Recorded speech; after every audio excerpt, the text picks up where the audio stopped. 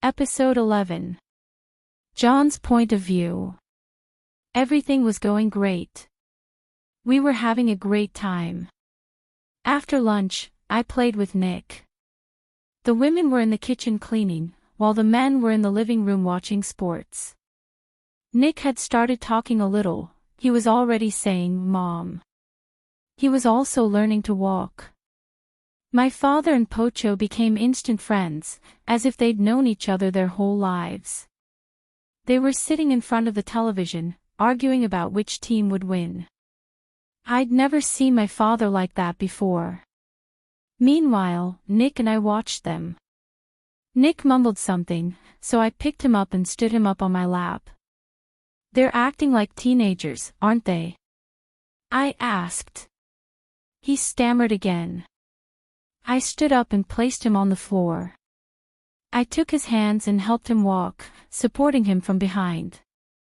Little by little, I let go of his little hands, and he took a step before falling. I picked him up again, and we tried several times. "Come on, champ. You can do it," I encouraged him as I guided him. This time, upon letting go, he took a step, then another, until he finally collapsed. "Okay, little one," I said, holding it up proudly. "Why don't you show your mom what you've learned?" I headed to the kitchen and peeked in. Everyone was chatting. "Get ready, don't fall, okay?" I said, patting him on the back. He put his little hand on my face, as if he understood. I left him on the floor at the entrance to the kitchen. "Mom," he called, taking a step forward. They all turned to look at us. I let go of his hands, and he walked slowly, step by step. Cindy stood up, surprised, and knelt with her arms open. "Yes, honey. Come with Mom," she said, tears in her eyes. "Mom," Nick repeated, walking toward her. He was 4 steps away from reaching her when he stumbled. He quickly crawled into her arms. Cindy picked him up and covered him with kisses, while he laughed and clapped. "Mom," he exclaimed happily. "You did amazing, my love," Cindy said, standing up. All the women smiled at the sight. Rachel came over and stood beside me. I wrapped my arm around her waist, and she leaned into me. Suddenly, Nick started crying, reaching out his arms to me. Cindy tried to calm him, but she couldn't. "Give it to me," I said, letting go of Rachel. As soon as I picked it up, he calmed down instantly. Then, he reached out his little hand toward Rachel and, with a playful gesture, moved his head away from me. I couldn't help but laugh out loud. "Looks like someone is jealous," Rachel gasped, her eyes wide. My mother, Victoria, and Cindy laughed. "Looks like someone doesn't like you now," I said, laughing. "You naughty little brat." "He's my boyfriend," Rachel protested, crossing her arms and giving him a knowing look. Nick, very dignified, simply turned his head and hugged me by the neck. Everyone burst out laughing at his attitude. "Great. My own nephew is jealous of his aunt," Rachel exclaimed, throwing up her hands in mock drama. "Let the baby be with Juan now." "Don't worry, darling, you'll have Juan all to yourself tonight," Victoria said, laughing. Rachel blushed and hid her face in my shoulder. "Mom," she protested, embarrassed. Cindy and my mom burst out laughing again. As I stroked Nick's back, I noticed his eyes drooping with sleep. Cindy walked over and picked him up. "I'm going to put him to bed for a while," she announced, leaving the kitchen. I, for my part, walked around Rachel and leaned close to her ear. "Like they said, you'll have me all to yourself tonight. What are you planning to do?" I whispered. She tapped me on the chest, red as a tomato, and I giggled before kissing her forehead. Victoria, do you need help with dinner? I asked, changing the subject. No, it's not necessary. We can handle it, she said calmly. Mom, let him help. He's delicious. In fact, he's better than you, Rachel commented without thinking much about it. Realizing what she had just said, she clapped her hand to her mouth. My mother and I couldn't help but laugh. Victoria, on the other hand, crossed her arms and glared at her daughter. I was just kidding, Mom, Rachel said, letting out a nervous laugh. Now I understand why you've gained weight, Victoria said with a sly smile. Really? Rachel murmured, looking down at her own body. Victoria, leave her alone. She's not wrong, one cooks very well, my mother intervened, softening the atmosphere. Then I'll be glad to have an extra hand in the kitchen, Victoria said, standing up. You're perfect just the way you are. Don't be sad, I told Rachel, looking at her fondly. She pouted. I helped Victoria and Cindy in the kitchen when Cindy returned. The men were watching television and decorating the living room. Rachel and my mother kept us company while we cooked. Every once in a while, Rachel managed to steal a bite of what we were making. I made lasagna and chicken and mushroom risotto. Victoria was surprised to see me cooking. She made a chicken salad and deviled eggs. We finished dinner at 7. We all gathered in the living room to cut the cake. Cindy and Victoria were delighted with the cake I made. Nick was already awake from his nap. Juan, the cake is beautiful, Cindy said with a smile.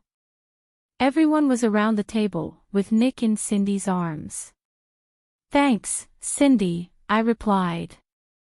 Everyone's been raving about Juan, I heard Rachel murmur.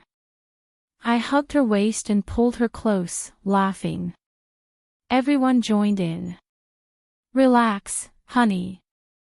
I'll praise you too, when you do something praiseworthy, I joked. She nudged me in the stomach. Now, let's celebrate our grandson's birthday. Pocho exclaimed excitedly. We sang Happy Birthday for Nick, who clapped as he looked at the cake. Everyone congratulated him, and we ate cake. I received some really good feedback. The doorbell rang. Victoria went to open the door. A short time later, she returned with Eve. Sorry I'm late. I had some errands to run and was running late, Eve said, walking over to Nick, lifting him from Cindy's arms, and kissing him on the cheek. Happy birthday, champ, she said sweetly. The little boy, with his chocolate-covered hand, smeared it on her cheek. Everyone laughed at the scene. Hey, that's no way to treat your aunt, Eve said, amused. Nick clapped again. Eve passed him back to Cindy and sat next to Rachel, who handed him a napkin. They started talking about Eve's brother. Then everyone started giving Nick their gifts. My parents gave him a toy set.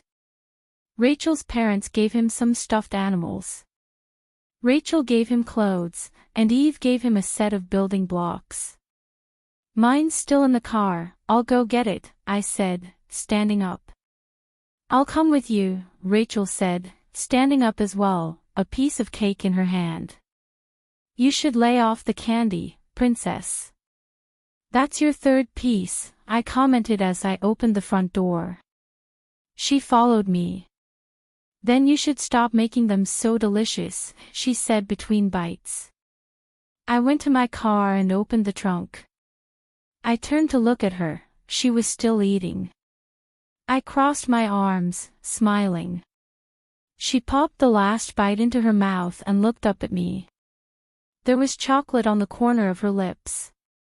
She was a bit of a messy eater. I laughed and leaned closer. She looked at me, somewhat confused. I pulled her toward me, raised my hand, and gently wiped the chocolate from her lips. Then I brought my finger to my lips and tasted it. "Now you're ready," I said with a smile. She playfully ruffled my hair. I leaned in and kissed her. Her lips tasted like chocolate. I smiled at her obsession. She smiled back. We kissed for a few more seconds, and then I rested my forehead against hers before pulling away and taking her hand. "This feels so good, talking, laughing, sharing silly things, reliving embarrassing moments with family, spending time together." "I love it," I said, looking up at her.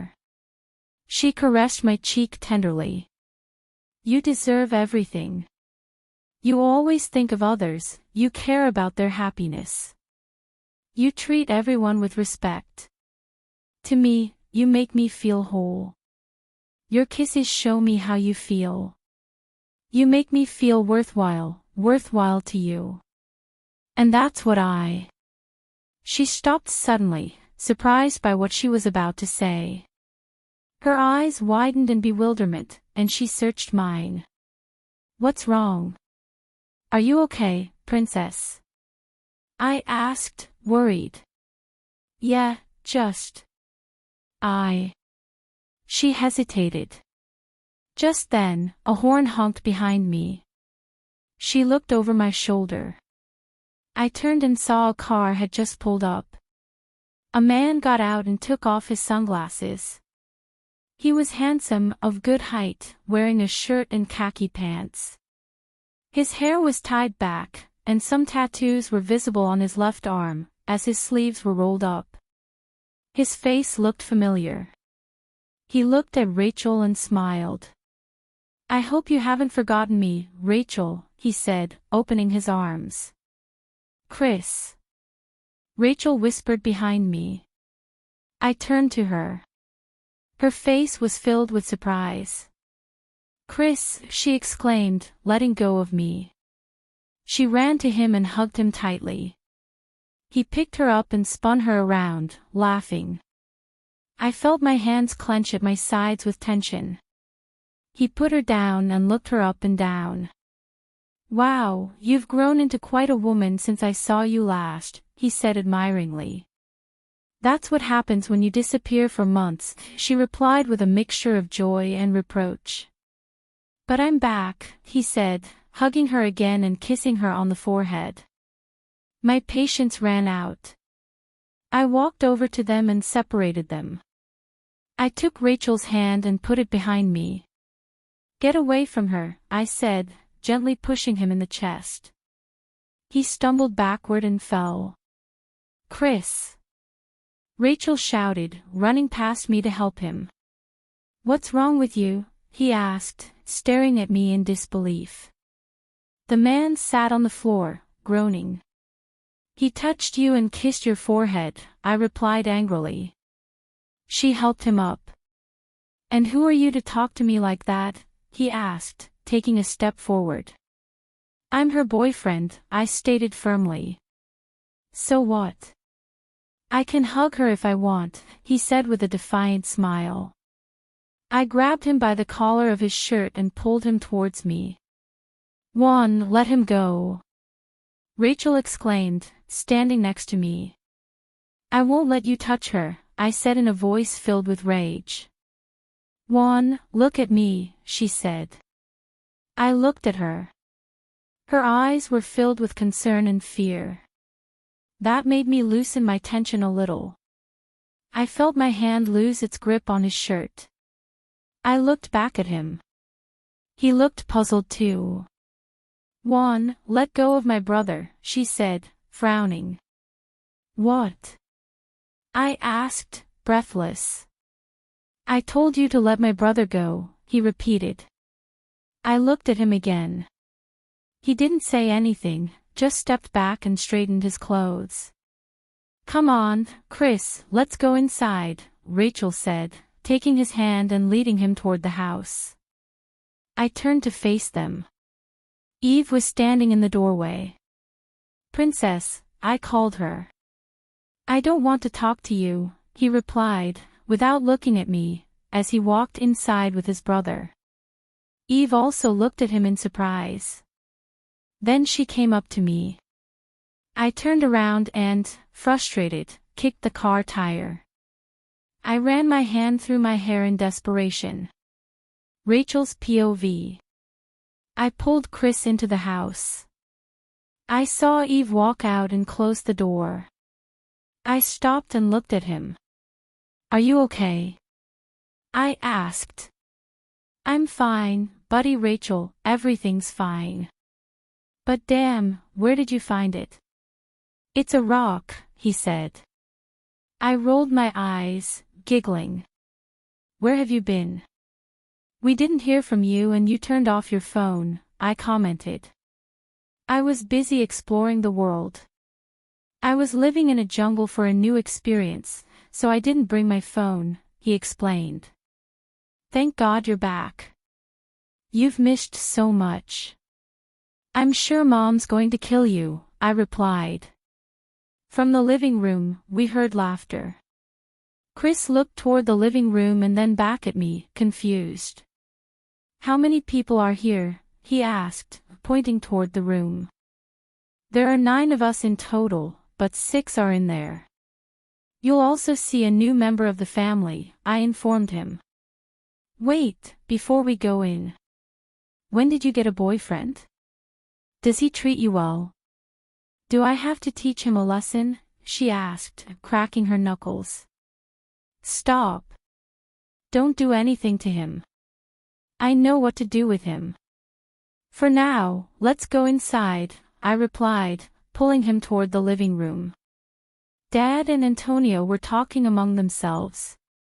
Mom, Victoria, and Cindy were also talking. Nick was playing with his new toys in Dad's arms. "Mom, look who's here," I said happily. "What took you so long?" He stopped when he saw who was next to him. Dad and Cindy looked at him in surprise, but Mom kept a neutral expression. "I'm back," Chris said nervously, looking around. He knew he was afraid of Mom's reaction. Suddenly, Mom grabbed the cushion next to her and threw it at Chris. He ducked his head just in time. Mom looked around and grabbed a stick from under the table. Only she can have things like that. She got up and started chasing Chris. He squealed and started running around the room. "Mom, I'm sorry, okay?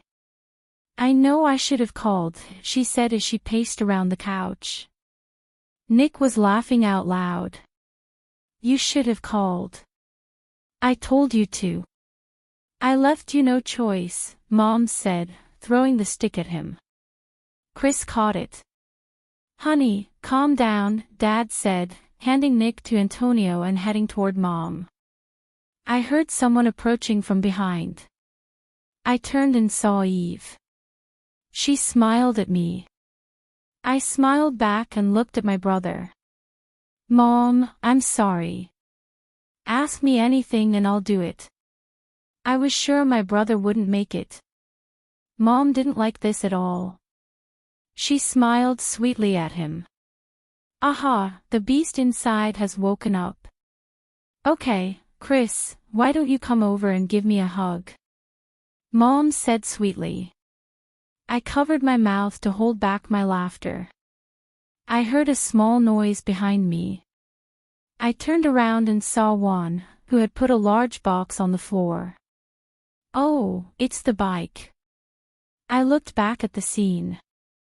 My brother relaxed and went to hug her. Dad smiled, shaking his head. He knew his son had made a mistake. We heard a small scream from Chris because Mom had grabbed his ears and twisted them. "Oh, Mom, it hurts," he said in pain. Mom took the stick out of his hands and began hitting him. "Okay, I'm sorry, Mom. I know I shouldn't have asked for compensation," she said, shielding herself. Dad grabbed Mom's hand and stopped her. "Honey, calm down," he said. Mom glared at Chris and walked out of the living room toward her bedroom. I could see tears in her eyes. "I'll be with her," Layla said, getting up and heading to Mom's room. I messed up, didn't I? Chris said, his voice shaking. You did, yes, Cindy replied coldly. We had no idea if you were even alive. You ignored all our calls. Your phone was always off. We were desperate, wondering what had become of you. And now you show up here, after 2 years, as if nothing had happened. Tears streamed down her cheeks as she spoke. I wept silently too. Suddenly, I felt an arm wrap around my shoulders. It was Juan, though at that moment I was still upset with him. Still, he had come to comfort me. I leaned toward him and he hugged me gently. Chris, for his part, approached Cindy and held her in his arms. I'm sorry, he murmured, trying to calm her. Then he turned to me and extended his hand. Without hesitation, I took it, and he pulled us into a group hug. He kissed us on the top of our heads and stroked our backs. I'm sorry. It won't happen again, he whispered against our hair. We separated, and Chris turned to our father. How are you, Dad? He asked. You know what it's like living with your mom, he joked, making Chris laugh, who hugged him tightly before letting go. I missed this place so much, Chris sighed, looking around. But then his expression turned nervous as he noticed Mom's room. What should I do with her? Do you think she'll forgive me? Give him a little more time, son, Dad replied, patting him on the back. Suddenly, Chris frowned. Hey! Is today a special day? Is it someone's birthday? Cindy smiled and approached Antonio, taking Nick in her arms. Today we're celebrating my son's birthday. Come here, honey, she said, approaching Chris. Meet your nephew, Nick Ivan Zegler. Surprise flashed across Chris's face.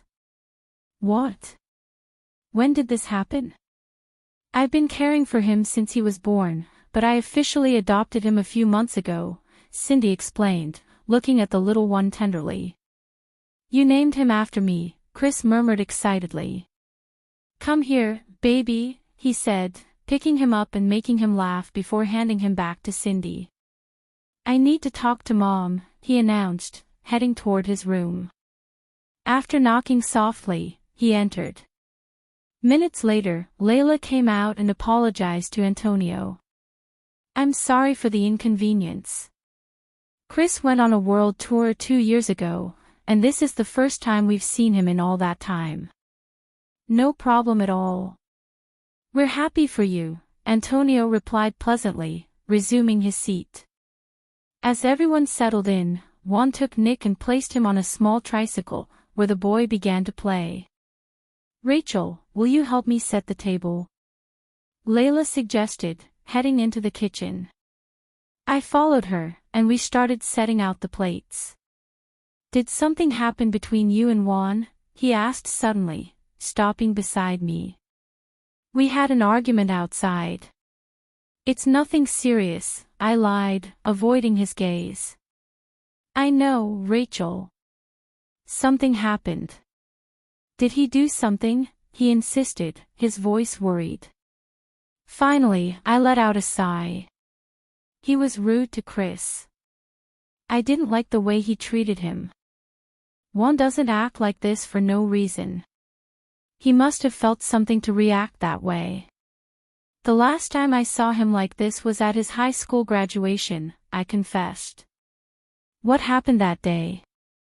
Layla asked. I told him what had happened, how it had affected him. To my surprise, his eyes filled with tears. It was my fault, she admitted, her voice cracking. If we had attended her graduation, everything would have been different. We ruined her day, and her chance with you. I know it doesn't excuse her behavior, but if she had been happy, she wouldn't have spoken to you like that. I hugged her. Layla, that's over now. The important thing is that everyone is okay now. Even if that's the case, remorse haunts us, Antonio intervened, wiping his eyes. If I had cancelled that meeting and spent time with him, things would have been different. Seeing your family so close made me realize how much I missed. What matters is that they're learning from it now, I said, smiling. If I hadn't forgiven Juan, we wouldn't be here. Everyone deserves a second chance. Antonio smiled at me and stroked my hair. You're a kind soul, Rachel. My son was lucky to find you. At that moment, Victoria called everyone to dinner. The table was filled with laughter, especially when Chris tried the lasagna and exclaimed. Homemade food is unmatched, he said, enjoying every bite. If you want to praise the dish, compliment Juan. He prepared most of the dishes, Mom revealed. Chris looked at him in amazement. Are you a chef? No. I have my own company, Torres Company, Juan replied. Wait. The hotel chain. You're the CEO? Chris asked, impressed. Juan nodded. And you, Rachel? Did you get a job? Chris asked, turning to me. Yes, I'm Juan's assistant, I replied. Chris burst out laughing. What did he see in your head to hire you? I threw a toy spoon at him, indignant. Chris. I protested, while everyone laughed, except Juan, who seemed lost in thought. After dinner, I took charge of putting Nick to bed. I laid him down in his crib, and as I rocked him, tiredness overcame me. I rested my head on the edge of the crib and closed my eyes, drifting off to sleep. Juan's point of view. We men were sitting in the living room watching television. I looked around for Rachel, but she wasn't there. I went to the kitchen and looked for her, but she wasn't there either. Have you seen Rachel? I asked the girls. She went to put Nick to bed. He's in my room upstairs, Cindy said as she dried her hands with a towel. I thanked her and went upstairs. I looked in both rooms. I opened the first one, but no one was there. I closed it and opened the next one. There was Rachel, sleeping peacefully, leaning against the crib. I walked over and saw Nick sleeping. I covered him with the blankets and walked over to Rachel. Carefully, I laid her down on the bed. I saw some bags in the next room. They must have been my parents' and ours. I went to the next room and grabbed her bag. I took out her pajamas, shorts, and t-shirt. I changed her without disturbing her sleep and covered her with the sheets when I was done. I stroked her cheek and kissed her forehead. I left the room and went downstairs. Cindy appeared in front of me. Where is she? He asked. She was already asleep when I got here. I didn't want to wake her, so I left her there. Is that okay? I replied, looking up. Fine. I'll stay with them, she said as she headed into the living room. I followed her. Where's Rachel? Victoria asked. He's already sleeping in my room, Cindy replied. Chris, your dad and I are going to sleep here tonight.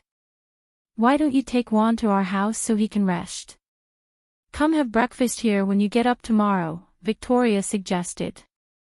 I asked Cindy to get my bag for me. She gave it to me. We said good night to everyone and headed out. Why don't we go in my car? Chris said, opening his own.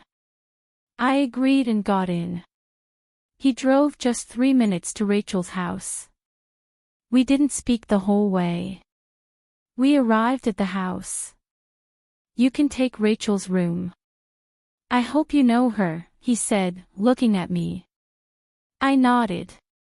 He walked off, leaving me there. I went to Rachel's room, left my bag on the bed, changed my clothes, and lay down. I stared at the ceiling, thinking about today. Everything was going well, but I messed up. Once again, I let my anger take over. I should have asked Rachel who she was, instead of acting rashly. The fear I saw in her eyes was the same fear I'd seen in high school. I remembered my conversation with Eve, after Rachel and Chris walked in. Flashback. What did you do to upset her? Eve asked me. I turned to her. I behaved really badly toward her brother. I didn't even know he was her brother. Just seeing another man hugging her made me lose control. I don't know how to control it, I replied frustratedly. I ran a hand through my hair. You must stay calm, he told me. I know, but I can't do anything when it comes to Rachel. I've done it in the past, and I suffered for 7 years just letting my anger take control, I explained. What happened in the past? If Rachel was involved in the past, you can talk if you want, he asked me. Yeah. My graduation day.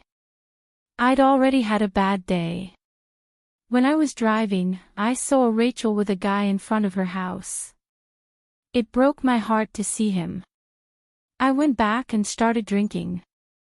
I know I should have talked to her, but I was too drunk to think about what I was doing, and I said some things to her, I told her, looking out at the street. Do you know the impact all this had on Rachel after that? She said. I looked at her. She continued. I don't know if you know, but after that night, someone posted a video online. She suffered so much during her senior year of high school. People called her names, bullied her. I turned to her, completely shocked. You don't know what she went through. Sometimes she looked strong on the outside, but I knew she was broken inside. That year, I saw a broken Rachel. But when she went to college and moved to Philadelphia, she began to heal. Years passed, and she got better, he said, wiping away tears. When you told me what happened that night, I knew something was missing. When you said you saw Rachel with a boy, I now know it was Chris. He came home for his college break. If I'm not mistaken, you saw them in the afternoon, right? He asked. I nodded. My mind was in turmoil. But something was missing. I know she'll always remember you. Even though you were the one who caused the problem, I know it wasn't your intention. But it's in the past now, so I put it behind me and encouraged Rachel to approach you, she said. I looked at her, confused. I was the one who signed her up for your assistant position. I knew it was you. I struggled with myself, wondering if I made the right decision. But I'm happy with how things turned out. I'm seeing the same Rachel I saw years ago, she said, smiling. I'm so sorry, I didn't know about the video, I said, disappointed in myself. Like I told you, Juan, it's all in the past. I know Rachel's forgotten. But I don't want you to make any mistakes and let Rachel go, he said as he walked back into the house. I stood there, thinking. I have no idea what happened after I left. My love, Rachel, suffered because of me. She's just an innocent girl. I got jealous of her own brother. Rachel mentioned her brother, but my mind didn't process anything when I saw them together. I saw him as just a stranger hugging her. Even though I was the one who caused her problems, she forgot everything and gave me another chance. I must change for her. I must learn to control my anger. I looked to my left and saw empty space.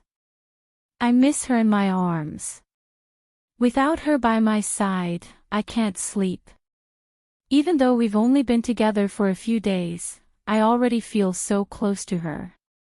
It seems like an eternity has passed.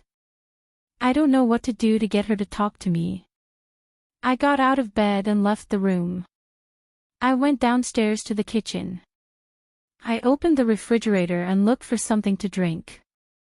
I found a can of beer and drank it.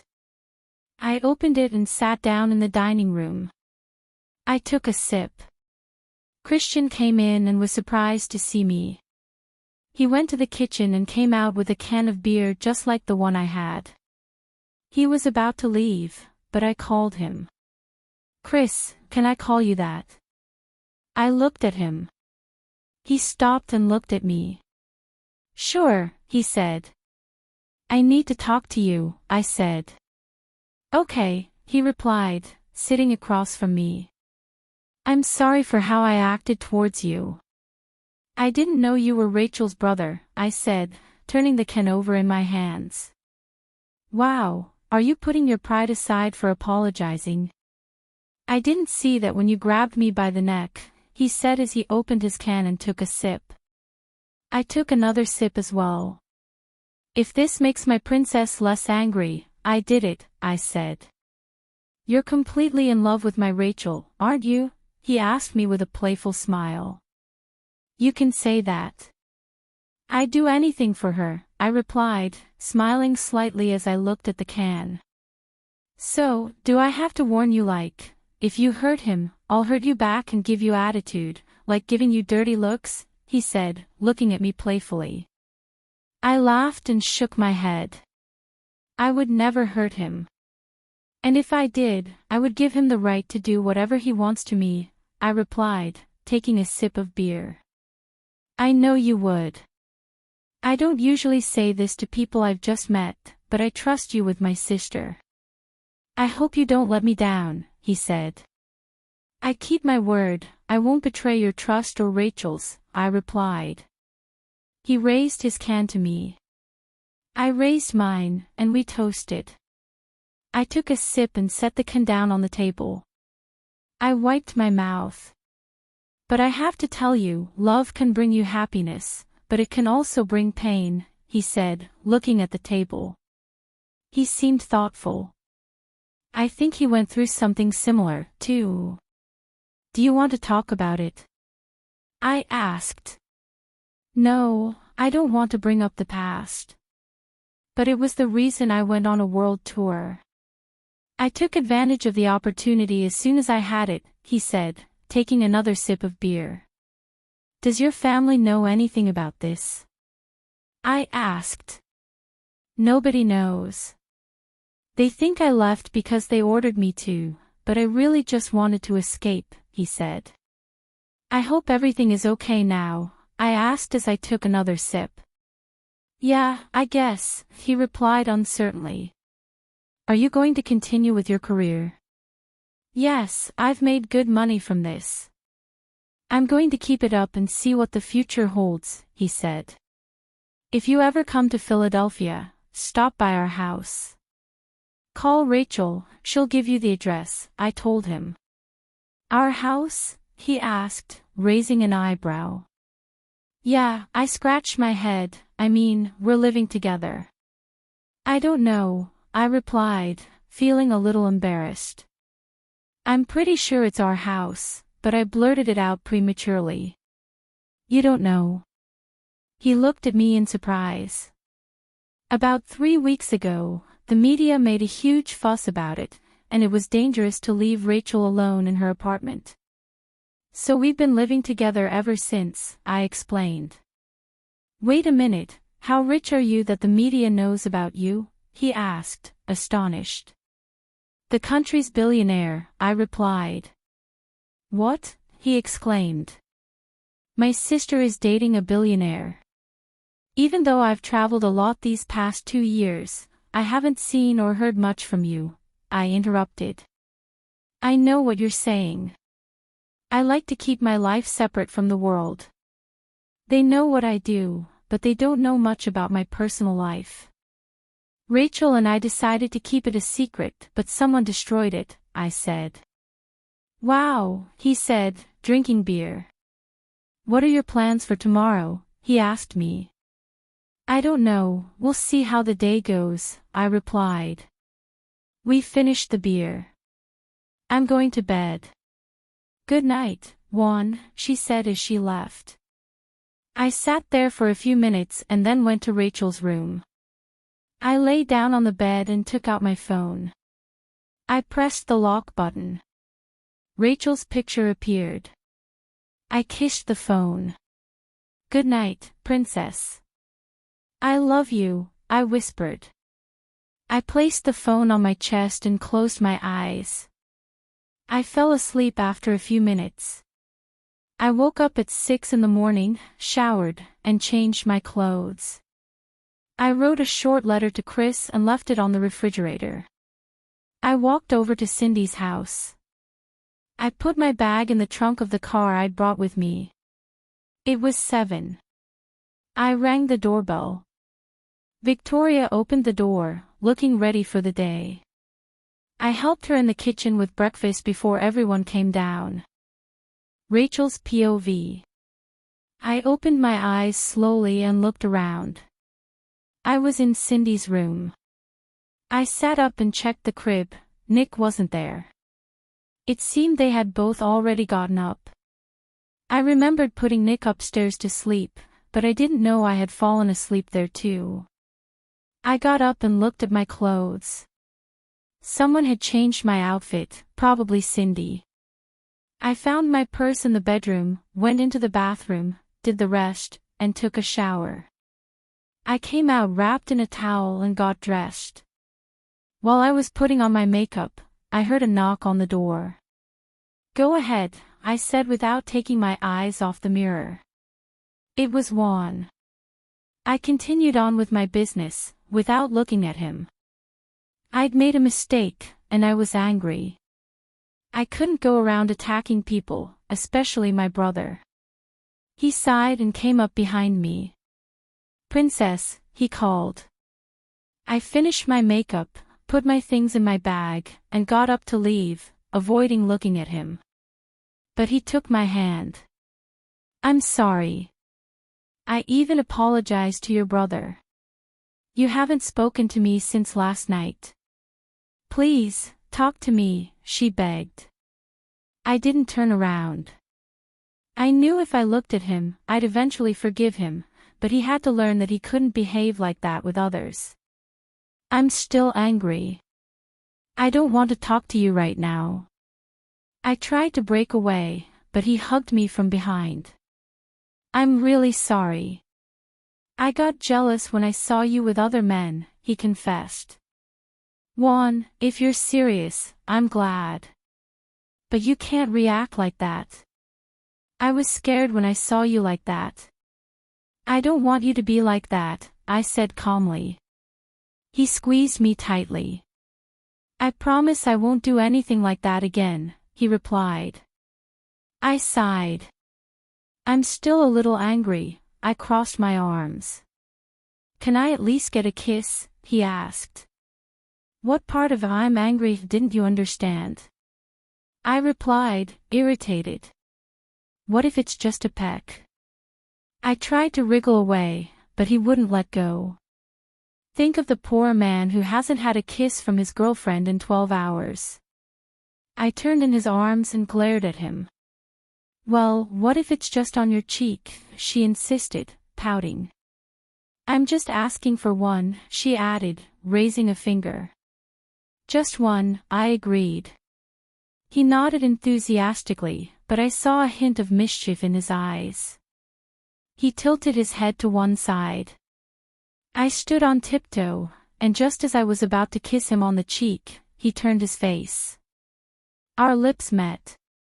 I quickly pulled away and looked at him reproachfully. "You said it right."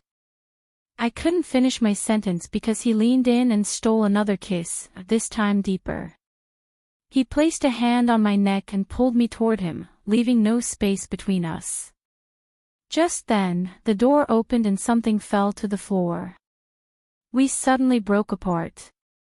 My brother stood there, mouth agape, one hand over his mouth and a bowl in the other. Looking down, I saw a spoon. Oh, my eyes! What a horrible sight! My sister kissing a man. "My poor eyes," she exaggerated, rubbing her eyelids as if she had seen something traumatic. "Christian!" I shouted, indignant. What a terrible way to start the day, he continued theatrically. I walked toward him, but he ran away. I chased him down the stairs. Come here, you fool! I shouted. No, he replied, taking refuge behind Mom in the dining room. I tried to reach him, but he kept using Mom as a shield, dodging me again and again. What did you do, Chris? My mom asked, laughing. I went to wake her, but I saw a horrible sight. I'm sure it blinded me, he said from behind her. I approached again, but she covered herself to avoid my gaze. What did you see? She asked. I saw her kissing. He couldn't finish the sentence because of my scream. Christian Ivan Ziegler. I said, blushing deeply. Just then, Juan walked into the room. I leaned over to my mom and grabbed Chris's ear, giving it a quick tug. My mom laughed and pulled away. Oh, Rachel. What did I do? I was just telling the truth. I saw you kissing Juan, he said, groaning in pain. I let go of his ear and started hitting him. I was embarrassed to hear that from him. He's my brother. It's all Juan's fault, he said. It was a kiss on the cheek. You shouldn't say that out loud, I reprimanded, looking at Juan with a serious expression. Now I'm even more upset with you, I said, sitting down in the chair and starting to eat. I ignored both of them and focused on my breakfast. Everyone arrived for breakfast, except for Dad and Nick. Everyone served themselves and started eating when Dad walked in with Nick.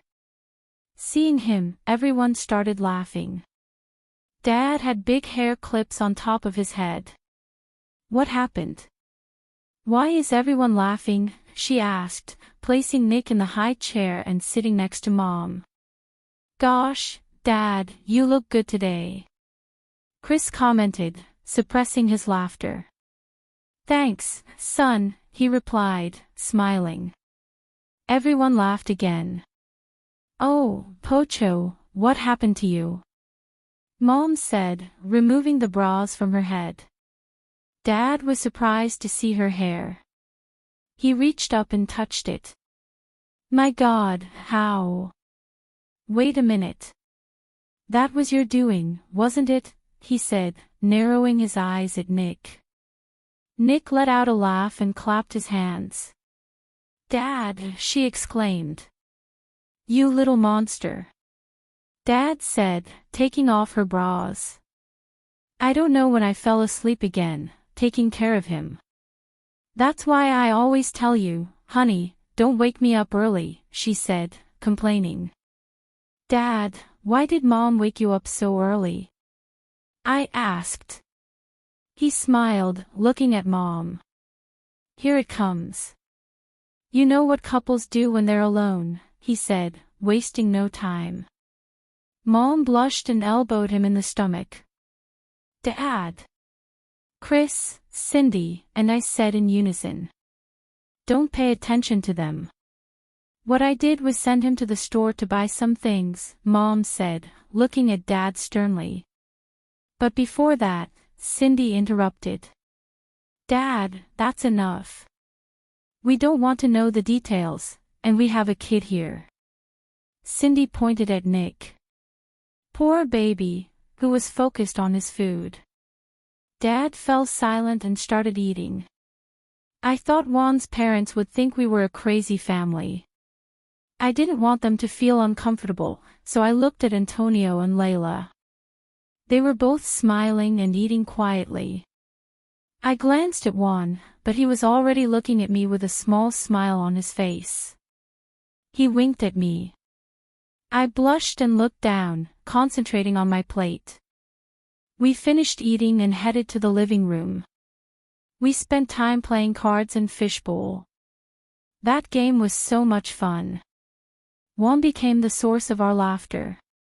His face was always serious, unsure how to react to our words. We all enjoyed ourselves. Juan received a call and quietly went outside to answer it. When he returned, he looked frustrated. Pocho, can I take Rachel for a few hours? We have to go somewhere, he said. Okay, Dad replied. I stood up and walked over to Juan. He took my hand and we headed toward his car. We got in, and he started driving. Where are we going? I asked. Let's go to the hospital. Eve called me and said someone might be following her, he replied. Are you okay? I asked, worried. Okay. Let's go, shall we? He said calmly. We soon arrived at the hospital and entered Harry's room. Eve was pacing when we entered. She saw us and came over to me, giving me a hug. I hugged her back. I let go and looked at her. She was visibly stressed. We sat on the couch, while Harry slept in the bed. What happened? Juan asked Eve. Harry told me there was someone in the room while he was sleeping, but when he woke up and looked around, there was no one there. He got scared and called me last night. I got here as quickly as I could. I didn't believe him at first, but when I went to bed, I felt like someone was watching me. I got up and looked around, but no one was there. This morning, I went out to run some errands and felt like someone was following me. So I stopped at a few random stores to see if he was really following me. And sure enough, he was. I didn't know what to do. You guys were nearby, so I called Juan, she explained. Don't worry, I'll take care of everything. Did you see his face? Juan asked. No, he was dressed in black, wearing a cap and a mask. He was about 5 feet 9 inches, so I couldn't see his face, Eve replied. Okay, I'll call my security team and talk to them, he said, getting up to leave.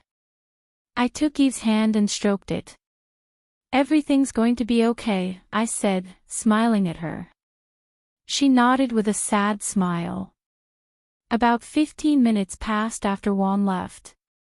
I told Eve I'd be back soon and went out to look for the man. I couldn't find him in the hallways, so I went down to the hospital parking lot. I saw him walking around there, talking on his cell phone. He seemed stressed as he spoke to the person on the other end. He always wanted to help people in danger, to seek out those who needed his help. He wanted everyone to be safe. That's what I liked most about him. Love. Yes. I loved him. When I realized it yesterday, I was shocked. I didn't know I'd been in love with him all this time. The way he cared for me, his trust, his happiness, his joy, and his understanding, all of it told me it was love. I loved him, and I was a fool not to realize it sooner. The feeling that was missing when he looked at me was love. I know he loves me. I've seen it in his eyes many times. And I hadn't recognized it before. Soon I'll tell him how I feel, I'll tell him I love him. I saw something strange out of the corner of my eye. I turned my head and saw a car speeding across the parking lot. It was headed straight for Juan. He didn't notice. At that moment, my legs started moving rapidly toward him. Juan! I shouted as I ran toward him. He stopped and looked at me. I saw the car approaching quickly. I ran toward him and pushed him hard. The car sped past us. Juan fell to the ground, flat on his back. But I lost my balance on one of my legs and hit my head on the back of the car, right next to Juan. I placed my hands on the ground awkwardly and fell. My hand and head hurt like crazy. My eyes began to blur and close slightly as I stared up at the sky. I felt something sliding down my forehead. Through my blurred vision, I saw Juan's face. He looked shocked and worried. His lips moved, but I couldn't hear anything. He looked around and called for someone. Then he looked back at me, and his lips moved again. I felt my eyelids grow heavier, and I fainted. Juan's point of view. Juan, I heard Rachel yell my name from behind me. I turned to her and saw her running toward me at full speed. Suddenly, she pushed me hard. I fell to the ground, flat on my back. Then I saw a car speed past us. I heard a loud thud next to me. I turned and saw Rachel on the ground, surrounded by shards of glass. I quickly stood up and ran toward her. My heart sank when I saw blood on her head and a piece of glass in the side of her forehead. "Princess," I called, but she didn't respond. Her eyes were slightly open. "Princess, wake up. Can you hear me?" I asked fearfully. She wasn't responding. I looked around and shouted. "Someone, please help us, someone call 911. People started gathering around. I saw a man running toward the hospital. I looked over and saw Rachel's eyes starting to close. "Princess, don't close your eyes, can you hear me? Please say something. Don't close your eyes," I begged her, but she closed her eyes. I didn't touch her, I didn't want to make the situation worse. I let the medical team handle it. "Princess, say something," I begged desperately. "Sir, I need you to step back so we can treat you," I heard behind me. I turned and saw the emergency team. I stood up and let them do their job. They put her on the stretcher and started pushing her toward the hospital. I followed them. "Is he okay? Why isn't he responding?" I asked as I followed them. "Sir, I need you to calm down. Let's check you out," a nurse said. They took her to the emergency room. I was about to go in when they stopped me. "Sir, we need you to wait here until we have an update," a nurse said as she closed the door. I leaned against the wall. My heart was pounding. I needed to call Pocho, he's a doctor, he'd know how to handle it. I searched for my phone, but I couldn't find it. It must be where I fell. I went out and looked for it. I found it, but it wouldn't turn on. Then I remembered Eve. She was in the hospital. I ran as fast as I could to her room. I rushed in. Eve and her brother were startled to see me. "Eve, I need your phone number right now." "It's an emergency," I asked. He gave it to me, and I looked up Pocho's contact information. I called the number I saw. "Juan, what happened?" I heard Eve's worried voice. Pocho had answered. "Pocho." I didn't let him speak.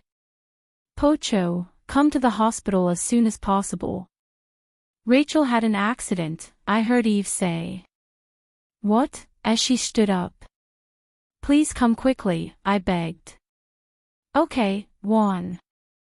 I'll go as soon as I can." "Stay near the living room where my cupcake is," she said before hanging up. "Juan, what happened to Rachel?" Eve asked. I was on the phone, and suddenly Rachel came and pushed me. Then I saw a car speeding by. That's when I knew someone was trying to run me over, and Rachel saved me. But in doing so, she got hurt. "She's in the emergency room now," I explained, taking a deep breath. I have to be there," I said as I stood up. "Wait, I'll go with you," I heard Eve's voice. I didn't stop and kept walking. I reached the place where Rachel had been taken. I sat down in a chair near the door. Eve came and sat down across from me. Who wanted to kill me by running me over with the car? Was it the same person we're looking for? Who is the man following Eve? So many questions swirled around in my head. I was stressed because my security detail was far away and unreachable. When they responded, I instructed them to come here, but it would take time. I called my private investigator to discuss what had happened. I was in the middle of the call when this happened. I didn't get a scratch, but Rachel was seriously injured. She risked her life to save me. My eyes filled with tears. I wiped them with my hands. I heard footsteps coming toward us. I looked up and saw Pocho, my parents, and Chris coming toward us. I stood up when they arrived. What happened? Did they say anything to you? Pocho asked. I explained to them what happened in the parking lot. My God, my mother exclaimed. I'm going to see what's going on, Pocho said, returning the way he came. Are you okay, son? My mother came over and stroked my cheek. I'm okay, but Rachel. She wasn't okay. I stammered as tears began to stream down my face. My mom hugged me, and I hugged her back. She saved me, Mother. But she's hurt and didn't respond, I said, crying. She rubbed my back. Everything's going to be okay. Like I told you, she's a strong woman. She'll be fine, my mother said gently. I cried on her shoulder. I calmed down and waited for the medics. Chris left and came back with a cup. He came over to me and handed it to me. Here, you need this, he said as he sat back down in the chair. I looked at the cup and saw it was coffee. I drank it and waited.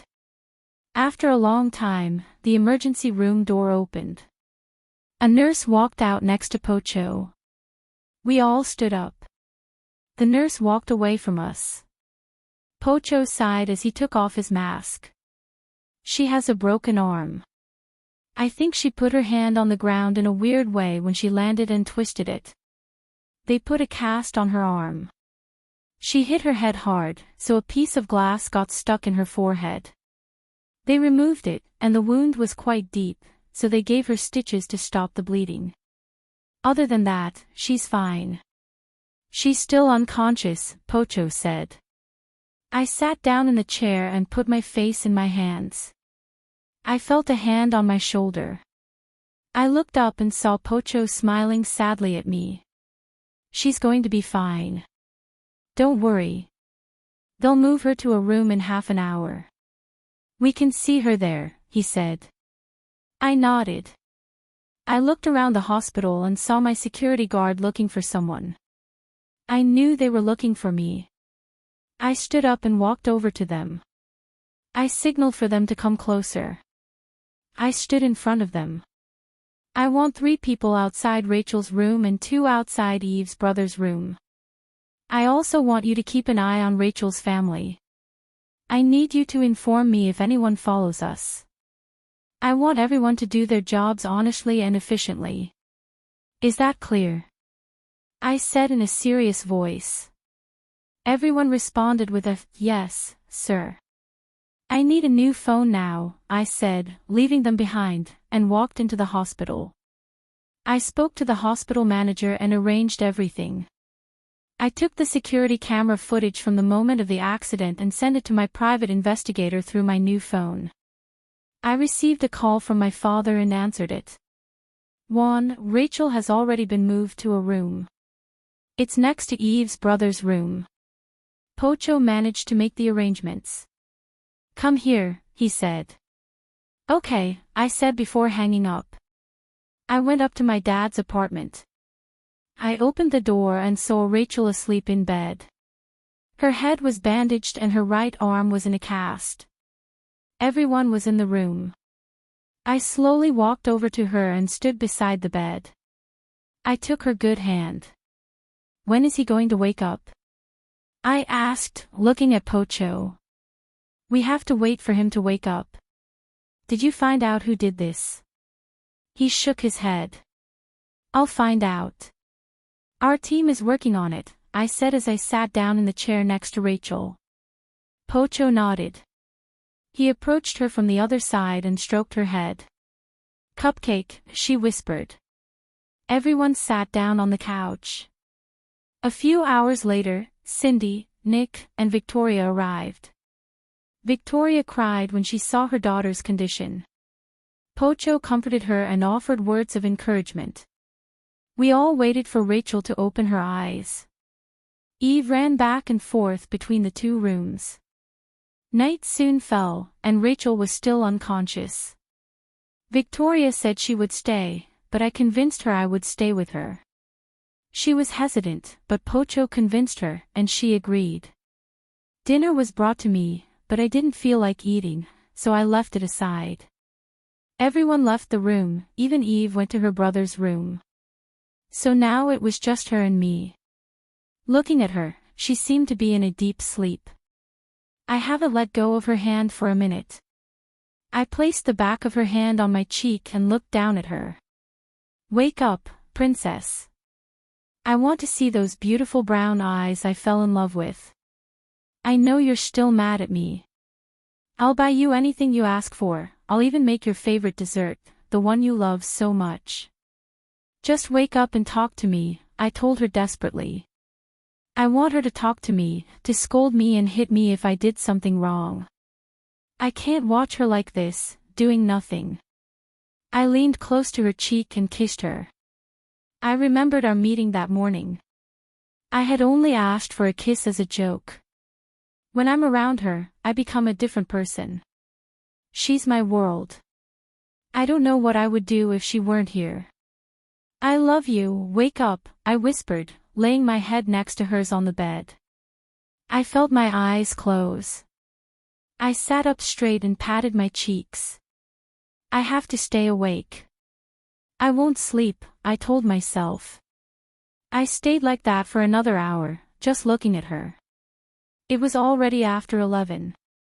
I placed my hands on the bed and put my face in it, looking at Rachel. I closed my eyes. I felt someone run their fingers through my hair. It bothered me, so I pushed it away. Then I heard a soft laugh. I felt someone take my hand in their soft hands. I knew it was Rachel's hand. I smiled and brought our hands up to my cheek, holding it. Wait a minute, Rachel moved her hand. I opened my eyes immediately and sat up, looking at Rachel. She smiled at me as she opened her eyes. I was surprised to see her awake. Are you awake? I whispered first, then shouted. You're awake. I leaned toward her and covered her face with kisses. I kissed her eyes, her nose, her forehead, her cheeks, and finally her lips. She laughed as I did so. I pulled away and held her shoulders gently, not hurting her. Don't ever do that to me again. You scared me so much. Why did you do that? You should have called my name and told me to get away, but you risked your life to save me. I was so worried about you. You weren't moving or responding. I felt my heart break at that moment. What if something really bad happened to you? I didn't even tell you how much I love you. My words were cut off when she grabbed the back of my neck with her uninjured hand and pulled me towards her, kissing my lips. I was surprised at first, but then I kissed her slowly. She pulled away and said, I love you too. Episode 12. Rachel's POV. I opened my eyes slowly, but closed them immediately because of the bright light in the room. I opened them again and looked around. I was in a hospital room, lying in a bed. I was confused. I looked toward the window and saw that it was already nighttime. Then I remembered the accident and Juan. I tried to get up, but I felt pain in my right arm and head. I looked down and saw that my right hand was in a cast. My left hand was being held by someone. It was Juan. He was asleep, his head resting on his hand. He had taken my hand in a relaxed manner. I withdrew my hand and stroked his cheek. Thank God, he's fine. Nothing happened to him. I ran my fingers through his hair. He frowned and pulled my hand away. I laughed, he looked annoyed. I smiled, looking up at him. Slowly, I took his hand in mine. He smiled in his sleep and brought our hands to his cheek, holding it. Suddenly, she opened her eyes and sat up quickly. She looked at me, surprised to see I was awake. "You're awake," he whispered, then shouted, "You're awake." He leaned toward me and covered me with kisses. I laughed as he kissed me all over the face. He pulled away and gently held my shoulder. "Don't ever do that to me. You scared me to death. Why did you do that? You should have called my name and told me to move. But you risked your life to save me. I was so worried about you. You weren't moving or responding." My heart broke at that moment. What if something serious had happened to you? I didn't even tell you how much I love you. I interrupted him by grabbing his collar with my uninjured hand and pulling him toward me to kiss him on the lips. He seemed surprised at first, but slowly he reciprocated. I pulled away and said, "I love you too." "What?" he asked, astonished. I rolled my eyes. "You said, 'I love you,' and I said, 'I love you, too.' Did I say something wrong? Because couples in love often say that, don't they?" I replied calmly. But my heart was pounding against my chest. I hoped he couldn't hear it. He was still in shock. His mouth opened and closed like a fish. I rolled my eyes again and pulled him lightly toward me by the collar of his shirt. "Are you so surprised to hear that from me?" "When you calm down, I want some water," I said, giving him a small kiss on the lips. "Did you really say that?" he said, pointing at me. "Did I really say that?" He pointed at himself. "Yeah, you said it. Sometimes you just say what you've been holding in, and you blurt out what you've been keeping inside," I said, trying to sit up. I felt weak, so I tried to push with my left hand to get into position, but when I moved my right arm slightly, I let out a groan of pain. "Calm down, princess. Let me help you," one said as he helped me sit down. "You weren't in your right mind to think." "So I thought I'd help myself," I sighed, leaning back on the pillow one had set out for me. "I'm sorry, I didn't expect you to tell me that so soon." "I was in shock," he said, taking a glass of water. He held it to my mouth for me to drink. I did, and after I finished, he pulled away. "Well, I couldn't wait to say it once I realized I loved you," I said, smiling at him. He closed his eyes and smiled. He took my hand and placed it over his heart. "Tell me again," he asked me. "I love you," I said. Her heart started beating faster when she heard me. She opened her eyes and looked at me. "See what you're doing to me." "I love you too," he said, bringing my hand to his lips and kissing it. "What time is it? And what happened after I pushed you?" I asked. He sat down in the chair and looked at his watch. It was 2 a.m. He looked me in the eye. "After you pushed me, you hit your head on the back of a car and fell. I called for help. Then I called your dad, and he took care of you. A few hours passed, and he told me you had a broken arm and stitches in your forehead. I reached up to touch my head, which was wrapped in bandages. We all waited for you to wake up, but you didn't. So I sent everyone home and stayed here to watch over you. Eve's brother is in the next room," he said. I stared ahead and became lost in thought. "Who wanted to hurt you?" I whispered. I got no answer. I turned to him. He was staring at the ground, deep in thought. I held his hand tightly. "Who wanted to hurt you?" I asked again. He looked me in the eyes. "I don't know. I'm doing everything I can to find out who did it." I asked my private investigator to look into it. I've increased the security around us. I don't know who it is or what their intentions are. But I'm going to keep everyone safe, he said, squeezing my hand. And you? I asked, looking at him with concern. They're not after us, Juan, they're after you, I told him. He looked me in the eye. They want to hurt you, don't you see? They tried to interfere in your personal life, knowing you don't like it. And I think the person who followed Eve is the same one who wants to ruin you, I explained. He looked thoughtful. They knew you were here. Think about it, when someone is being followed, who would they call? Obviously, they're close friends, and Eve called you. Or if she had called me, you would have come with me. Because you would always help her, no matter the cost. So they did it all with a perfect plan, I told him. I took a deep breath to calm my emotions. What would have happened if I hadn't come down to get you? What if I hadn't seen the car? I said, tears streaming down my face. I don't want anything to happen to you. I don't want to let you go. I can't live without you, I cried harder and took his face in my hands. He stood up and hugged me without hurting my arm. Nothing will happen to you, okay? I'll make sure of that, don't worry, he said, rubbing my back. Then he pulled away slightly and wiped my tears. Stop crying, your head is still hurt. Don't put too much pressure on it.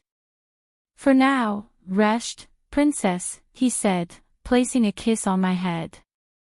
I nodded, still sobbing. After a few seconds, I heard his stomach rumble.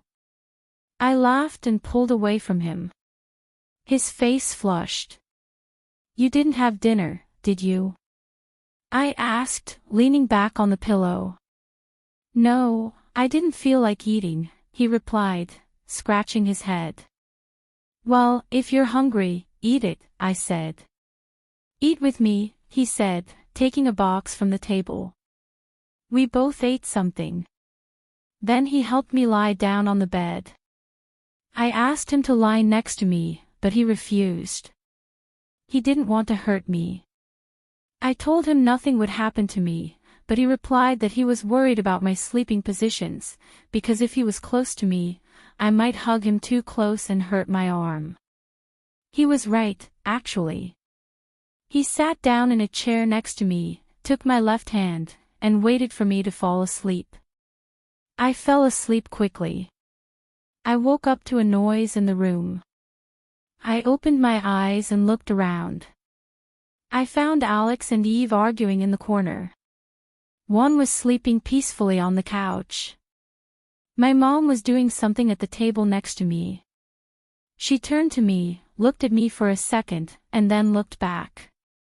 Her eyes widened, and she turned back to me. Hi, Mom, I said, smiling at her. Oh, honey, you're awake, my mom smiled and came over to hug me tightly. I yelped in pain when she touched my right arm. She quickly pulled away and looked at me in alarm. Excuse me, dear. Do you want to sit down? She asked. I nodded. She helped me sit down. I looked at my friends, who were still arguing. They hadn't noticed me yet. Who would have thought that such friendly friends would end up as a couple arguing so sweetly? Guys, what are you arguing about? I asked. They both looked at each other with an angry expression. Don't worry, Victoria, this. Eve stopped when she saw me. I smiled at Eve. Rachel, he said, approaching me. You're awake. Thank God, you're okay, he said, hugging me gently. He pulled away. I woke up in the middle of the night. I'm fine now, except for this, I said, pointing at the cast on my arm. I looked at Alex. When did you get here? I asked. My mom gave me fresh orange juice. I drank it. Juan called me this morning and told me what happened. I came as soon as possible. Are you okay? He asked, approaching Eve. Yes, I'm fine, I replied, looking at Juan. How could he sleep while they were arguing? It's not like he's a sleepyhead like me. He would have woken up at the slightest sound. When I got home this morning, he was just falling asleep. I think he was up all night watching over you. So I told him to rest until I got home, my mom said. I nodded with a smile as I sipped the juice. Where's Dad? I asked, looking at my mom. Your shift's already started. You said you'll be here at 9:30, he looked at his watch, and that's. Just then, Dad walked through the door. Now. How are you, Cupcake? Are you in any pain? She asked, coming up to me. I passed my cup to my mom, since I'd finished it. Fine, but I feel some pain in my arm, I replied, looking at my arm. That'll last a few days.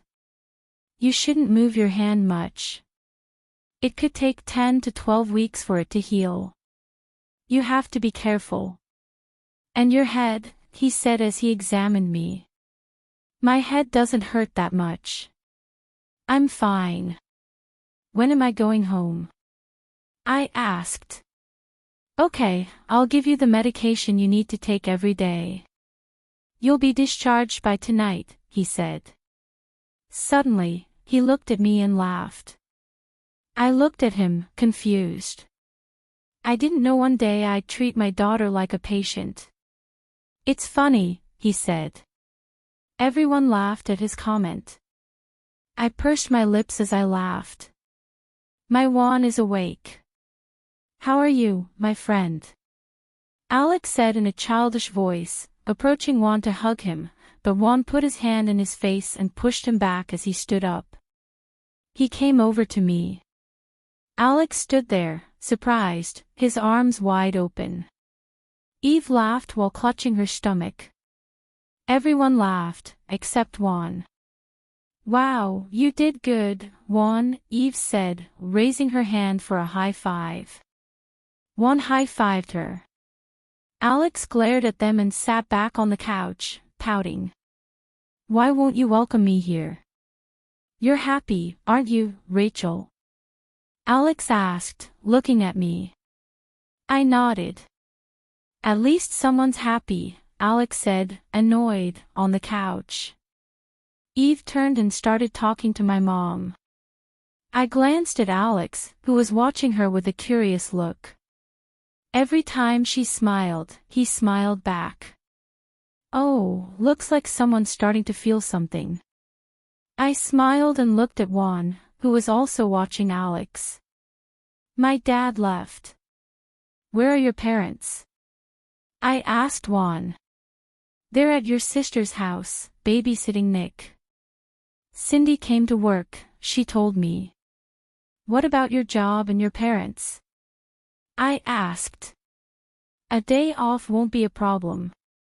Just rest, don't think about anything else, he told me.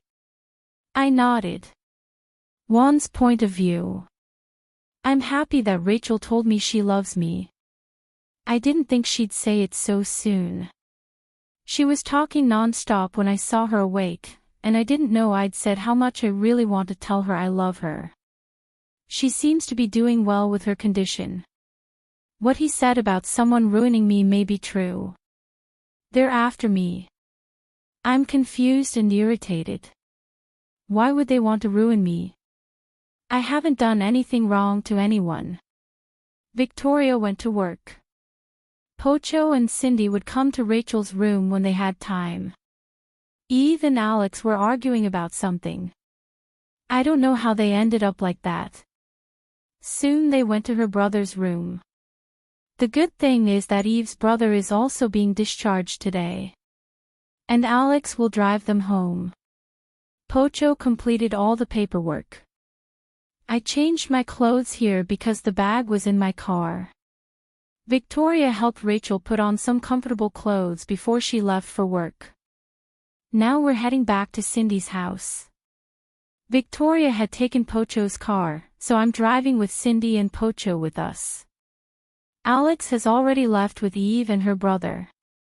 Rachel is sitting next to me in the passenger seat. We decided to leave for Philadelphia today after dinner. I stopped the car at Cindy's house. Everyone got out, except Rachel. I walked to her door and opened it. I helped her out. We walked to the door. Cindy took out her keys and opened the door. "Mother, we're here," I shouted. She came out of the kitchen, drying her hands with a rag. They came. "How are you, Rachel?" he asked, hugging her gently and then pulling away. "I'm fine," Rachel said, smiling. "Where's Nick?" Cindy asked. "She's with Antonio in the living room. I was preparing dinner for you," my mother said. "You didn't have to do that, but thank you," Cindy replied, smiling happily. We all walked into the living room and saw a very sweet scene. Nick was standing on the couch next to my dad, who was sleeping with his head resting on the couch. Nick was doing the same thing he'd done to Pocho the day before. He had big hair clips on my dad's head. We all laughed at that. Nick turned around and looked at us. He smiled happily and held out his hand. "Mom," he called. "What did you do, honey?" "That's not right," she scolded as she picked him up. He laughed. "Ha ha ha, is that what you do to me when I'm sleeping?" Pocho said, squinting at the boy. Nick laughed and clapped. "Oh God, Antonio, wake up," my mother laughed, calling my father. He opened his eyes and looked at us. "Oh, they're here. How are you, Rachel?" he said, standing up and hugging Rachel. She was holding back her laughter. "I'm fine," he replied, pulling away. "Father, you look very handsome today," I commented with a laugh. "Really? But I haven't." He stopped as he ran his fingers through his hair and got caught on the clips. We all burst out laughing. He was shocked to see that. "Oh, Antonio, you really look funny now," my mother said. "What happened to my hair?" she said, taking her hands off the spikes. "Jesus," he said. Nick laughed, putting his hand over his mouth. "Let me help you," my mother said, helping my father remove the tweezers. I gently took Rachel and sat her down on the couch. "Wow, the little rascal is playing tricks on us at such a young age," Pocho commented, tickling his grandson and taking him from Cindy. "He must be a naughty little boy," my father said, laughing. Cindy and my mother went into the kitchen. Pocho and Antonio sat on the couch, chatting. "Do you need anything?" I asked Rachel. "A glass of water, please," she replied. I settled her onto the couch and went to get her the water. Minutes later, Victoria arrived home. Chris wasn't there. He'd gone to a nearby town for work and wouldn't be back until the next day. That afternoon, he called via video chat to check on Rachel.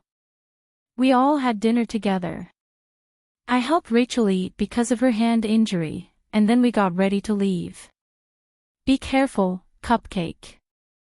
If anything happens, call me right away."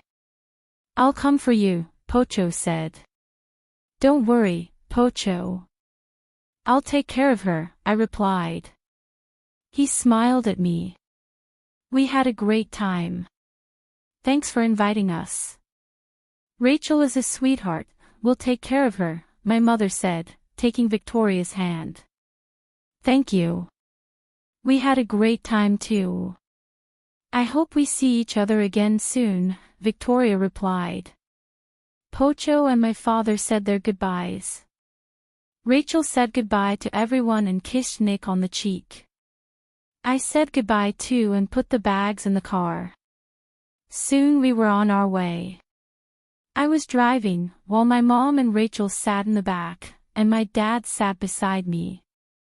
Rachel fell asleep almost immediately, leaning on my mom's shoulder. "Mom, are you okay holding her?" I asked, looking in the rearview mirror. "Yes, son. I think her medicine made her sleepy," he replied, gently adjusting his arm around Rachel. "I must say, son, you found a wonderful girl. Her family is lovely too." "I haven't enjoyed myself this much in a long time," my father commented, smiling at me. "That's true, son. It was so nice spending time with them. And this girl is like an angel who came into our lives," my mother added, stroking Rachel's hair. I smiled and returned my attention to the road. "Yes, she's an angel," I said. When I got home, I parked in front of the entrance. Veronica came out to greet us as we walked down, except for Rachel, who was still asleep. "I thought you'd have left by now," I said to Veronica. "I wanted to see Rachel before I left. I was worried when I heard what happened," she explained. I opened the back door, unbuckled Rachel's seatbelt, and carefully picked her up in my arms, holding her with one hand under her legs and the other on her back. "I hope she recovers soon," Veronica murmured, watching her. "Good night, son," my parents said before retiring to their room. "I'll help you with her," Veronica offered, carrying the suitcases. We entered my room. Veronica opened the door and pulled back the blanket. I gently laid Rachel down, propped her injured arm on a pillow, and tucked her in. "I'll call my driver to take you. It's late," I said. "Thank you, Juan," he replied. I walked her to the car and then returned to my room. I tidied everything up and got ready to sleep on the couch, using a pillow and an extra blanket. I didn't want to hurt Rachel. I soon fell asleep. The next day, the alarm clock on the nightstand rang. I rubbed my eyes, yawned, and turned around to see Rachel sitting across from me, looking annoyed. What's wrong?" I asked, sitting up. "You didn't sleep next to me," he said, frowning. "Yes, because, like I said, I'm waiting." I tried to explain, but she interrupted me. "That's not what I mean," she exclaimed, blushing. "I mean you weren't with me." "Why?" she repeated. "I didn't mean to hurt you, so I slept here," I replied, yawning again. "And why are you up so early?" I asked. "I woke up half an hour ago and stared at you," he confessed. "And don't ever sleep away from me again, or you'll regret it," he added, feigning anger. I laughed. "Do you want to go back to sleep or join me at the gym?" I said, getting up and folding the blanket. "I'll go with you." "I'm not sleepy anymore," he replied. I helped her in the bathroom, and then we brushed our teeth together. Since she was having trouble, I ended up helping her. Afterward, we went to the gym. While I worked out, she watched me, amused. "Wow, what a sight," he commented, mimicking my words. When we were done, Rachel came over and sat on my lap. "Why didn't you tell me you were so hot at the gym?" she asked, touching my biceps. "You'll have to get up earlier to enjoy this," I joked. "And it's not as easy as it looks." "Well, I'll come every time you train." "I like these," he said, pointing at my muscles. "This is all yours, honey." "Do whatever you want," I replied, smiling. She rested her head on my chest, careful not to hurt herself. "I love you," she whispered. My heart pounded. "I love you too," I said, kissing his forehead. Rachel's POV. "I'm tired of this. I can't do anything for myself. It's been 12 days. Someone or some person has to help me do everything. I don't want this. It's starting to frustrate me. I'm not angry at the people who help me, I'm angry at myself for not doing anything. The wound on my forehead is already healed. Juan removed the bandage a few days ago. We talked about my past, about what happened after he left. I told him everything. He was upset with himself, blaming himself for causing me so much trouble. I told him that was in the past and that it didn't affect me now. I was combing my hair with my left hand when I got frustrated because I couldn't do it right. What's wrong with my princess? Juan said, approaching from behind. Then he took the brush and started combing my hair. I wasn't wearing a shirt. I'm starting to get mad at myself, I sighed. And why is that? He asked as he combed my hair. I can't do things for myself. Look, I can't even comb my hair, you're helping me. I can't eat alone. I'm not mad at you guys, you take great care of me. But I feel useless. And I'm bothered by this, I pointed at my cast. She finished combing my hair and placed the brush on the dresser. She bent down to my eye level and rested her chin on my shoulder from behind. She looked at me through the mirror. Don't feel like that. This is only for a while, then the cast will come off. In the meantime, be patient, he said. But it's 3 months, that's a long time. I complained. Think of it as only 3 months. It'll go by fast. It's already been 12 days and you haven't even noticed, he said, kissing me on the cheek. I pouted at him. He laughed and straightened. I stood up too and hugged him. I was wearing only my bra and underwear. I stood on my tiptoes and kissed him. He kissed me back. After a minute, he pulled away. He's been doing this ever since I got injured. He doesn't kiss me like he used to.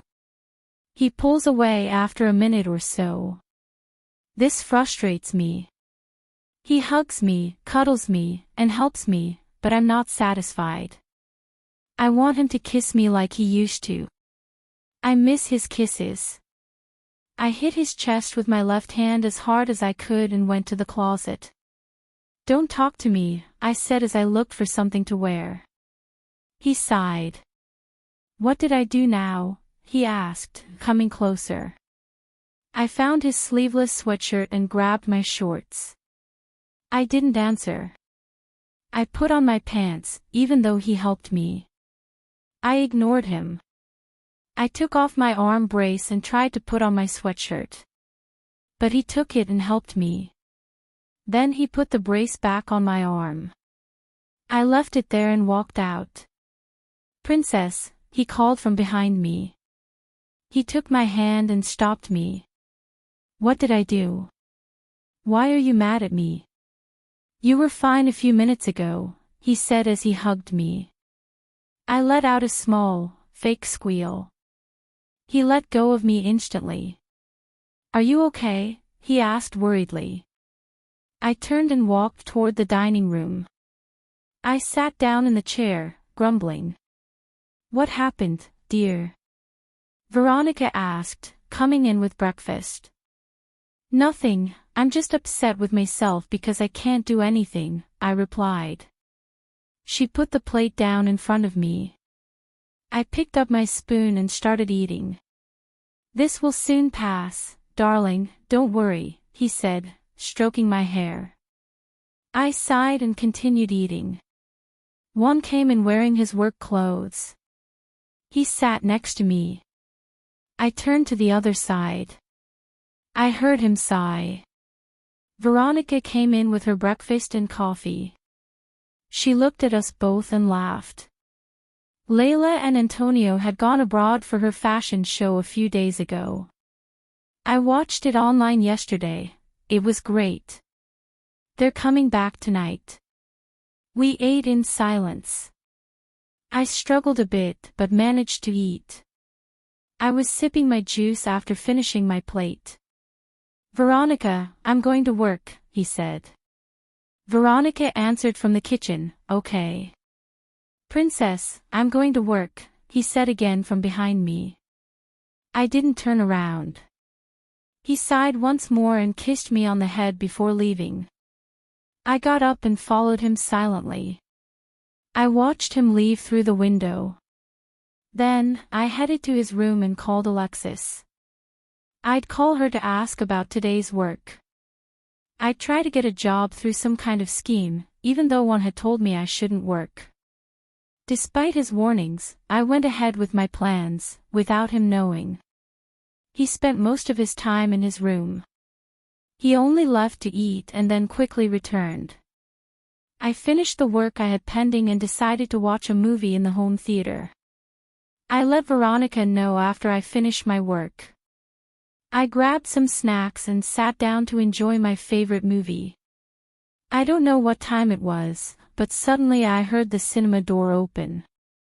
"Princess," I heard Juan's voice. I closed my eyes and pretended to be asleep. I felt him approach me. He caressed my cheek, turned off the movie, and gently picked me up. I looked up at him as he picked me up. He seemed stressed. He looked at me, and I quickly closed my eyes. He placed me on the soft mattress. I turned on to my left. I heard some noises behind me. Soon, he joined me in bed, hugging me from behind. "I don't know what I did to make you mad at me. I thought about it all day, but I couldn't figure it out. I hope you'll be better by tomorrow," he said. I opened my eyes and looked straight ahead. After a few minutes, I heard his soft breathing. I stroked the arm around me. I slowly turned toward him without moving my hand. He looked so handsome sleeping like that. He'd always been sweet to me. I didn't understand why I was so upset, when all he cared about was me. He was always there when I needed him. And I'd gotten angry over something so simple. I stroked his cheek and tenderly kissed him on the lips. "I'm sorry. I love you," I whispered. A few minutes passed, during which I just looked at him. I turned on to my left and placed my hand over his. I closed my eyes and fell asleep. Someone stroked my hair and called my name. "Rachel." "Let me sleep," I murmured.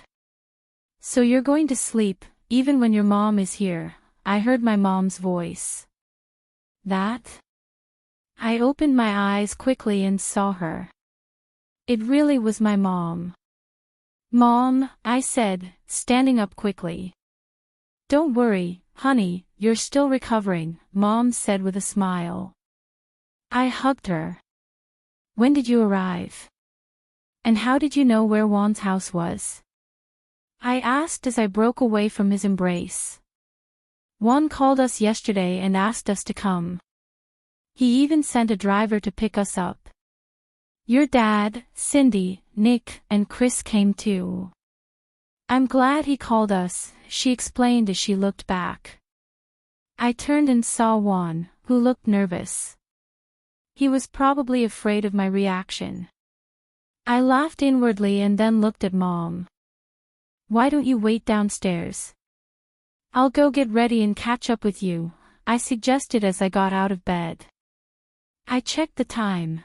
It was 8:30 in the morning. "Can I help you with something?" Mom asked. "No, I'm fine."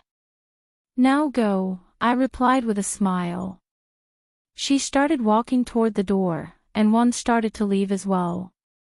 "I didn't tell you to get out." "Come help me," I ordered. He stopped and looked at me. I went to the bathroom, grabbed my toothbrush, and asked him to put the toothpaste on it.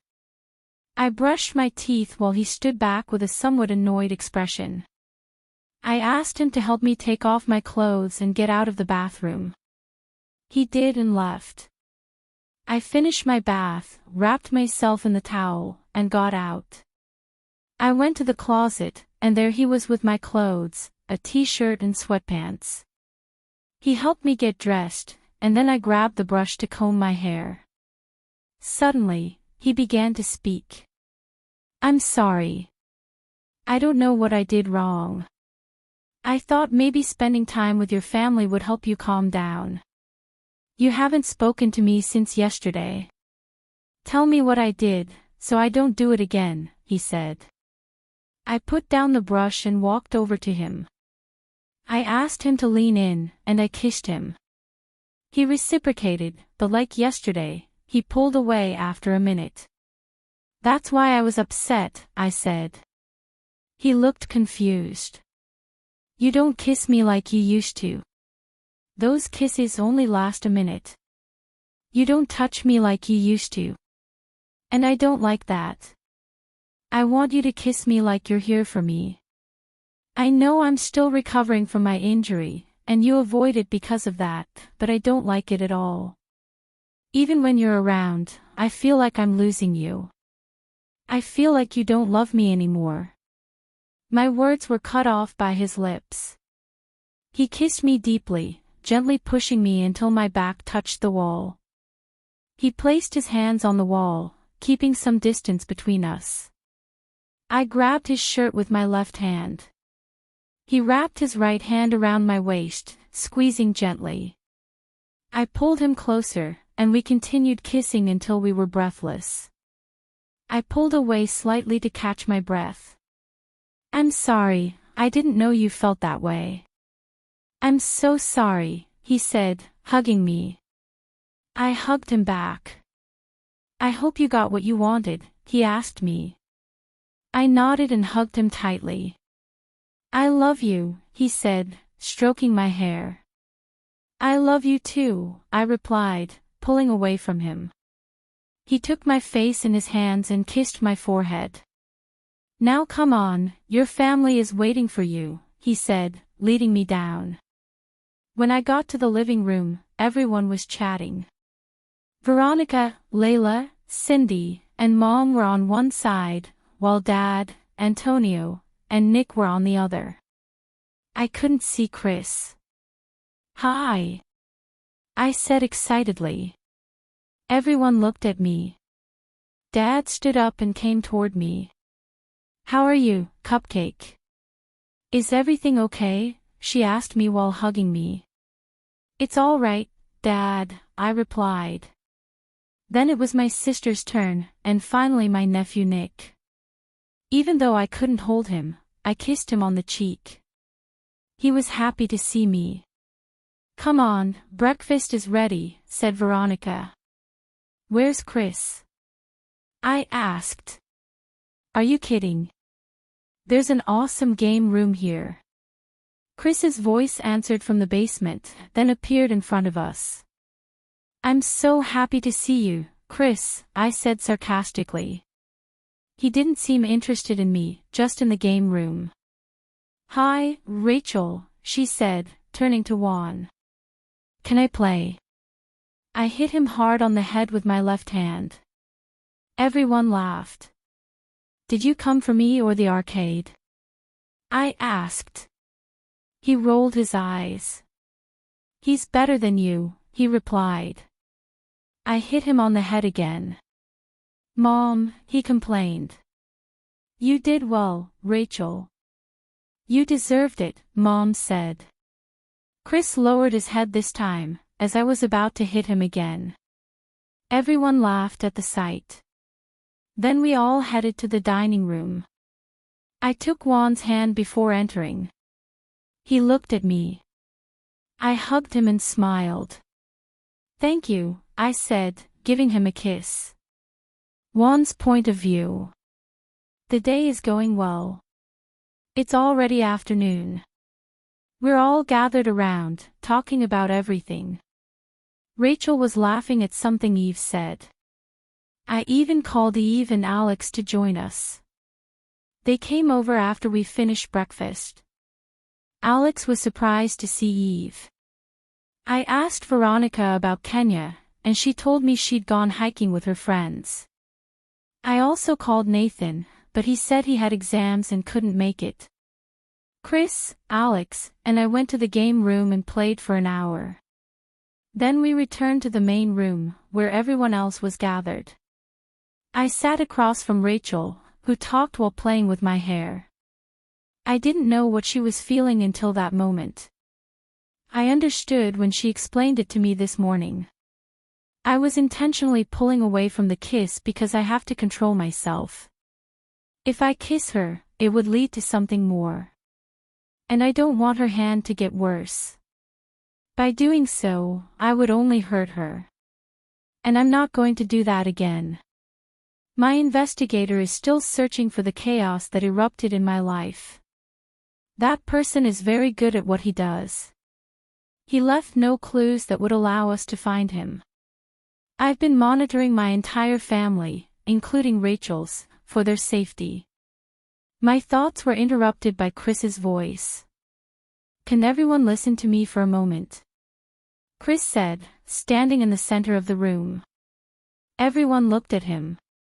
On this hot day, why don't we use the pool in the backyard and enjoy the day? Well, he turned to me. If one allows it, he asked. Okay, I replied. Chris did a happy dance. I didn't bring a swimsuit, what about Nick? Cindy asked. Yeah, me neither, Eve said.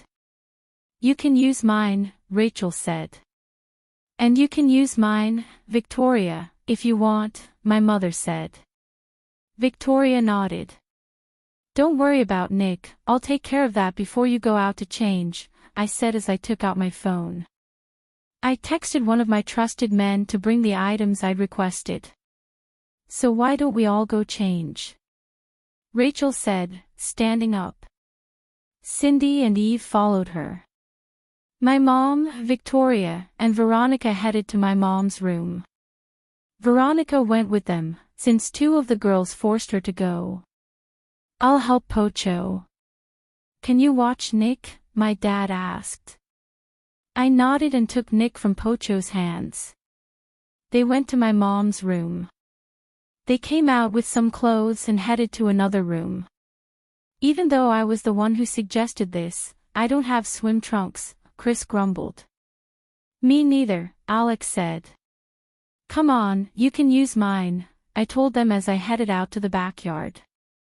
I went to a secret closet I have on the outside wall and took out my swim trunks. I threw them to them. They both caught them in surprise. That's great, said Chris. They started changing right there. I put Nick on a chair and changed quickly. I picked up Nick and put him on my lap. The two of them jumped into the pool and relaxed.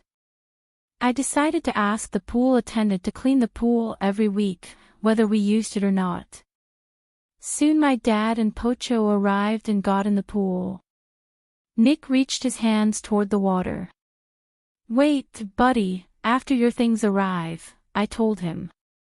After 10 minutes, I received the message from my men. I went to the front door and collected the items. I returned to the pool and changed Nick into his swim trunks. I placed the float in the pool. Pocho approached him. I put Nick on the float. Here comes my grandson. Do you like it? Pocho asked, holding the float. Nick laughed as he splashed his hands in the water. I asked a maid to bring some cold drinks and snacks. I got into the pool and leaned against the wall in one corner. Alex came and stood in front of me, also leaning against the wall. Thanks for calling me. This is much better than going to the club, he said, raising an eyebrow at me. I looked at him, and he gave me a small smile. I didn't do anything with anyone after I realized I liked Eve. And stop looking at me like that, he said, looking away. I watched ahead, where Father Pocho and Chris were playing with Nick. The maid came with the drinks and handed them to us. You haven't told him yet, have you? I asked. No. I haven't found the right time to tell him, he replied, sipping from his glass. I nodded silently. Where are the girls? It's been like 30 minutes, Chris commented. Just then, Alex coughed, looking behind me with wide eyes.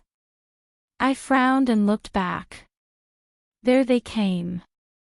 They were all wearing bathing suits. My mom and Victoria wore one-pieces, while the other three wore two-pieces. My gaze fell on Rachel, who looked incredible in her bandeau. Watching her, I was filled with daring thoughts. Wow, I heard Alex say. I looked over to where Pocho and his father were. They were also staring at their partners in admiration, while Chris kept staring at Eve. All the girls made their way to the pool. Well, my lady looks stunning in her suit, Pocho commented, winking at Victoria, who blushed and glared at him. I didn't know Eve would look so good in this, Chris said, also winking at her. Eve blushed and got into the pool with Cindy, who walked over to Nick, smiling at her. He's lost, Alex murmured, heading toward them. My mother and Victoria also went under. My father hugged my mother and whispered something in her ear. She blushed and punched him lightly in the chest. I felt happy seeing them so affectionate. I looked at Rachel, who was watching everyone with a smile. Then she looked at me and came over to me, sitting on the edge of the pool opposite me. I stood between her legs, placing my hands on my hips. You look beautiful, and very attractive, I told her. She smiled. I looked down at her and then up at her face. I leaned down to her ear and whispered. This looks great on you. You have no idea what thoughts come to mind when I see that space in between. And it looks perfect on you, I said, tracing my finger down her hip. I saw her blush brightly and gave her a quick kiss on the lips. Aren't you coming in? I asked. No, I'm fine. Besides, I have to be careful with this, he said, slightly raising his right hand. Then I'm going swimming. Wait here, I replied. I did a few laps in the pool, and each time, I stopped next to Rachel to give her a little kiss. Everyone seemed to be enjoying their time. I dove in, swam over to her, and surfaced, taking a breath. I placed my hands on her thigh and leaned into her. My hair covered my eyes. Rachel moved my hair aside and, this time, kissed me on the lips. I turned and lay on her back, between her legs. Veronica didn't join in, but said she'd get ready for the barbecue and went into the kitchen. What do you think of Alex and Eve? She asked. I watched the trio, Chris chatting with Eve and making her laugh, while Alex stood next to Eve, annoyed. He looked at her, but also glared at Chris. I looked at her and replied. What do you think? She looked down at me. I think Alex has feelings for her, but Eve has no idea, he replied as he watched the scene. What you think is true. But Alex needs to act before it's too late. She's the right woman to put him in his place, I said, looking at the two of them. I saw Alex, who now seemed a little more confident, approach Eve and pinch her waist. She reacted with surprise, looking at him with a glare, but he, unconcerned, continued drinking and remained still. Soon they began to argue. Seeing this, Chris approached Nick. We both laughed at the situation. I want to go to the bathroom, Eve said irritably as she headed inside. A minute later, Alex came in too. Everyone was busy with their own things. I got out of the pool and took Rachel's hand. She stood up, and I walked toward the gym, certain no one would be coming this way. Why are we going to the gym? Rachel asked from behind me. I didn't answer and walked inside. I closed the door and gently pushed her toward it. Why? I started, but I interrupted her by kissing her on the lips. She reacted quickly, and a smile spread across her face. Rachel's POV. It's been 3 months. Today is the day they'll take off my cast. I'm so happy, I'll be free. I've been looking forward to this day. After that day at the pool, everything went back to normal. As Juan said, he brought me back to work after a month. Somehow, he found out I was helping Alexis at work, and he scolded me profusely that day. However, I managed to calm him down with a kiss. I told him I wanted to move back to my apartment, but the next day he bought all my things and moved them here. He said his room was ours now. I was so happy to hear that. Over the months, he took me on many dates. He was so loving, and I fell more and more in love with him. Although we're happy, there's something troubling Juan. I know he's referring to the anonymous man who's been harassing him. He told me one day that they weren't getting anything on this guy. Juan hasn't let the matter drop, he's deeply involved in uncovering it. The whole family is happy. There's something going on between Eve and Alex, but they're keeping it a secret. Chris went to Africa for his new project. Dad, Mom, Cindy, and Nick are all happy. Nick has started talking now, and he's very adorable. Layla and Antonio are busy with their business, although they try to spend as much time with us as possible. 2 months ago, Layla posted photos of Juan. Because of that, many girls created a fan page dedicated to him, sighing every time they see him. And as always, he ignores them. Layla also posted photos of us, although, as she said, my face is covered in all of them. I even went to Luke and Gabriel's wedding. It was beautiful. When Luke called to tell me, I was so happy to be able to visit. It's been a while, even though my hand is still in a cast. Today we're going to the hospital in Philadelphia. My dad recommended a good doctor, so we're on our way. I was smiling all day. Juan pulled into the parking lot, and I got out, feeling very excited. Calm down, princess, Juan said with a laugh as he got out of the car. I can't wait to be free of this, I replied, smiling. He took my hand, and we walked into the hospital. Juan made the appointment with the doctor, and we were told to go up to the 2nd floor. We took the elevator, and Juan pressed the button for the 2nd floor. As the doors closed, I saw a man wearing a mask and black hat walk quickly by. For a second, he looked at me before the doors closed. I tried to remember where I'd heard that description from. Princess. I heard Juan's voice and snapped out of my thoughts. I looked at him. The door opened. Let's go, he said, smiling at me. I smiled slightly and followed him. We sat waiting for our name to be called, and when it was, we went in to speak with the doctor. He removed my cast and explained what I should and shouldn't do in the coming days. He also suggested some exercises for my hand's recovery. As I left the hospital, I couldn't stop thinking about the man I had seen. Princess, are you okay? Asked Juan. Yes, why? I replied as I looked at him. I opened the door for you, but you were in your own world. Are you okay? He asked, looking me in the eye. I smiled and kissed him on the lips. I'm fine. I love you, I said as I got into the car. I heard him reply, I love you too. He turned around and got into the driver's seat, starting to drive.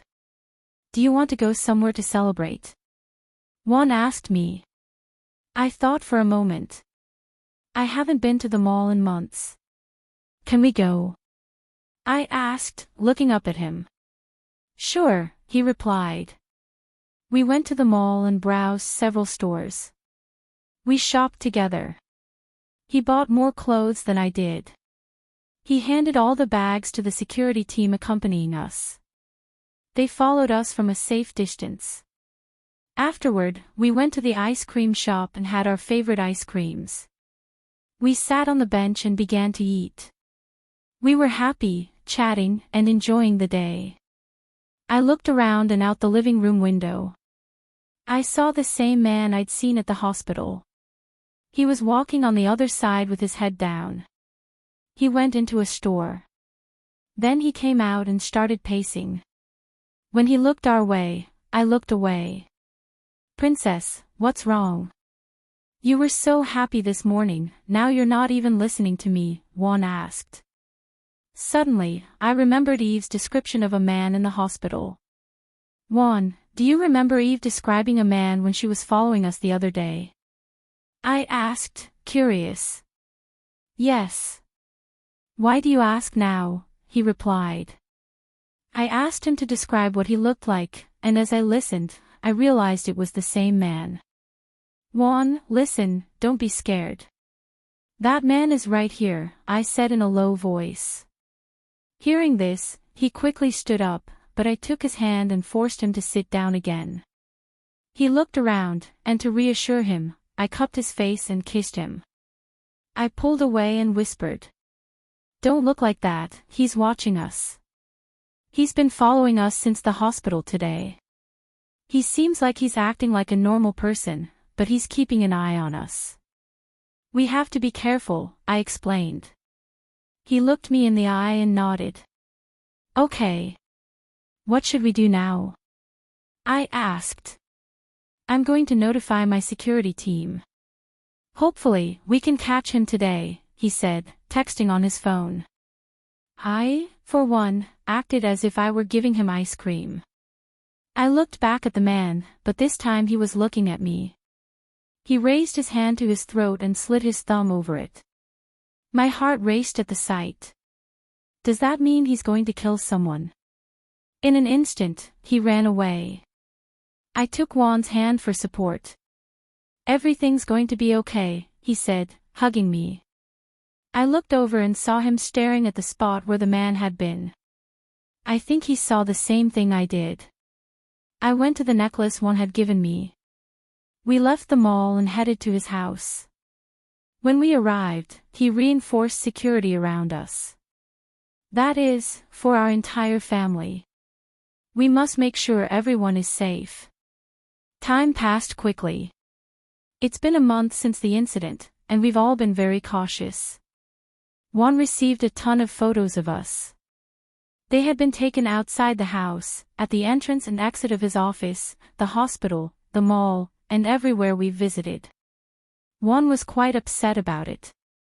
He'd put a tracker on my necklace, just in case. I also asked him to put one on the ring I'd bought him especially for that purpose. We're sitting in the living room watching television. Juan's parents are out of the country on business. We sent Veronica home shortly after. So we were alone in the house. My hand is healed, I can do everything by myself now. I've had a very strange feeling since this morning. I tried to ignore it, but I couldn't. It's already nighttime. Do you want something to eat? Juan asked. I jumped a little. No, I'm fine, I replied, looking at the television. Princess, he said, making me turn to him. You haven't been yourself today. You jump a little when I call. Is something wrong? She asked. I sighed. I don't know, I've had this bad feeling since this morning, like something's going to happen, I replied, rubbing my hands together as I looked at the floor. He hugged me and stroked my hair. Nothing's going to happen. We have security everywhere, he told me. I nodded. Suddenly, all the lights went out. I took a deep breath, scared. I stepped away from him. What happened? Why did the lights go out? I asked. There must be some problem, but this is weird.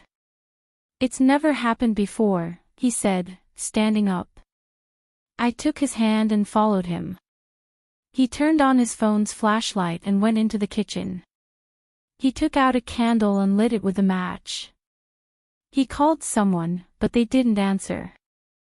Why aren't they answering? He said, frustrated. Come on, let's go to the living room, he said, moving towards the living room. He placed the candle on the table and let go of my hand. He tried knocking again, pacing back and forth across the room. I saw a shadow move behind Juan. I was about to call out to him when someone grabbed me from behind and covered my mouth. My scream was muffled by his hand. Juan saw us and tried to approach me. "Princess," he said. But someone hit him on the head with a bat from behind. Juan fell to the ground with a loud thud. I screamed, crying his name, but he didn't hear me. The man behind Juan approached. It was the same man we'd seen. He was still wearing a hat and mask. He raised the bat once more and hit Juan on the head again. Juan fell to the ground, motionless. I cried, trying to escape his grip. "That's it, we can take him now and finish him later," the man said. "So what do we do with this girl?" asked the man holding me. I tried to wriggle free. "We'll tie her up after rendering her unconscious. Even when she wakes up, there will be no one here. By tomorrow, when they find out, this damn man will already be dead," the man in the mask said, pushing Juan's body to his feet. I cried harder. I needed to think fast.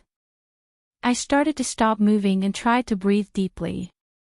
I closed my eyes and slumped, pretending to faint in his arms. "Hey!" the man slapped me on the cheek. "I think she fainted on her own." "That's good, it'll make the job easier." "Now, tie her up," the man said. They placed me on a chair. I raised my eyes slightly and, without them noticing, took my cell phone, which was next to the chair, and hid it under my leg. The man tied me firmly to the chair. I kept my eyes closed. I heard some noises around me. Shortly after, I heard the front door close. I immediately opened my eyes and tried to remove the ropes. I heard the sound of a car driving away. I tried again, but I couldn't get the ropes off. I cried. "Juan," I called out his name. I tried to reach for my phone, but I couldn't. I dropped it on the floor. I started typing my password with my toes and called Alex. "Hey, what's up, Rachel?" "Did Juan do something?" he asked. "Alex," I cried, saying his name. "Rachel, are you crying? What happened? Is everything okay?" he asked worriedly. "No, someone has kidnapped Juan. Come quickly. They want to kill him. Call the police," I sobbed. "Okay, I'm on my way." "Don't worry," he said and hung up. I called the investigator. I had his number saved for emergencies. "Hello," he said. "I know you're Juan's investigator. I'm his girlfriend. Someone kidnapped him. I put a tracker on Juan's ring. I need you to help me find him," I asked. "Sure, ma'am, I'm on my way. We'll track him." "I'll call backup security," he said and hung up. I tried again to free myself, but I couldn't. So I waited. After 10 minutes, I heard Alex's voice opening the front door. "Rachel. Over here." I shouted. Alex and Eve came in. "What happened?" Alex asked, as he removed the ropes. I explained everything that had happened. "They're tracking him," I said. Eve hugged me. We went outside, and when we heard the sirens, we saw our guards lying on the ground, unconscious. The police took care of them, and we told them everything that had happened. A car arrived, and a man got out and approached us. "I'm the investigator." "Ma'am, we've located the man.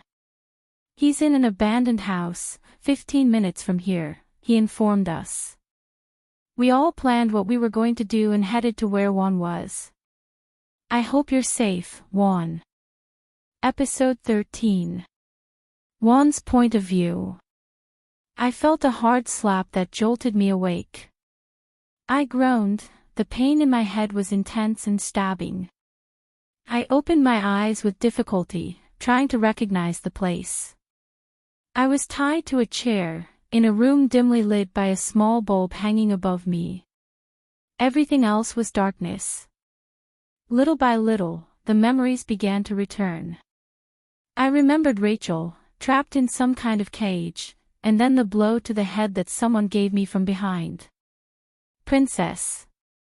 I murmured, struggling with the ropes that immobilized my hands behind the back of the chair. Tsk. Not so fast, said a voice from the shadows, deep and full of resentment. Why are you doing this? And what have you done to my princess? I asked, still trying to wriggle free. Someone grabbed my hair tightly and pulled it back. I yelped, more from surprise than pain, even though both were present. The man approached from the side. He wore a mask that hid his face, though he wasn't wearing a hat. Why am I doing this? I'll tell you. And don't worry about that weak girl. She's fine, in your house, alone, with no one to help her, he stated mockingly. His eyes were red with fury, though a natural shade of brown. He wore his hair short and wore a pair of earrings. What did I do to you? I asked, holding back the growing pain in my head. He let go of my hair and stood in front of me. He pulled up a chair, sat down with his hands on his legs, and stared at me. Where do I start? He muttered, rubbing his chin. His expression was meant to be friendly, but it was obviously fake. I know, he added, how about I take off my mask and introduce you properly? I remained silent as I continued to feel the ties. I noticed they weren't as tight as they should have been. It wasn't the kind of knot Rachel would have tied. This was my chance. He removed his mask. I saw his face, though it didn't look familiar. He had a beard and a nose ring. You don't recognize me, do you? And you couldn't, you've never seen me before, he said with a certain disdain. I'm Rick Denver. Does the name Denver ring a bell? He said, tapping my forehead with his fingers. I pulled away from his hand, replaying that name in my mind. And then, an idea struck me. Are you Brian Denver's son? I asked, as I managed to untie one of the knots. Thanks to our conversation, he hadn't noticed. Oh, so you remember. Good, he replied, leaning back in his chair with a half-smile. What did I do to him?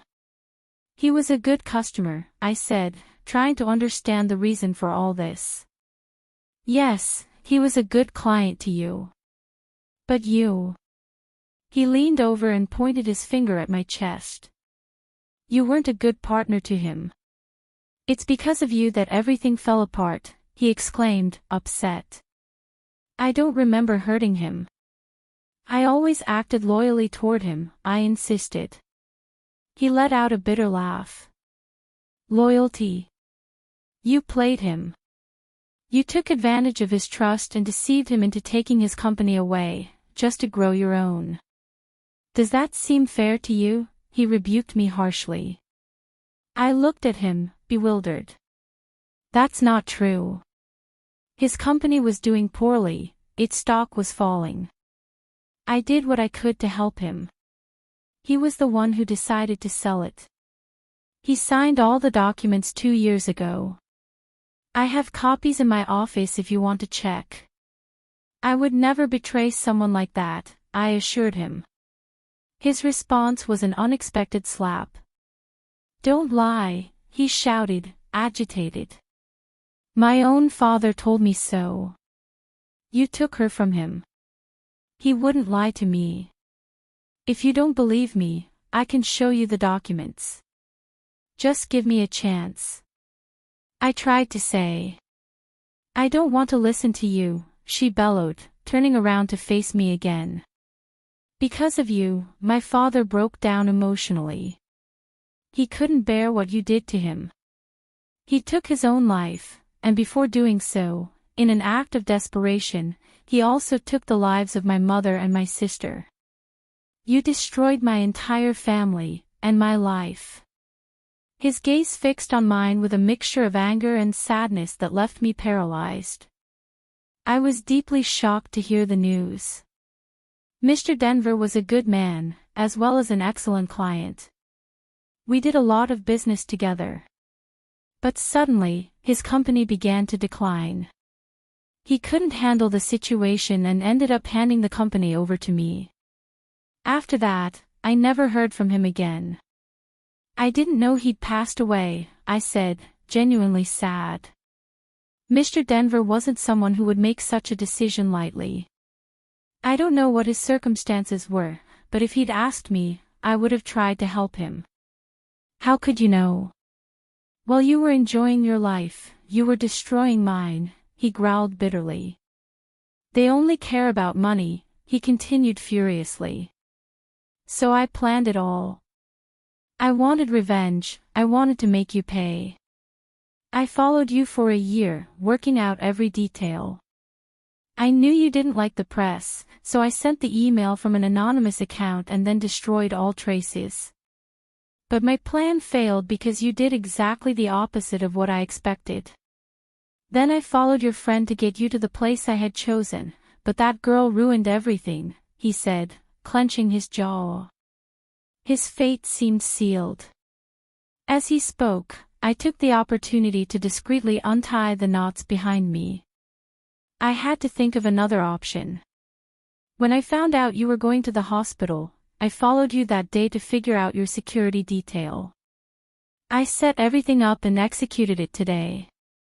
I disabled the electrical system, neutralized the guards, and entered your house. And well, you know what happened next," he recounted as he took a small packet out of his pocket. He poured a powder into his hand, rubbed it, and inhaled it. It was clear, he was addicted.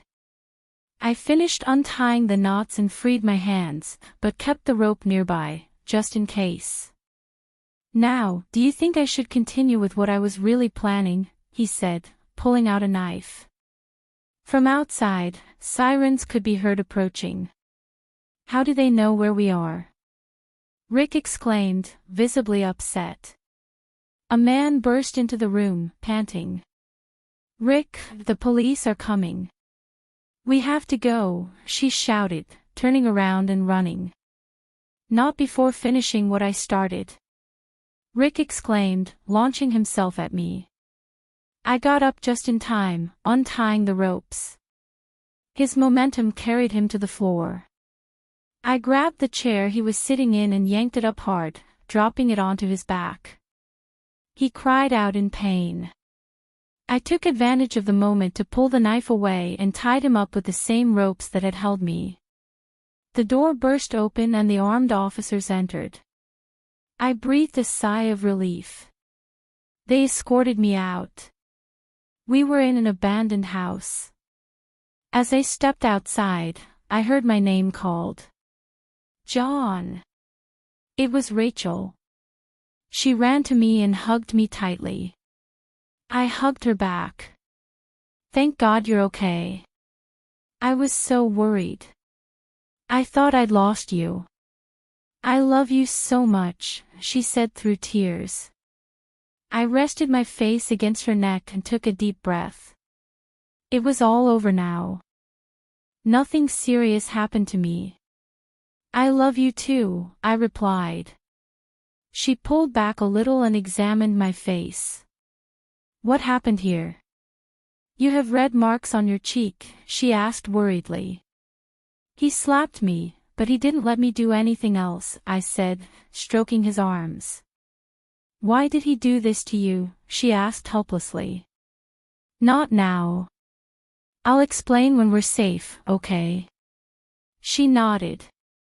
He took my hand and led me to Alex and Eve, who looked at us with relief. Alex came over and hugged me. I hugged him back. "Thank God you're safe," he said. "Are you okay?" I saw blood on the back, Eve said. Yes, except for a hard blow to the head. It hurts a little, I replied, touching myself gently. Rachel squeezed my hand, trembling.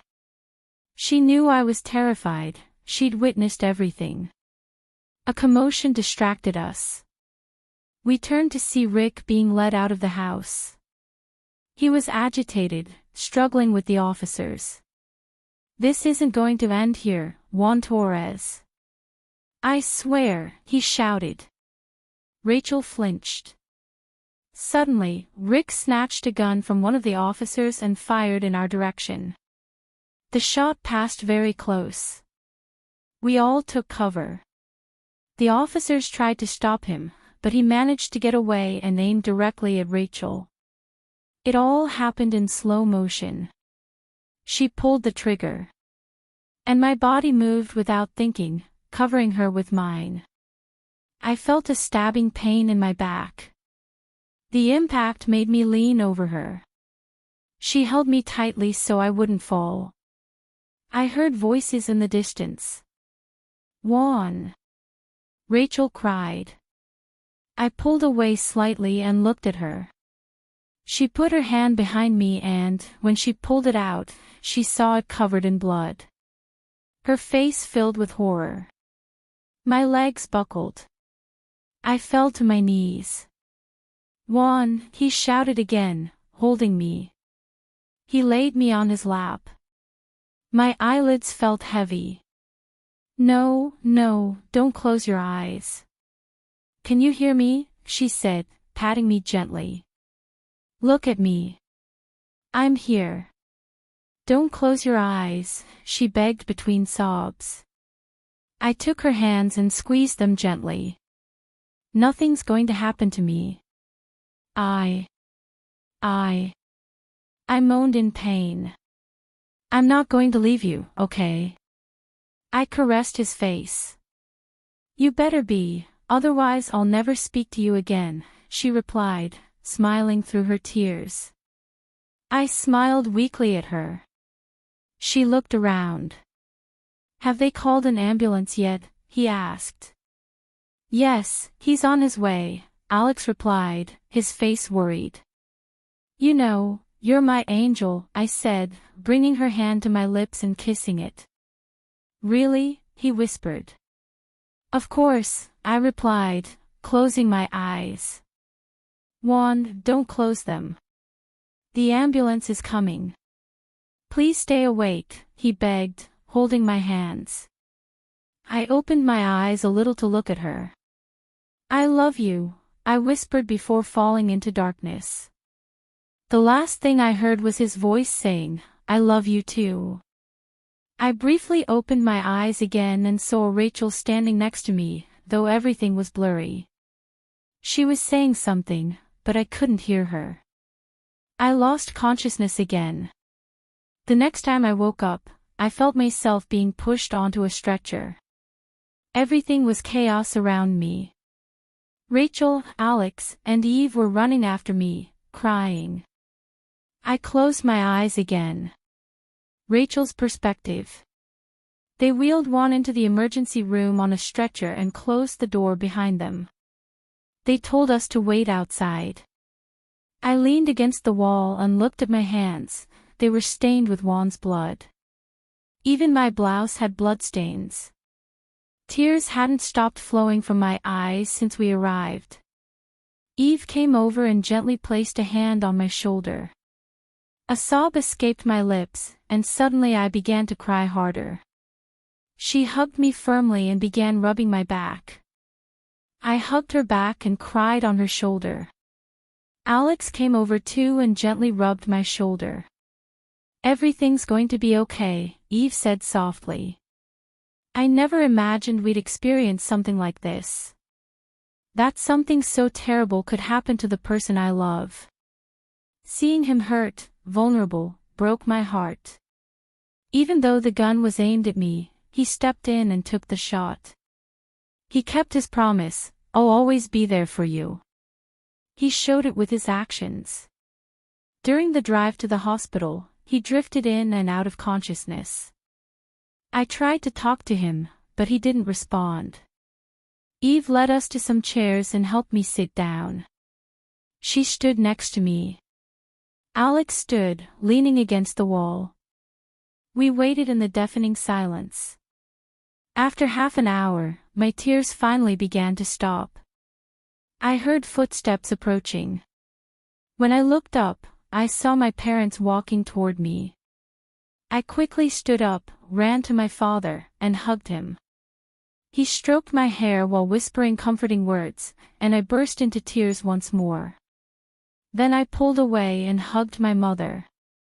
"How did you know I was here?" I asked as I stepped away from her. "I called them on the way to the hospital," Eve answered from behind me. I turned to her. "Thank you," I said sincerely. We all sat down again. Then I remembered something. Oh no. I didn't tell Layla or Antonio. "They have no idea what happened," I said, worried. "Don't worry, I've already contacted them. They're on their private jet and are on their way," Alex replied. I anxiously waited for the doctors to come out and allow me to see Juan. But the doors wouldn't open. Hours passed. Finally, after 3 long hours, the emergency room door opened. We all stood up as the doctors left. Only one of them remained. "May we know the patient's condition?" my father asked. "Excuse me, but what is your relationship with the patient?" the doctor asked. "I'm Dr. Ziegler. The young man inside is my son. Please, could you tell us how he's feeling?" my father replied, visibly impatient. The doctor nodded.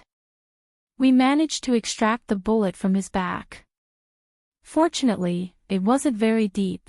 If it had been, it would have caused serious complications. I felt my heart stop for a moment. We also detected a strong blow to the head, which complicated the procedure a bit. There were changes in his vital signs during the operation. The doctor paused and looked at us seriously. "There's a chance he'll fall into a coma," and with those words, my world came tumbling down. I gripped the pendant around my neck tightly. "It's a 40% risk. We can't say for sure when he'll wake up. It will depend entirely on him. We'll do everything in our power to help him recover. In half an hour, he'll be moved to a room. Only one person will be allowed in at a time. In the meantime, please remain in the waiting room. The authorities will also investigate the case," he said before leaving. My father followed him to discuss the matter further. I slumped back in the chair, my eyes filling with tears. We were all shocked by the severity of his condition. "He's going to be okay," Alex whispered. I couldn't tell if he said it to reassure us or himself. Suddenly, he ran toward the exit. Eve ran after him, calling his name. I covered my face with my hands and rested my elbows on my legs, letting out another cry. My mother sat down next to me and wrapped her arms around me to comfort me. I heard footsteps approaching. I didn't look up. "Where's Juan?" "How's my son?" he heard Layla's voice. I finally looked up. Layla and Antonio were standing in front of us. I opened my mouth to speak, but the words caught in my throat. It was my mother who finally explained everything to them. "My God!" Layla gasped and burst into tears. Antonio hugged her, wiping away his own tears as well. They moved Juan to a room. I let Layla and Antonio go in first. When Antonio left, it was my turn. I walked to the door and opened it slowly. There he was, lying in bed, a bandage around his head. A heart monitoring machine was beeping rhythmically beside him, and an N4 was connected to his arm. I walked over and stood beside the bed, observing the bandage peeking out from his right back. Gently, I stroked his head and his cheek. "Wake up, Juan. You can't leave me like this, I whispered as tears rolled down my face. I sat down in the chair next to him and took his free hand. I kissed his palm tenderly. You have to wake up. You promised you wouldn't leave me, and now you're here, in this bed, not opening your eyes. Come back to me. I begged between sobs. I stood there, staring at his face in silence, until a nurse entered the room. Honey, your time's up. Let others visit him too, she said sweetly. I nodded and stood up. Before leaving, I kissed his forehead softly. Outside, I found Alex waiting. He came in after me. Why don't you go home and get some rest? Layla asked, coming closer. My father and Antonio were talking in low voices. My eyes fell back on Juan's door. I don't want to leave. I don't want to leave him alone, I replied. She took my arm and smiled sadly at me. We'll be here when you get back. You need to clean up and recharge. When Alex gets out, go with him, she insisted. I sat with my mom until Alex returned. He drove me, and Eve drove with us. When I got home, the lights were already working. But when I entered the living room, I saw bloodstains on the floor.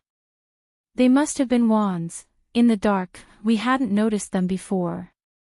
I went up to our bedroom, showered, and changed. It was 4 a.m. I called Veronica to tell her what had happened. She was worried and wanted to come over right away, but I calmed her down and asked her to wait until morning. I couldn't rest. I needed to get back to the hospital, to be with Juan.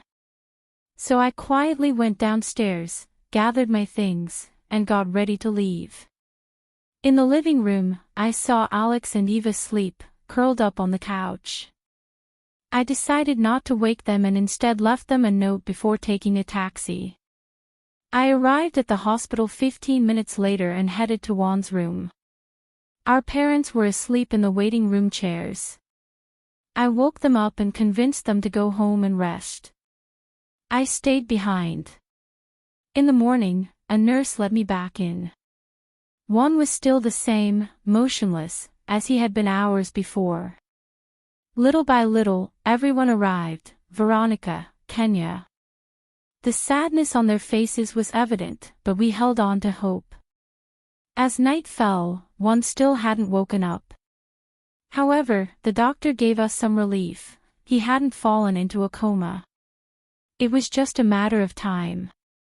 While the others visited him, I allowed myself a short nap. Eve scolded me for leaving without warning. Afterward, I sat next to Juan and talked to him, not knowing if he could hear me. You know, when I saw you in your office after 7 years, I thought you were still the same arrogant guy you were before, I said with a soft laugh, looking at our intertwined hands. Back then, you drove me crazy, but, deep down, I liked you.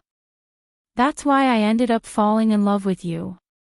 I brought his hand to my lips and continued. I didn't know that getting to know you better would change the way I see you. Although there were misunderstandings in the past, now I only remember the good times. Loving you has shown me a new world, and that world is you. I smiled to myself. Every time you say something sweet to me, my heart races. I love being in your arms, hearing you joke around. Even when you asked me out on that first date, even though I was hesitant, I don't regret it. It was the best decision of my life. I watched his face, looking for a reaction. I've learned so much from you. You love cooking for me, giving me flowers, and indulging me in every way. You never say no. When you don't know how to express yourself, you get nervous and talk non-stop. You love seeing me smile. And you truly love me. You said your heart beats faster when I say, I love you. At that moment, the heart monitor emitted a louder sound. I sat up, surprised. can you hear me? I whispered. Come on, Juan, wake up. I know you can hear me. I love you. The monitor sped up again. Then, I felt a slight movement in his hand. Juan. I shouted, watching his fingers twitch. Open your eyes. He blinked slowly, disoriented. I pressed the emergency button. Doctor. Juan is waking up. I announced. Finally, his eyes opened fully. He looked at me and, in a weak voice, murmured. Princess. I'm here, I replied, squeezing his hand tightly. The doctor and a nurse quickly entered. Miss, we need to examine you. Please step outside for a moment, the doctor said. I nodded and walked out, immediately calling Layla. Juan's awake. I announced, my voice cracking with emotion. Minutes later, the doctor gave me permission to return. Juan was semi-recumbent, propped up by pillows. The nurse was giving him an injection. It's a painkiller. You need to rest, he explained before leaving. Juan looked at me and, with a hoarse voice, asked. Water. I picked up the glass from the table and brought the rim to his lips. He drank slowly. You're awake. I've been so worried, I said, kissing his cheek. He smiled, weak but firm. I told you I wouldn't leave you. Then, he pointed to his own lips with a playful gesture. A kiss here, not on the cheek like we're kids, he murmured. I laughed through my tears and fulfilled her wish. I love you, I whispered as we pulled away. I'll never leave your side again. His eyes shone brightly. I love you too, he replied. And, in that moment, I knew nothing would separate us. Juan, get up and brush your teeth, Rachel said from the closet. I was still lying in bed. My princess had given me a clear order, complete rest for a month. I don't like it when you shower without me, I murmured as I slowly sat up. Juan, stop acting like a child and hurry up, he replied firmly. What's so special about this morning that you're making me get up? I asked curiously. She came out of the closet fully clothed. She was wearing a knotted shirt that showed off her midriff a bit and shorts. I made breakfast today, and I want you to try it. But first, I want you to brush your teeth, she said with an enthusiastic smile. I couldn't help but smile back. And what time did you get up to do it? I asked. That's not important. Now, go on, she said, taking my hand and gently pulling it along. I stood up with her help. Just as she turned to leave, I gave her a playful little pinch. She let out a surprised squeal and gave me a look that was both amused and disapproving. I smiled charmingly in return.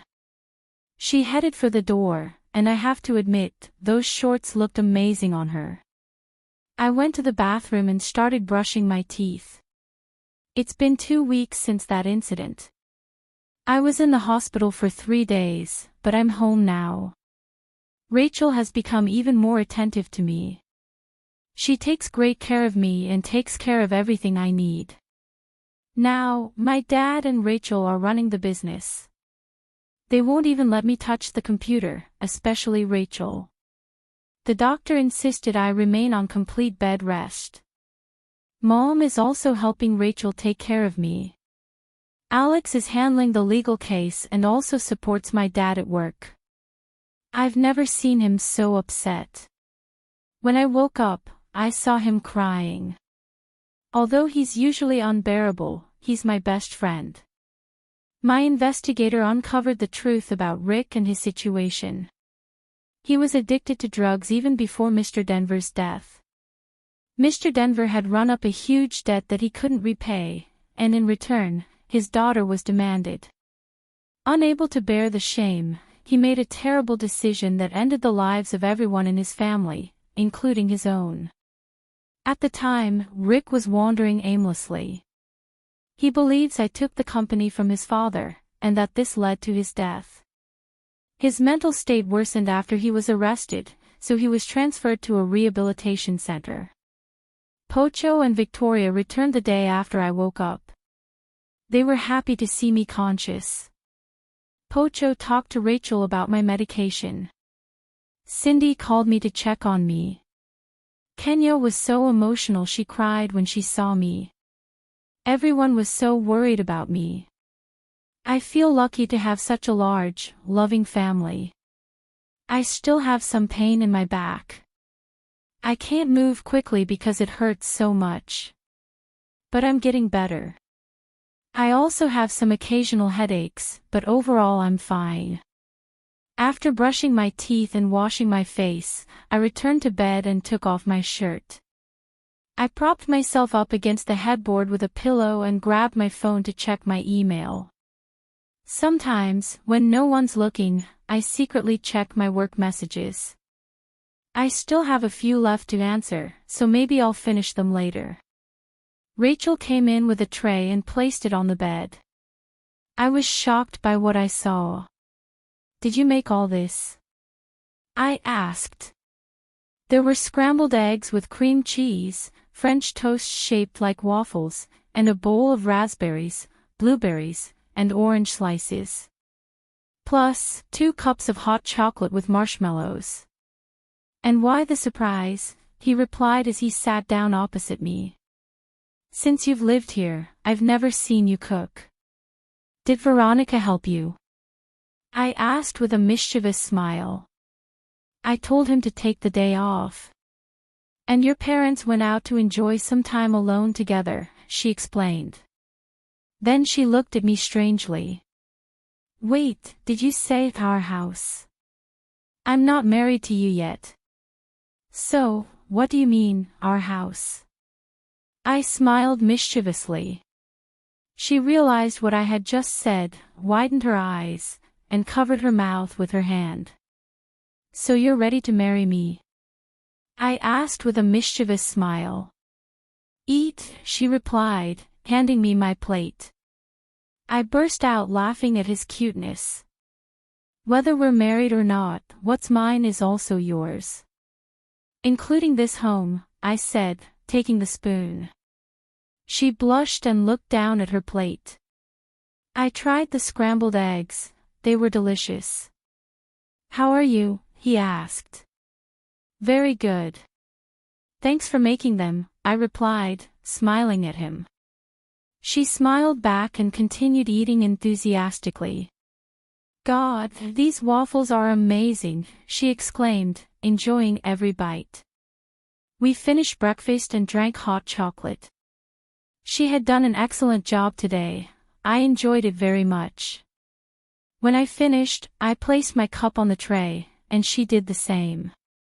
I noticed she had a chocolate mustache on her upper lip, as she often did. I leaned in and kissed her gently, wiping away the residue with a loving gesture. "Now yes," I said, looking at her. She looked at me confused, shook her head and got out of bed, carrying the dishes. "I'll be right back." "Take your medicine," he said, leaving. I took my medicine and lay down. She came back with a first aid kit. "Lie on your stomach, I'm going to change your bandage," he instructed. I obeyed. She removed the bandage and carefully cleaned the wound. "What would you have done if that bullet had fatally hit me?" I asked suddenly. She stopped, surprised, and looked at me with fear in her eyes. She pressed lightly on the wound, causing me to wince. "I don't know, and I don't want to think about it."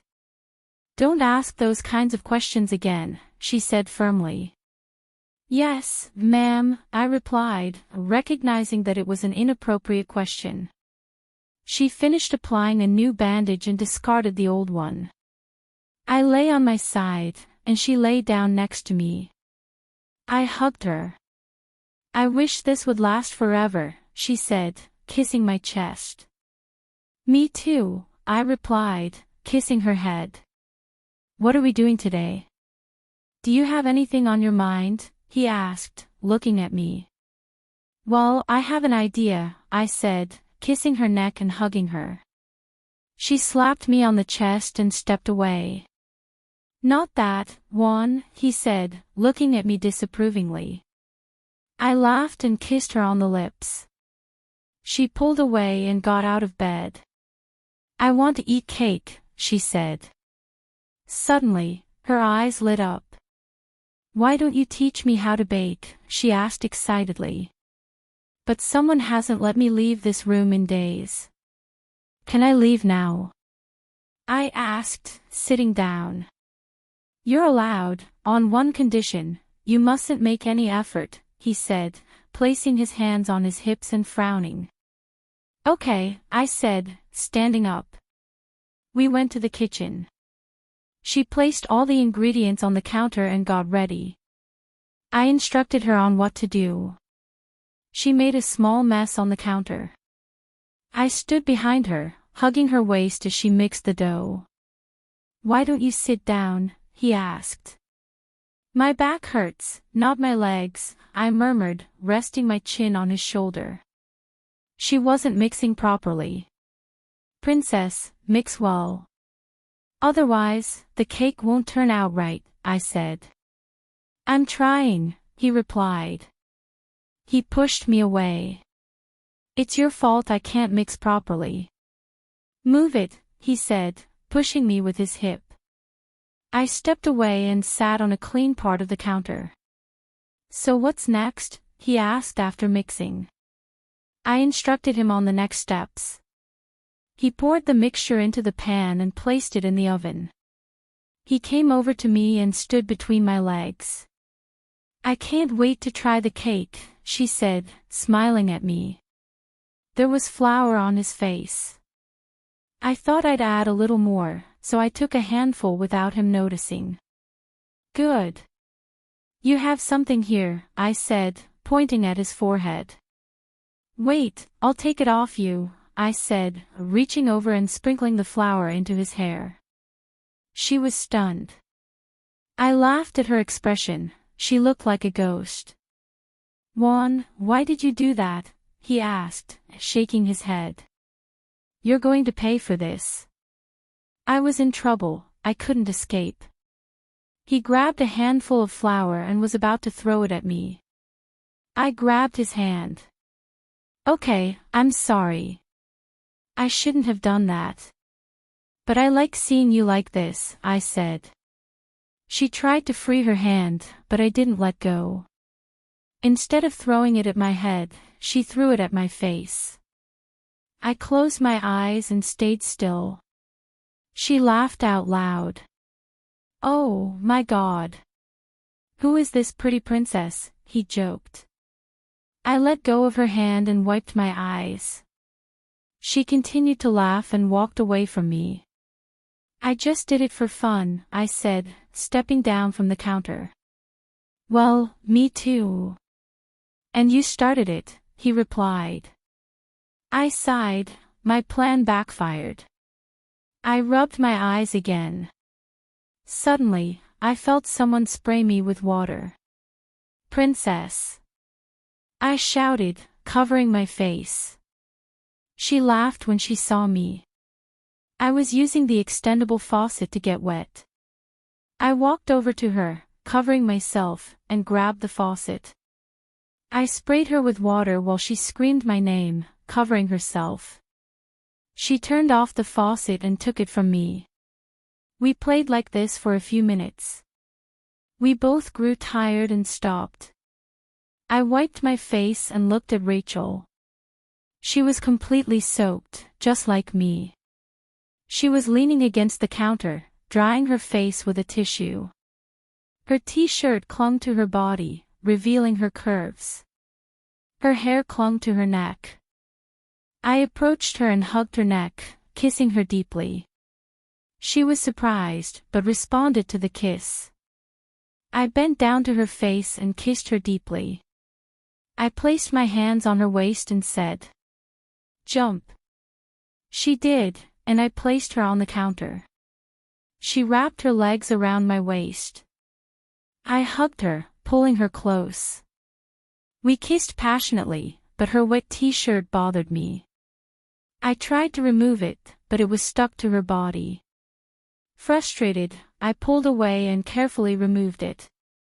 Rachel's POV. We were still in the shower, kissing with an intensity that seemed endless. We couldn't tear ourselves away, as if time had stopped just for us. He placed his left hand on the wall, next to my head, and kissed me deeply, with a desire that had been suppressed for too long. Even though we were done showering, neither of us wanted to get out yet. I can't wait any longer, princess. I've waited so long. I want to love you, he said, his breath coming in short bursts, barely pulling away. I'm ready, Juan, I replied, looking him straight in the eyes. I want to give myself to you with all my heart and show you how much I love you, but I want it to be on a special day. I want you to remember it forever, because it will be our wedding day. Your special day, he said, tenderly caressing my cheek. And yours too, I added with a soft smile. The water continued to fall on us as our gazes locked. He leaned in and kissed me gently, with the kind of passion that never needs to be rushed. We stayed like that for a few more minutes, until we broke apart. I love you, he whispered, resting his forehead against mine. And I love you, I replied, before leaning down to kiss him again. He moved closer to me, our bodies barely separated, and we melted into a kiss again. My lips descended down his neck while my hands ran over his chest, lovingly exploring every corner. I kissed from his shoulder to his jaw, letting myself be carried away by the moment. I knelt slowly, determined to return all the love he'd always given me. I'd never had the courage before, but this time I wanted to make him feel special, loved. Without words, he understood my intention and leaned his head back, closing his eyes. His breathing became more labored as my gentle gestures enveloped him completely. Moments later, he moved away slightly, leaning against the wall, trying to catch his breath. I stood up and looked at him. His eyes were still closed, water running down his face. When he opened them, he found me looking at him with a slight smile. Wow, he tried to say, still out of breath. I leaned closer and brushed his lips with mine. Amazing, I whispered before kissing him softly.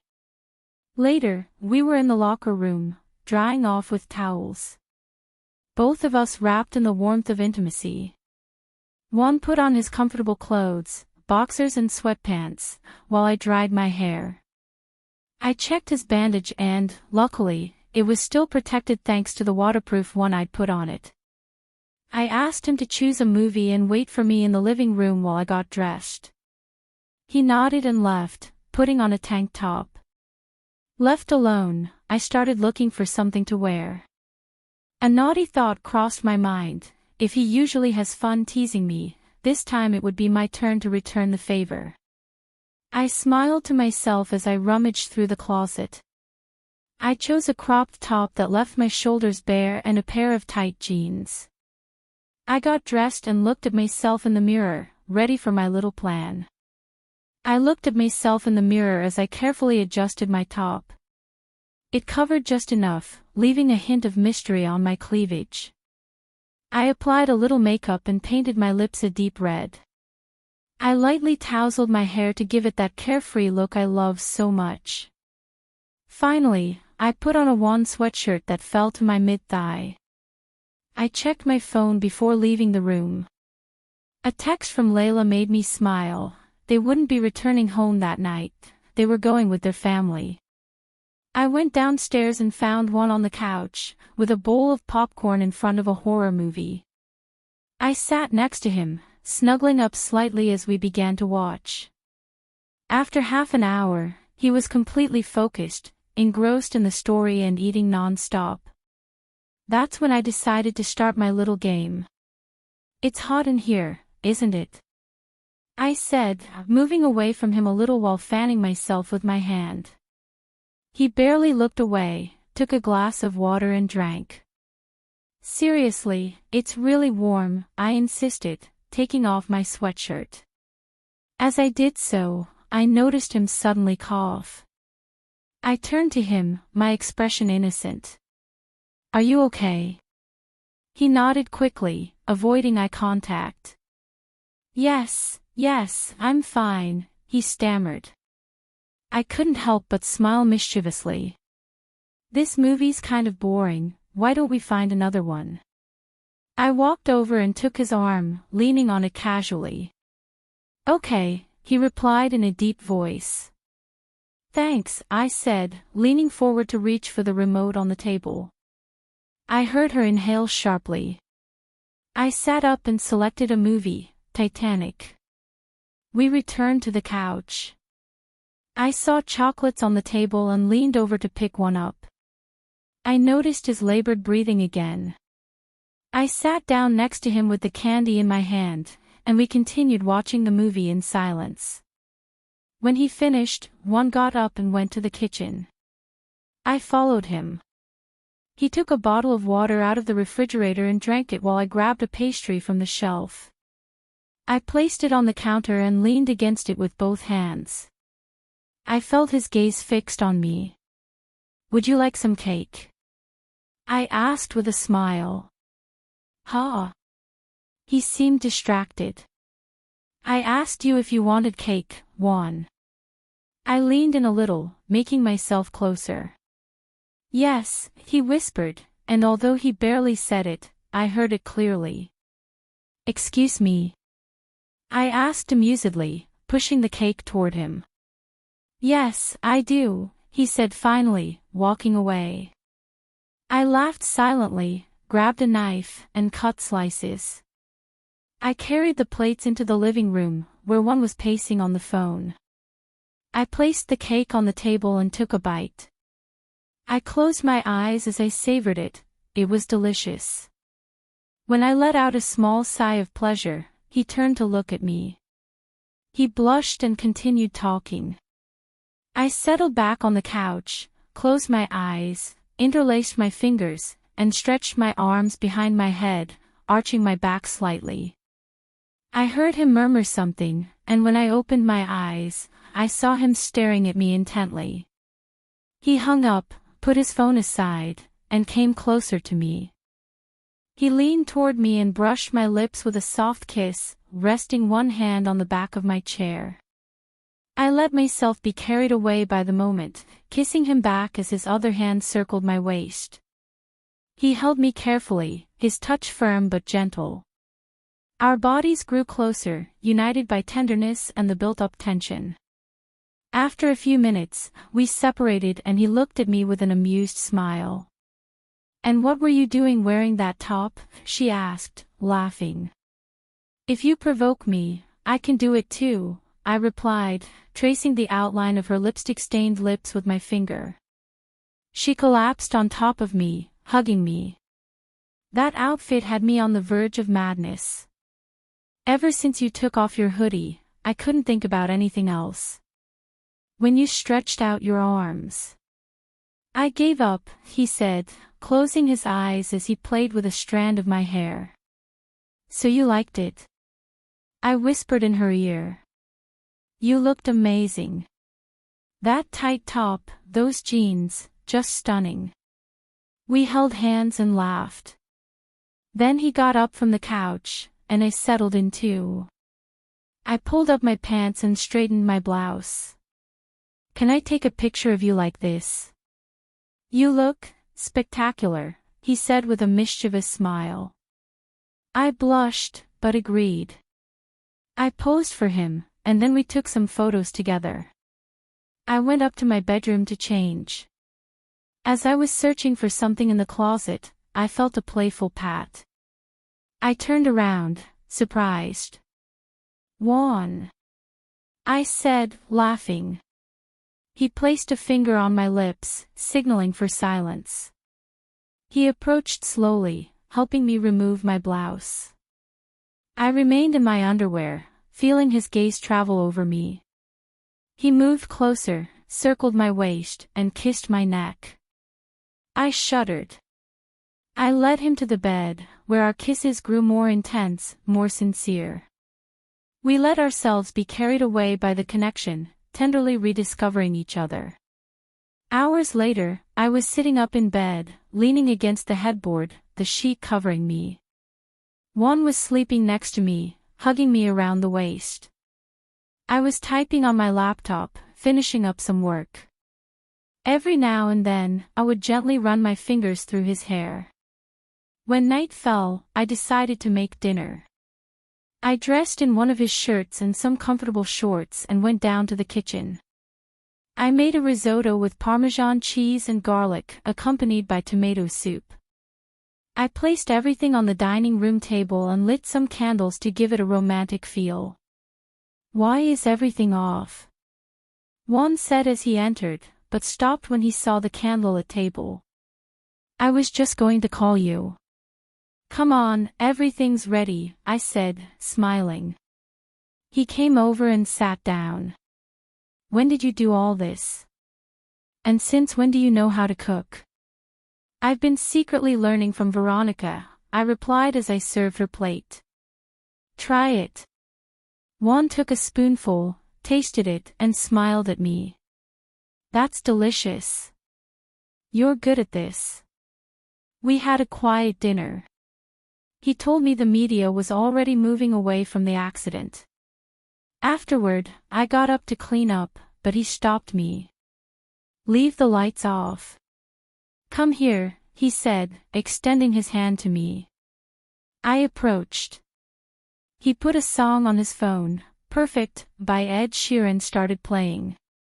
He put his arms around me and we started dancing slowly.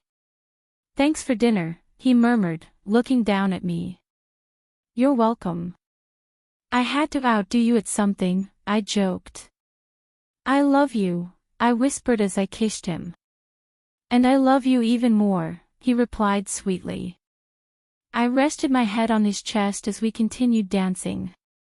That night, in the dimness and to the rhythm of the music, everything else ceased to matter. Juan's point of view. Time has flown by. 3 months have already passed, and the last 2 have been fraught. There was a serious problem in the company. Someone was leaking confidential information to a rival company. This caused enormous chaos. Fortunately, we discovered the person responsible. They were collaborating with the other company to sabotage us. We reported it, and the appropriate legal measures were taken, successfully halting that company's operations. We had to renegotiate all the agreements with the companies we had merged with. The clients were upset, on the verge of canceling their contracts. But I managed to reassure them with new proposals. In the end, they accepted. I haven't seen my love, my princess, for a month and a half. I've had to travel constantly to different locations to sort out this crisis. I asked Rachel to come with me, but she refused. She said she'd rather stay in charge of the company until I returned. And I agreed. Someone had to stay in charge, and I couldn't count on my father. He has his own business to attend to. Right now I'm in Hawaii, the last stop on this journey. I'm thankful everything is returning to normal. Today is my last day here, and tomorrow I'll finally be able to hug the love of my life again. The day after tomorrow is her birthday, and I have to make it unforgettable. I'm dying to see her. We've spoken via video chat a few times, but they were always brief conversations. I want to hold her in my arms again. I'm determined to ask her to marry me. If all this trouble hadn't happened, would have done it already. I even have the perfect ring, one I chose with her in mind, with how beautiful she is. I stood up from my chair and looked around at everyone in the meeting room. Thank you for all your support. Keep working with the same commitment, I said as I left the room. I walked to my temporary office here on the island. I sat down in the chair and leaned back for a few seconds, relieved. Finally, everything seemed to be going well. I heard a knock at the door. "Go ahead," I replied. A woman wearing a tight blouse and a fitted skirt walked in. I rolled my eyes at the sight. It was Grace Finley, the building's secretary.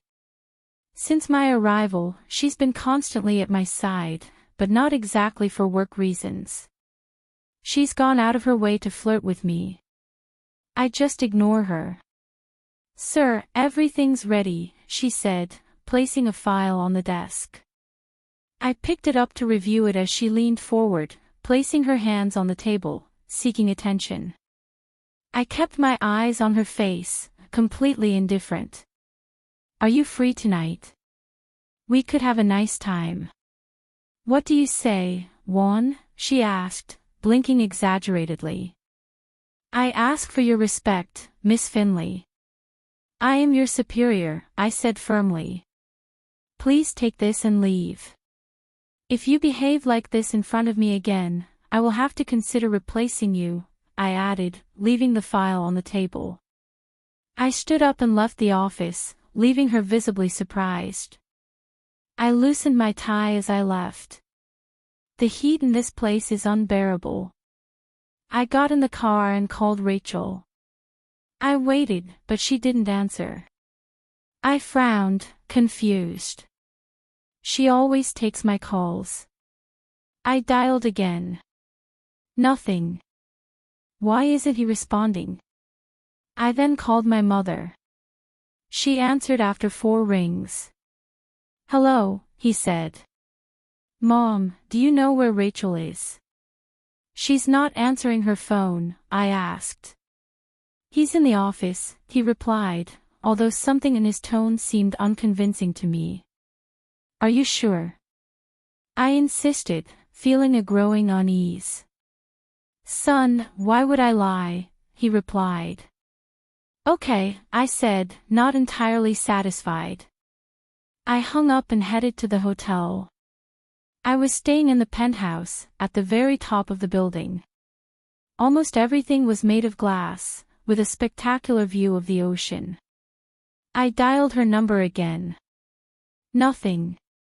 Frustration was starting to get the better of me. I waited for Rachel to return my call, but she didn't. I tried all afternoon, waiting for her to call, but her phone never connected. I called my mom again, who told me Rachel's phone was broken. I asked if I could talk to her, but she told me she was busy. Just as I was about to insist, my mom hung up, saying someone was calling her. It's already 8 p.m., and I'm still waiting for a call that never comes. I haven't spoken to Rachel all day. I just want to hear her voice, even if it's just for a moment. I have my flight tomorrow at 10 a.m. I can't wait to get home. I left my penthouse for a walk. I walked toward the lobby, near the reception desk.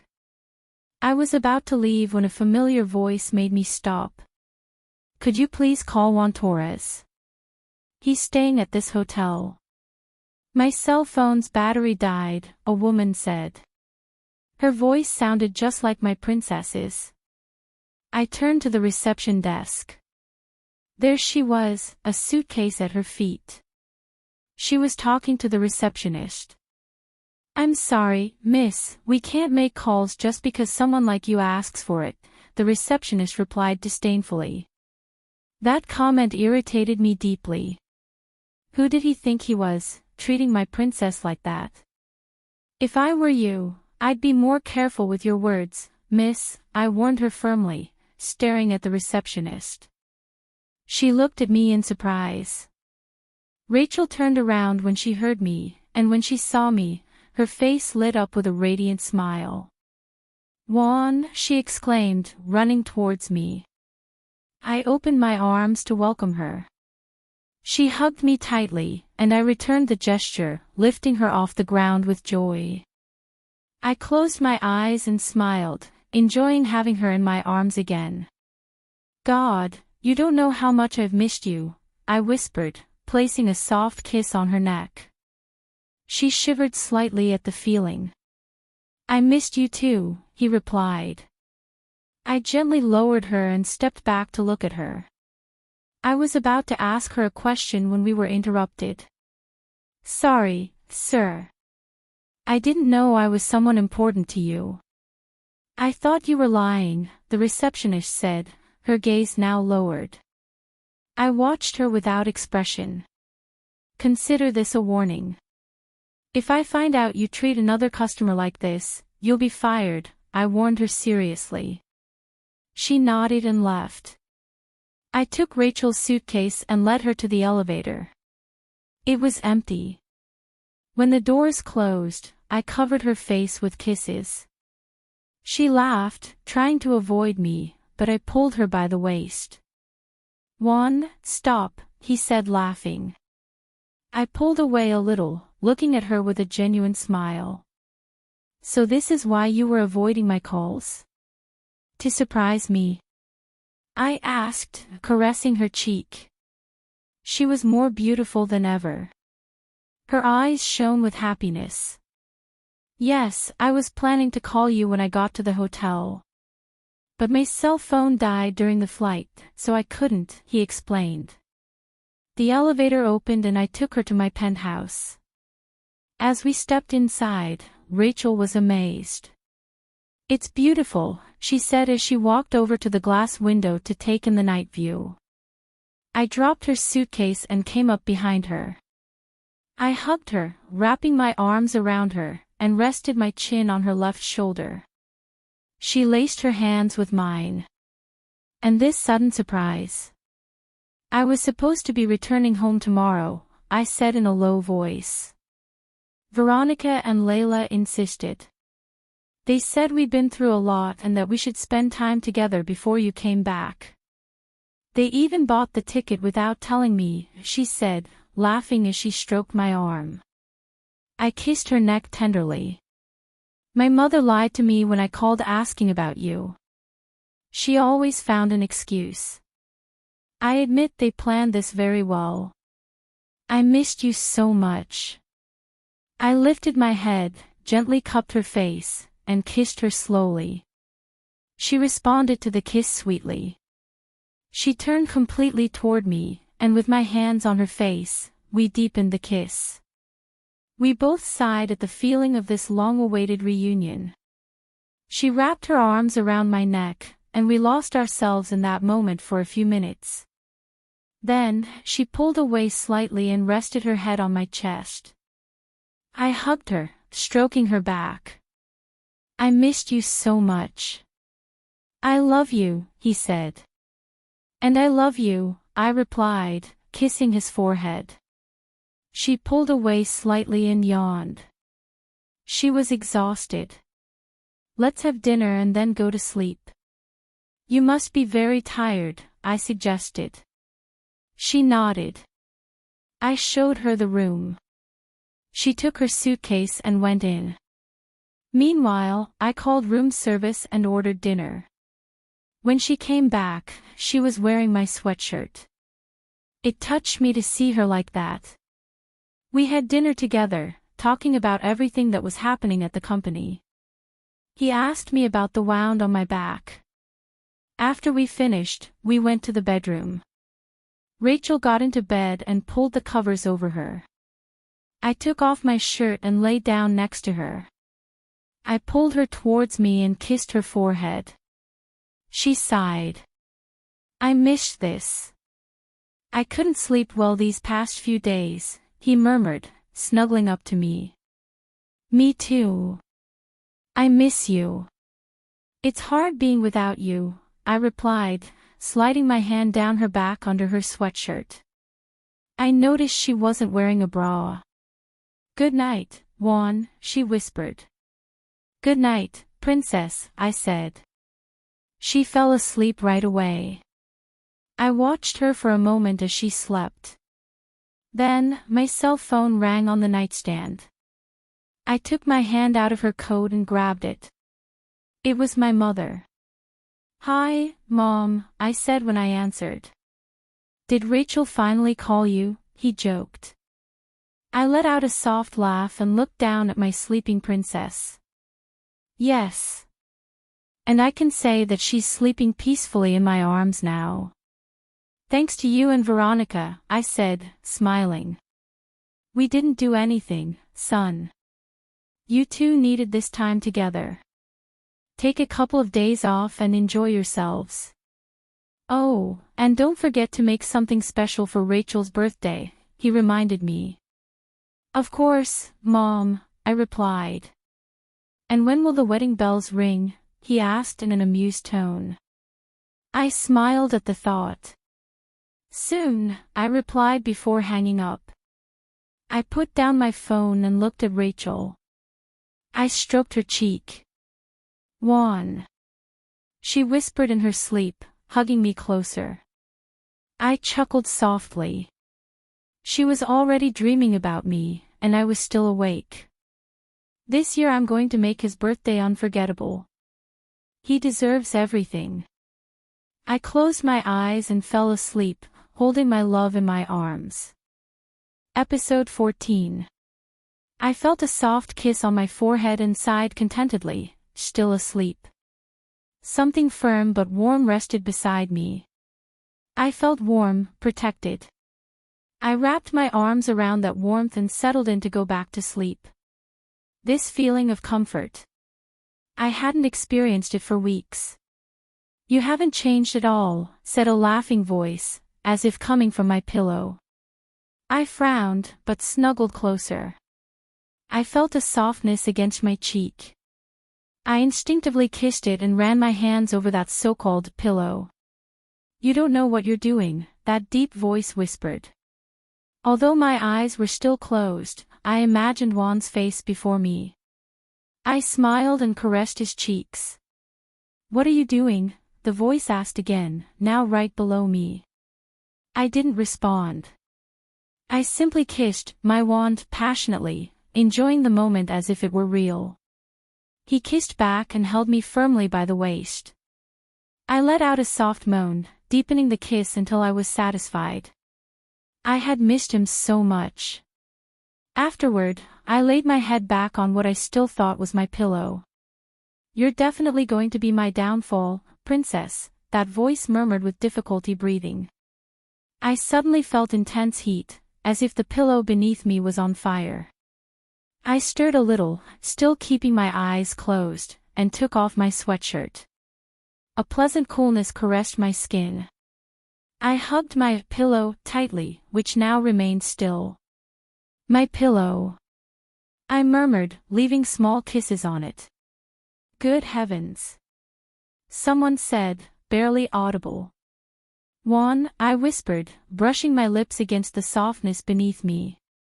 "Princess, wake up," they called me sweetly. Quiet, I placed a finger over the source of the voice. "Don't bother me. I'm with Juan now. I want to keep kissing him," I said in a sleepy murmur. "Just open your eyes and see where you are," the voice suggested calmly. "No. If I open them, Juan will disappear," I complained, placing a kiss on his jaw. "He's here. Just open your eyes." I sat up slowly and rubbed my eyes. When I opened them, I noticed I wasn't in my room. I looked around, somewhat confused. Suddenly, I remembered, I had come to Hawaii the night before to see Juan. I looked down, and there he was, smiling at me, while I was sitting on top of him. "What an interesting view," he joked, amused. I frowned and looked down at my body. My eyes widened, and I let out a small cry. How did I end up like this? The last time I remembered, I'd gone to bed with my clothes on. I tried to move, but Juan gently turned me over, so he was now on top of me. "You really have no idea what you're doing while you're sleeping, do you?" he said, laughing. I blushed deeply. "Oh, dear, what did I do?" "You kept repeating my name, and you kissed me several times," he added when he saw that I didn't respond. "I was dreaming." It wasn't real, I replied with shame. I wish you could have seen yourself, he said, amused, moving closer to me. He kissed me tenderly. I reciprocated, caressing his face and deepening the kiss. He shifted closer and let out a soft sigh. I wrapped my legs around his waist. A buzzing noise from outside interrupted the moment. We ignored it and continued kissing. But the sound persisted. Juan pulled away and muttered something, annoyed. I let go of his hips. Just a minute, princess, he said as he got out of bed and walked out. I sat up, covering myself with the sheet. Then I stood up, wrapped in it, and walked over to the windows. The view was simply breathtaking, the ocean sparkled in the daylight. I momentarily forgot I was covered and rested my hands on the glass. The sheet fell to the floor. I sighed and bent down to pick it up. At that moment, Juan returned, frowning. He saw me and stopped dead in his tracks. Without saying anything, he began to slowly approach me. Do you want me to continue with the scene? Who was? My question vanished into thin air as his lips met mine. He kissed me deeply and gently guided me against the glass. I reciprocated, clutching his shoulders for balance. He bent down slightly and easily picked me up. I wrapped my legs around his waist, never breaking the kiss. He stopped a few moments later and gently lowered me down. I felt warm water sliding over our skin. He'd led us to the shower. He pulled away just a few inches to catch his breath, but he soon kissed me again, this time with a firm hand on my waist. I missed our showers, he whispered against my lips. Afterward, I dressed for the day and left the room. I still hadn't gotten used to how spectacular this place was, everything seemed to be made of glass. I headed to the kitchen and there was Juan, setting the table. His bare back welcomed me. I put my arms around him from behind. He was surprised for a second, but soon relaxed. Breakfast is ready. We should grab something to eat and then head out, he said, placing his hands over mine. I nodded and let go. When he turned around, his eyes fell on my outfit. You look lovely in that, he commented with a smile. I looked down, blushing. He let out a small laugh and took my hand. He sat down and pulled me onto his lap. We began to eat. Then a thought came to me. I looked at him excitedly and asked, do you know what's happening tomorrow? He frowned, scratching his beard thoughtfully. My enthusiasm deflated at his expression. Is anything special happening tomorrow? He asked, visibly confused. My spirit sank. I stared at my plate without responding. No, nothing special, I mumbled as I played with my food, having no appetite. He just responded with a simple, oh, that's fine. I felt disappointed. How could I forget? I got up, went to the fridge, and poured some juice. I sat down next to him and took a sip. Juan finished eating and stood up. I'll be back in a bit, he said before returning to the room. I sighed, feeling the weight of sadness. I had forgotten my birthday. Shortly after, he came back dressed, and we went out. It was a beautiful day. He took me around several places, we went shopping, and finally, we visited the beach. We spent the entire afternoon there. We ended up having dinner at a lovely restaurant. For a moment, I forgot my sadness. He had managed to brighten my day. But now, at night, back in the room, I felt different. I was still awake, while Juan was already asleep. I checked my phone, it was midnight. I waited for him to wake up to congratulate me, but he didn't. I received messages, but I didn't open them. I was only waiting for one, his. And he slept like nothing had happened. I felt like punching the pillow and screaming, but instead I rolled over with a huff, closed my eyes, and tried to sleep. Then I felt him hug me warmly and whisper in my ear. Happy birthday, princess. And in that moment, I felt light as a feather. The next morning, I woke up to find Juan sitting next to me, focused on his laptop. I sat up, and he turned to me with a bright smile. At least now he seemed to remember. I smiled back. Good morning, princess, he said without taking his eyes off the screen. My smile faded. I mumbled a good morning and got up to go to the bathroom. When I came out, he was finishing dressing while talking on the phone. Yes, I'll be there in a few minutes, he said before hanging up. He looked at me with some haste. I'm sorry, princess. I have an urgent meeting. But I'll be back soon, okay? He hurried out the door. But today is my come.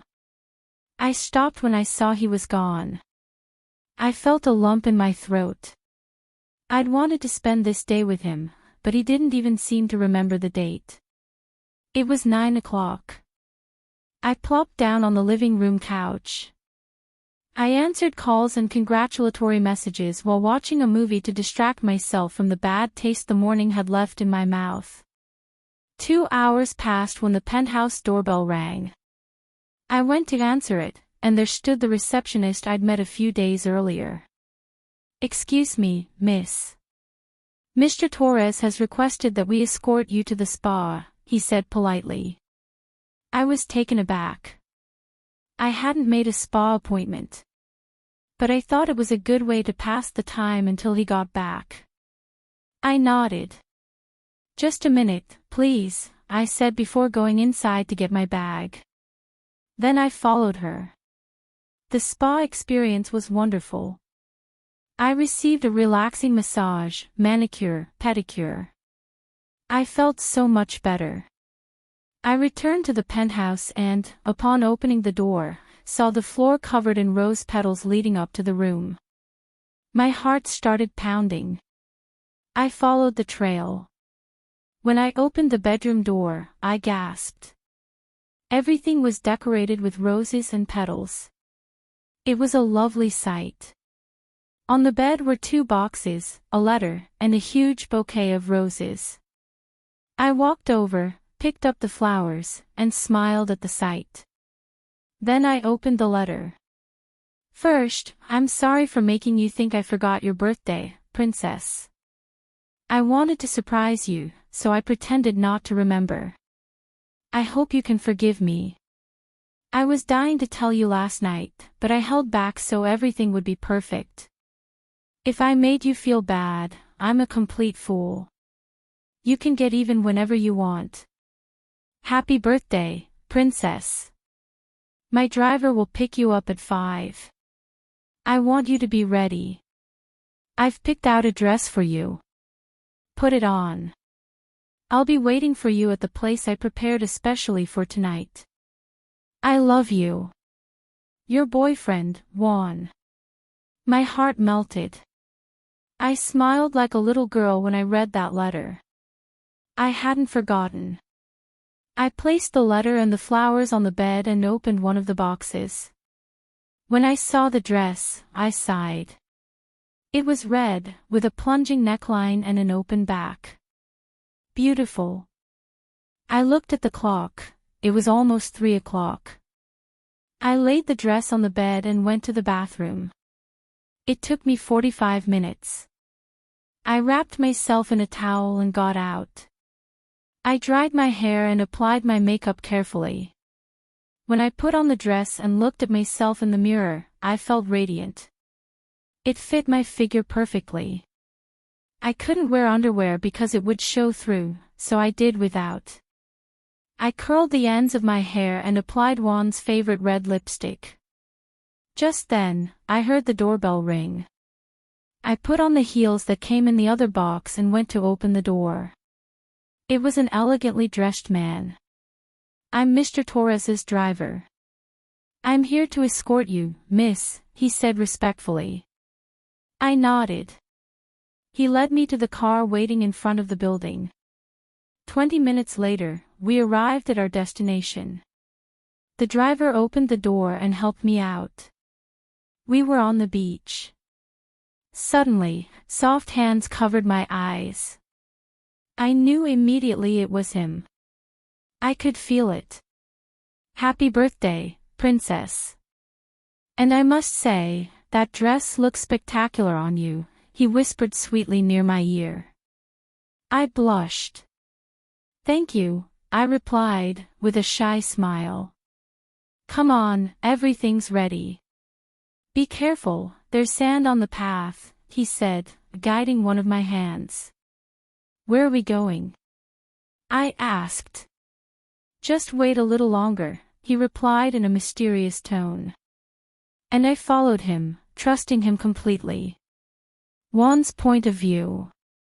I helped Rachel walk. When we reached the part of the beach with looser sand, I noticed she was having difficulty walking, so I made her stop. "Are we there yet?" he asked curiously.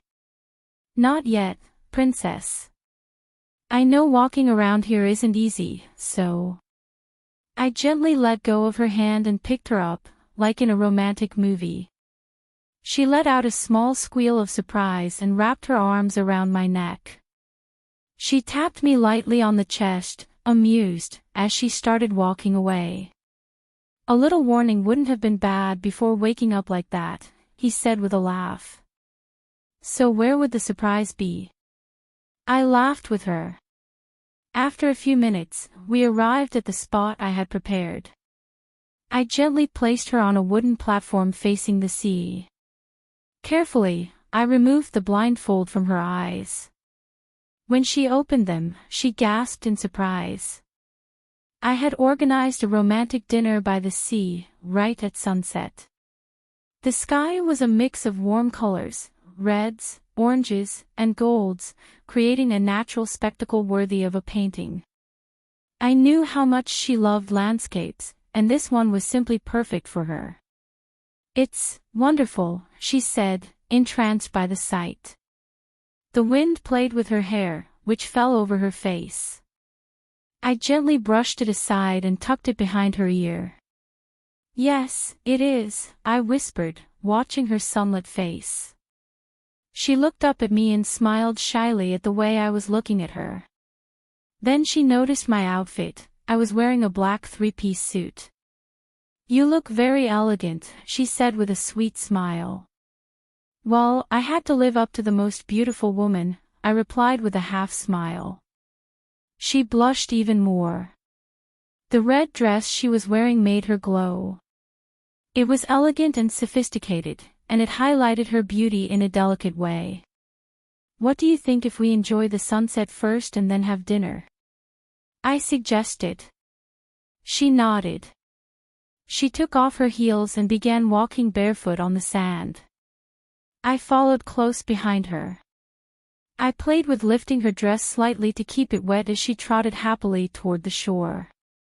I stopped for a moment, just to watch her happily. She approached the waves, but retreated every time the water got close. When she turned around, she saw me and reached out, smiling. I walked over to her, took her hand, and hugged her from behind. We stood like that, watching the sun slowly descend toward the horizon. "Happy birthday, my princess. And I'm sorry if I ever made you feel bad," I said sincerely. "It's okay. I felt a little upset at first, but this more than makes up for it," she replied, turning in my arms. "Your most special gift is waiting for you at home. You'll have to be patient," I said with a smile, caressing her bare back. She looked at me happily and nodded. I rested my forehead against hers and closed my eyes, enjoying the moment. "This backless dress is really testing for me," I confessed softly, stroking her back with my thumb. She brought her lips to mine, brushed them subtly, and quickly pulled away. "After all, you chose him. So, you'll just have to endure," she said mischievously, giving me a quick kiss before walking away giggling. I watched her walk away with that mischievous look on her face. And I couldn't help but smile, overcome with charm. "Little one. I said, running over to her. She let out a little squeal and took off, turning to face me. When I was close enough, I wrapped my arms around her waist and pulled her towards me, hugging her from behind as I caught up. She laughed loudly, grabbing my arms. I picked her up and spun her around, laughing with her. Then I gently put her down and kissed her on the cheek. "Come on, let's have dinner. But first, let's cut the cake," I suggested. She nodded enthusiastically. We returned to the terrace, where the table was set. Each course was covered. I opened the cake box and placed it in the center. I had asked for her favorite, a chocolate cake. I lit the small candle. "Make a wish," I told her. She closed her eyes for a few seconds and then opened them. She blew out the candle, and I clapped. She smiled and cut the cake. I took a piece and held it to her lips. She tasted it, and her eyes sparkled with happiness. "It's delicious," she exclaimed, taking another piece. I couldn't help but laugh at her enjoying it so much. As expected, some chocolate spread ended up on the corner of her lips. I took a napkin and carefully wiped it off. She smiled gratefully and continued eating. "That's enough, princess. You can't eat the whole cake. You still have dinner to eat," I reminded her. She nodded in resignation. I pulled out a chair for him to sit on and sat down next to him. While we were eating dinner, the sky quickly darkened. At one point, I stood up, and she looked at me, puzzled. "Close your eyes," I asked. She frowned, but seeing my nod of approval, she obeyed. I walked to another table and took the gift I had prepared. I stood behind her and opened the box. I took out the necklace I had carefully chosen. Gently, I placed it around her neck and then put on the earrings. "Open your eyes," I said. As I did, her gaze fell on the necklace. She gasped, touching it in amazement. "Juan, it's beautiful." "You didn't have to," she murmured, looking up at me. "I'm just trying to spoil my princess," I replied. "Thank you," she whispered, smiling. I kissed her forehead and returned to my seat. After dinner, I took another gift from under the table and gave it to him. "Another one?" she asked excitedly, unwrapping it. It was a heart-shaped box. As she opened it, she let out a small squeal of joy. "Chocolates," she exclaimed, taking one. "You should have given them to me before dinner." "Now I'm too full to enjoy them," she grumbled, returning the chocolate to the box with a gesture of frustration. "That's precisely why I'm giving them to you now. So you won't get hyper from the sugar." "You can eat them tomorrow," I said, laughing. She pouted and put the box on the table.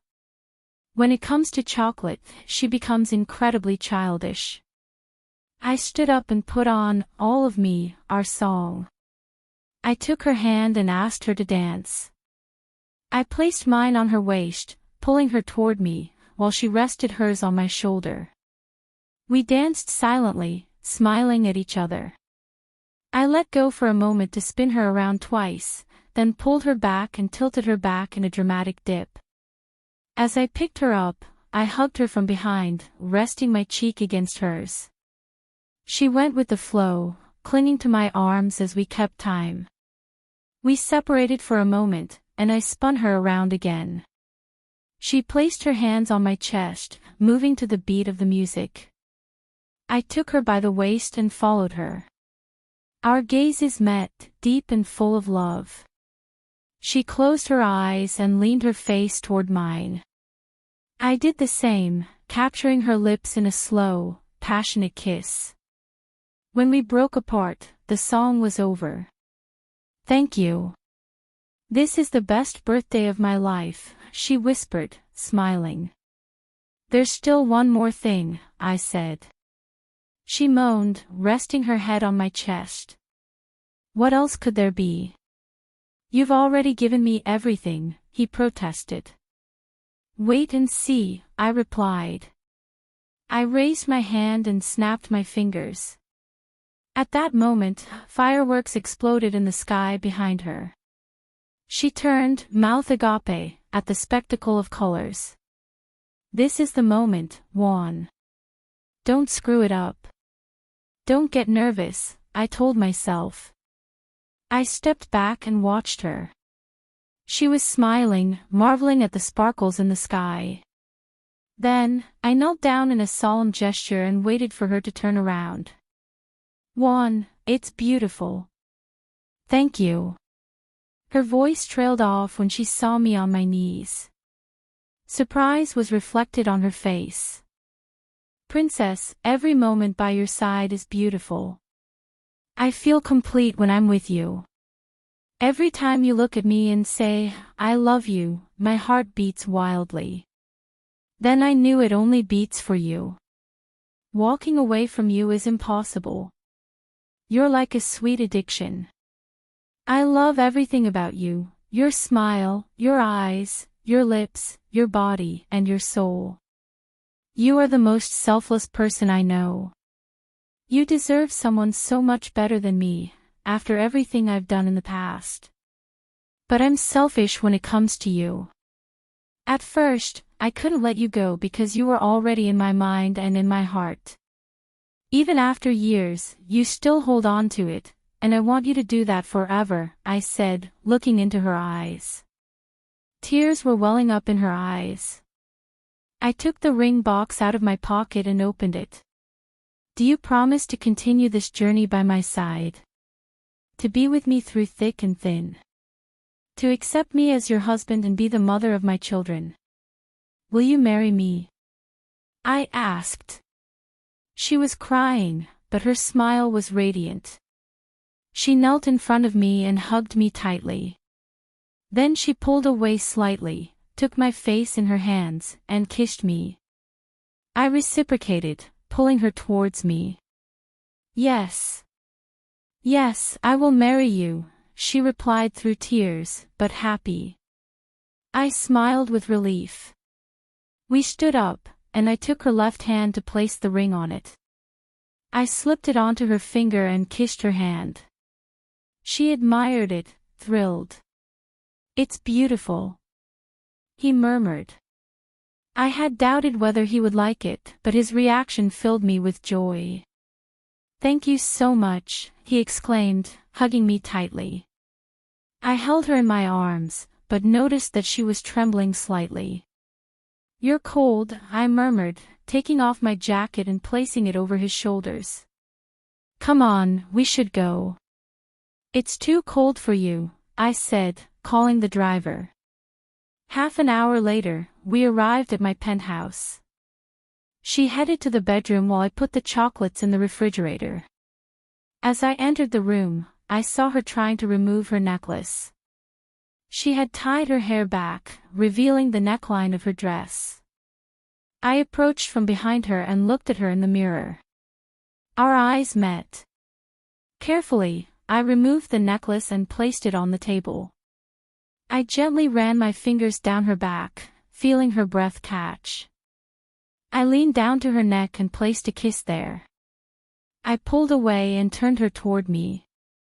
My fingers traced a line from her forehead to her shoulders, sliding the straps of her dress down. The fabric fell to her waist. I leaned down to her lips and kissed them tenderly. We both sighed at the touch. I walked slowly, causing her to back away until her back touched the glass wall. I lost control for a moment, kissing her more intensely. She unbuttoned my vest and then my shirt, exploring my chest with her hands. With a smooth motion, I dropped her dress to the floor. My hands ran over her hips, confirming there was nothing more. That turned me on. I picked her up and carried her to the bed. I gently laid her down and leaned over her. I took off my shirt and tossed it aside. Before me, her beauty was dazzling. I kissed her neck, lost in the moment. Rachel's POV. Today is, without a doubt, the most important day of my life, my wedding. I never imagined I'd be getting married so soon. I'm so nervous. I look at my dress in the mirror. It's a princess-style dress, one of those fairy tale-style dresses. As soon as I saw it, I knew it was the one. It was love at first sight. I'm finishing getting ready in the room next to Juan's parents. Juan and I decided to get married in the backyard of his house. We opted for a simple ceremony at sunset, surrounded by the people we love most. Juan took care of all the decorative details, and it was a perfect choice. A month ago, upon returning from Hawaii, I announced that Juan had proposed to me. Everyone was so happy for us. Layla, especially, seemed to be floating with excitement. She's completely enthusiastic about helping us with everything. My parents cried tears of joy when they learned their daughter was getting married. And about the gift Juan was talking about, the one waiting for me at home. I never imagined finding a late-model Lamborghini parked in front of his house. I jumped for joy when I saw the car. Even though I don't know how to drive yet, he bought it for me. He promised he'd teach me how to drive. Eve, my maid of honor, is happy for me. A few weeks ago she confessed to me that she's in a relationship with Alex. I was happy for them, although I couldn't help but chide her a little when I learned they'd been secretly dating for months. She apologized for not telling me sooner. I told her not to worry, that if she was happy, I was happy too. Now she's here, helping me get ready. I heard a knock at the door, which opened shortly after. I saw my mother coming in, reflected in the mirror. She stopped when she saw me.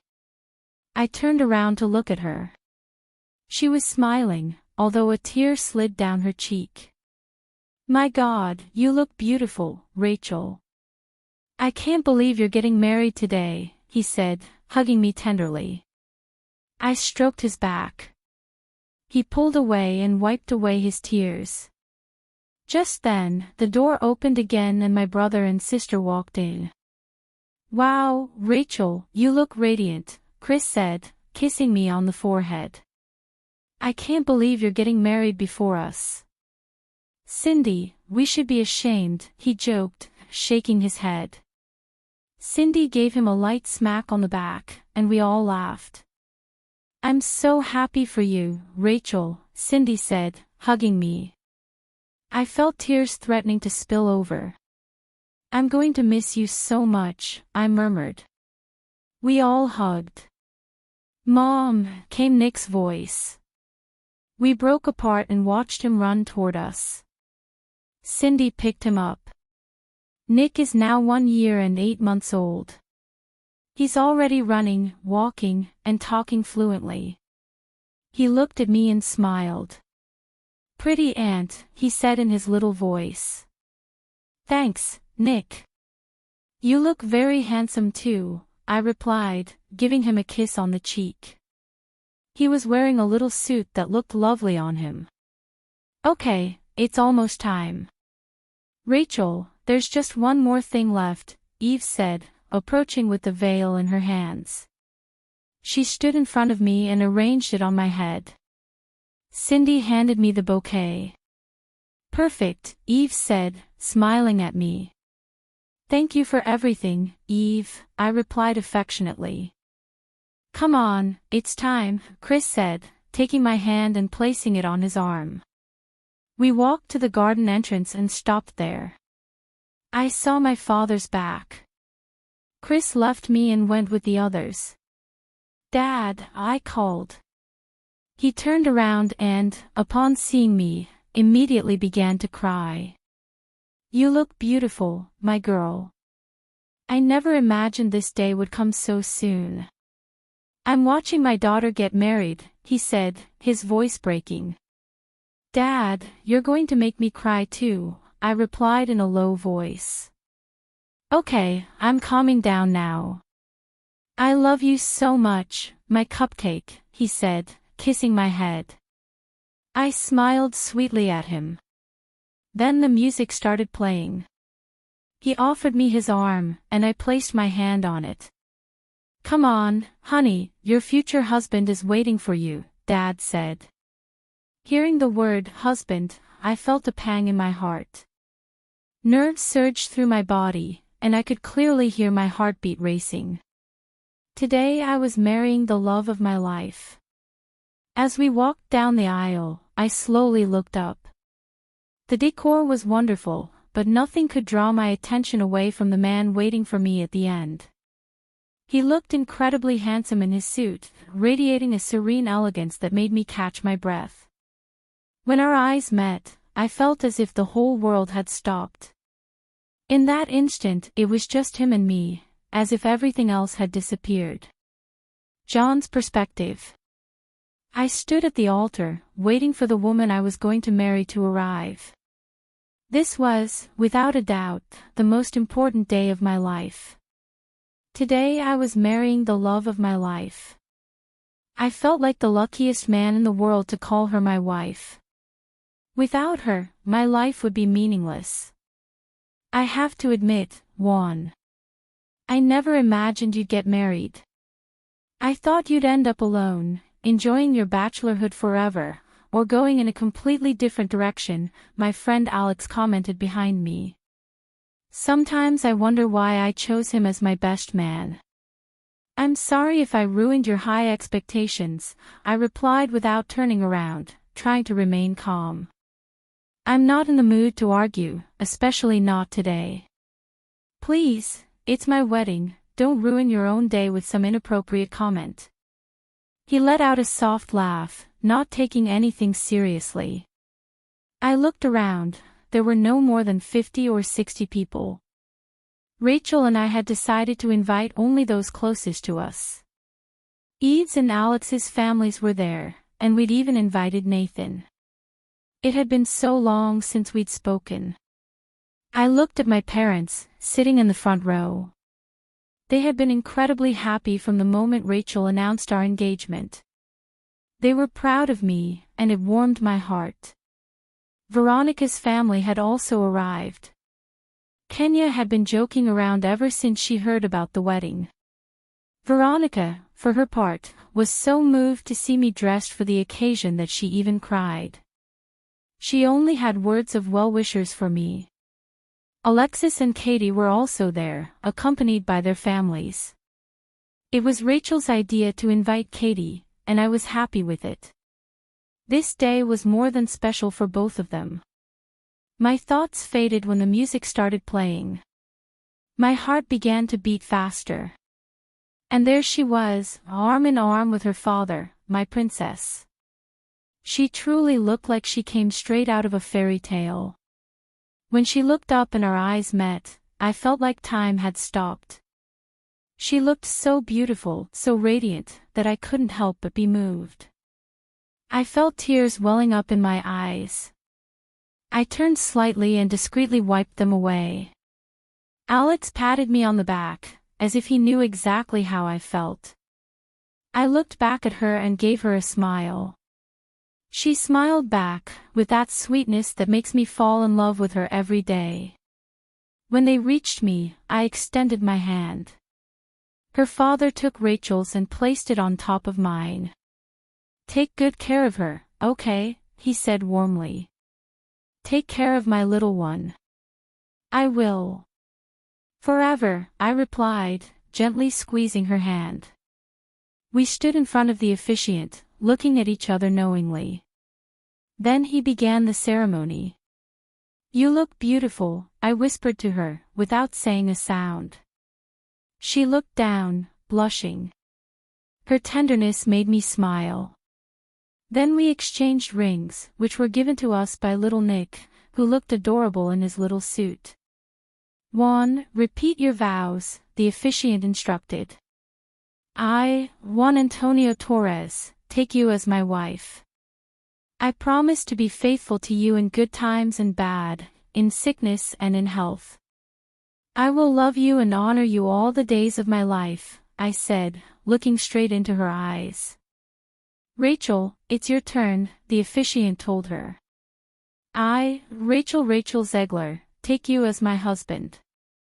I promise to be faithful to you in joy and in trouble, in health and in sickness. I will love and honor you all the days of my life, he replied, smiling at me with emotion.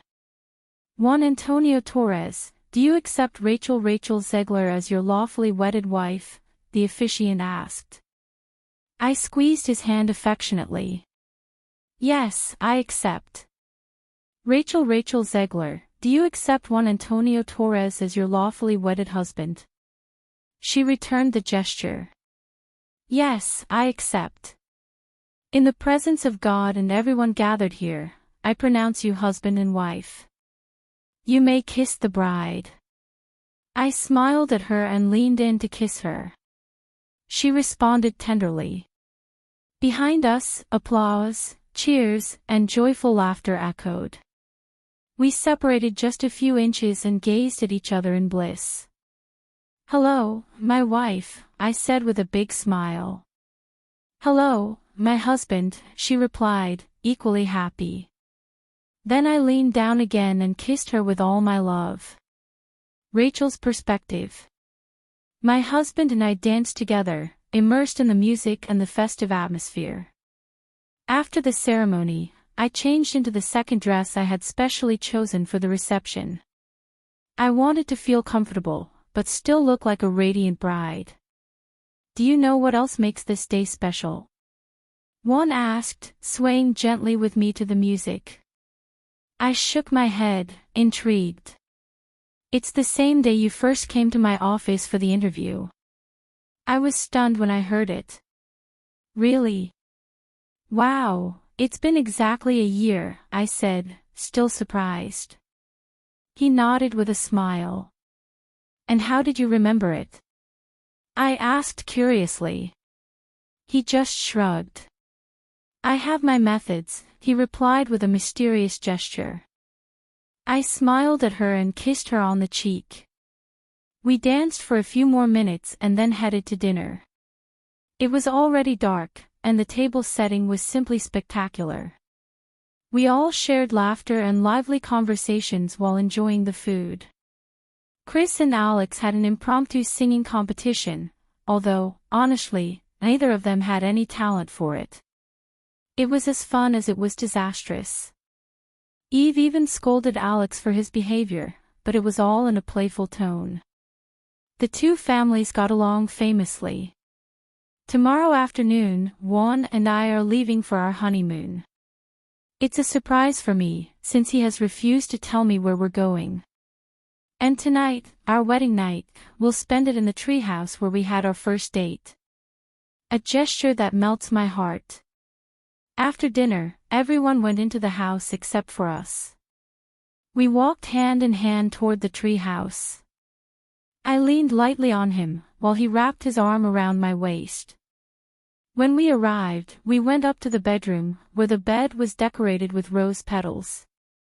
Today was a really tiring day, I said as I sat up in bed. Juan, who had taken off his jacket, was pouring wine into a glass.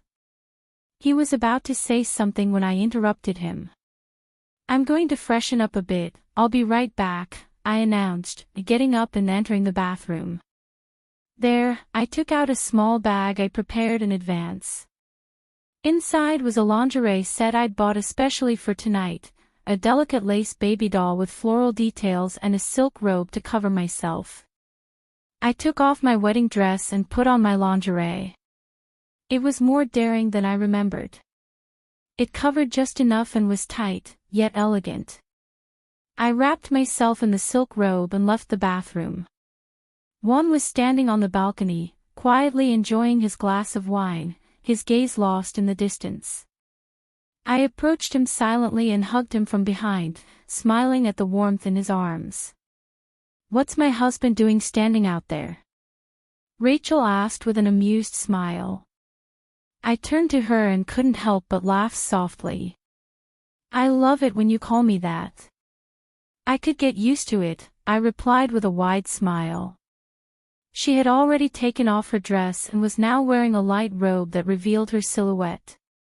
He came over and took the glass from my hands, drinking its contents in one gulp.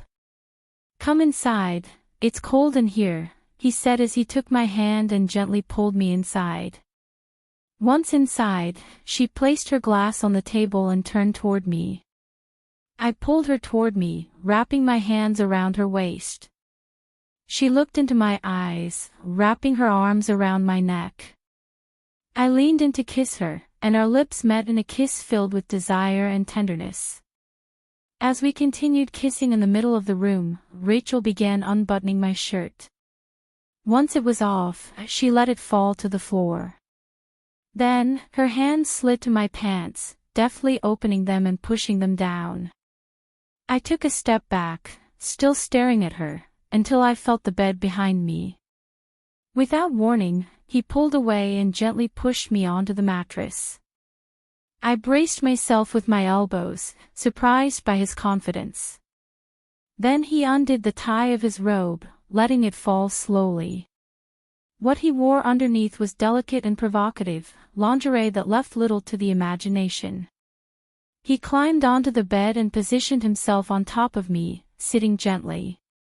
Only a thin layer of fabric remained between us. His body leaned toward mine as he began to kiss my neck, and I moaned softly at the sensation. My hands slid down his back, caressing it with desire. We looked at each other, our eyes shining with the same passion. My lips sought her skin, placing kisses on her still lace-covered breast.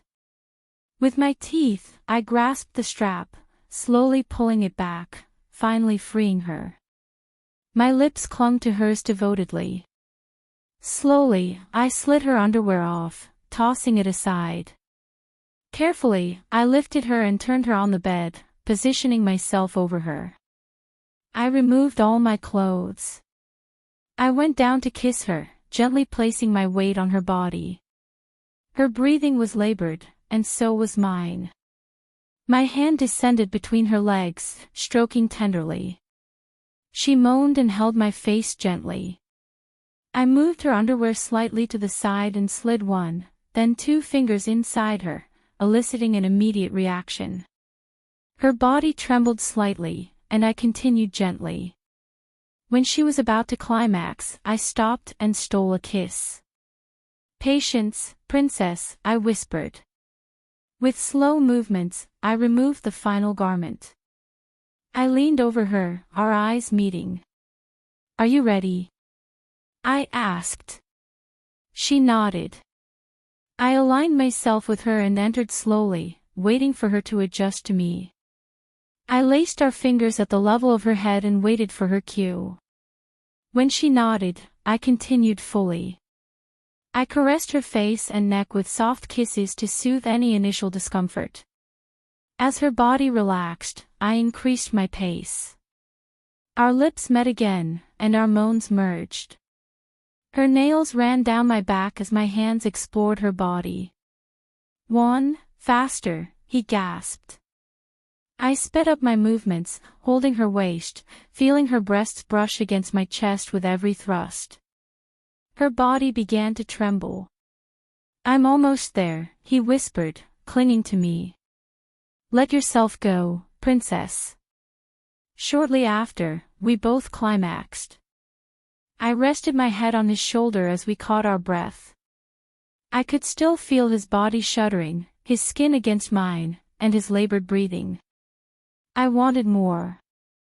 Looking up, I saw desire still in his eyes. "Again," he whispered. She didn't need any further invitation. Still inside her, I gently lifted her, her legs wrapped around my waist, and held her against the wall. Our bodies moved in perfect sync again.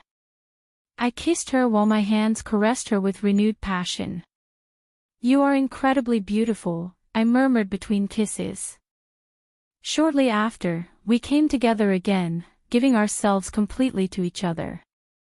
Now calmer, I stared at her. Her hair was disheveled, her lips slightly swollen, and her breathing was rapid. I rested my face on her chest and gently played with my tongue. Still inside her, I began to move again, tenderly, with desire. It was then that we made love slowly, deeply and meaningfully. Finally, Rachel fell asleep, her breathing calm, her face serene. I couldn't stop looking at her. And I have to admit, it was worth the wait. Rachel's POV. I opened my eyes slowly, stretching lazily in bed. A slight pain between my legs made me let out a small moan. I sat up, pulled the sheets over me, and looked around for Juan. He wasn't there. I looked at the time. It was 10 in the morning. I blushed as I remembered the night before. We had slept late after a loving and passionate encounter. It was wonderful. I looked for something to wear. Our clothes were still scattered on the floor, but I didn't feel like wearing anything tight, so I put on my robe and went to the bathroom. After brushing my teeth, I went downstairs. Juan was preparing breakfast. He was wearing only boxers, and when he saw me, he smiled. "You're awake. Come on, I made breakfast," she said, placing the plates on the table and sitting on the couch. I sat next to him. "How are you feeling?" he asked. "Fine, although a little sore," I replied, laughing softly as I took the plate. His smile brightened. We ate and chatted leisurely, until Juan looked at me intently. "You're provoking me again, princess." I looked at him in confusion. He pointed at my chest. I looked down and noticed my nipples poking through the silk. When I looked back at him, his eyes had become more intense. He pulled me onto his lap, straddling me. His hands slid inside my robe, touching my back and hips. "Just as I suspected, you're not wearing anything underneath," he murmured with a smile. "I didn't feel like getting dressed," I admitted. His hands gently caressed my curves. I felt his arousal against me, and my body reacted instantly. I moved my hips gently, eliciting a moan from him. His hands went to my waist. Then he lifted me up a little, removed his underwear, and guided me to him. "I want you to take the initiative this time," he whispered longingly. I looked at him, surprised. I nodded and gently slid down on top of him. We both sighed. He untied the bow on my robe, letting it fall, and cupped my breasts in his hands. I moved slowly, feeling every part of him. Juan arched his back, moaning, and I began to increase the pace. When I felt tired, he took control, helping me with his hips and kissing me intensely. We both gave in again, climaxing with muffled moans. He leaned his head back on the sofa, panting. I watched as his body covered in a light sweat, his chest rising and falling, his muscles tense, and his gaze still burning. I didn't want to stop. I leaned into his neck, kissed him, and began to move again, searching once more for that connection. And so we continued, once again, completely devoted to each other, between caresses, kisses and whispers. We were walking home, though Rachel was actually limping slightly beside me. We'd already showered and changed. It was after 2 p.m. Rachel slowed her pace and let out a soft moan of pain. "Are you okay, princess?" I asked with an amused smile. "It's your fault I'm like this, you were too intense," he replied, narrowing his eyes at me. His gaze would be lethal if he weren't so adorable. "And who was the one who asked for more intensity?" I replied, still smiling. She blushed immediately and looked away, avoiding my eyes. She quickened her pace to leave me behind, but I shook my head and went after her. I scooped her up bridal style. She let out a small squeal of surprise and wrapped her arms around my neck. I walked with her to the backyard of the house, where I gently placed her on the ground. We went inside. Everyone was gathered in the living room, chatting animatedly. Alex was the first to notice us. "Here comes the brand new newlywed couple," he announced mockingly. All eyes turned toward us. Only our families were present, along with Alex and Eve. As expected, Alex and Eve were the first to start the jokes. Still, the atmosphere was cheerful.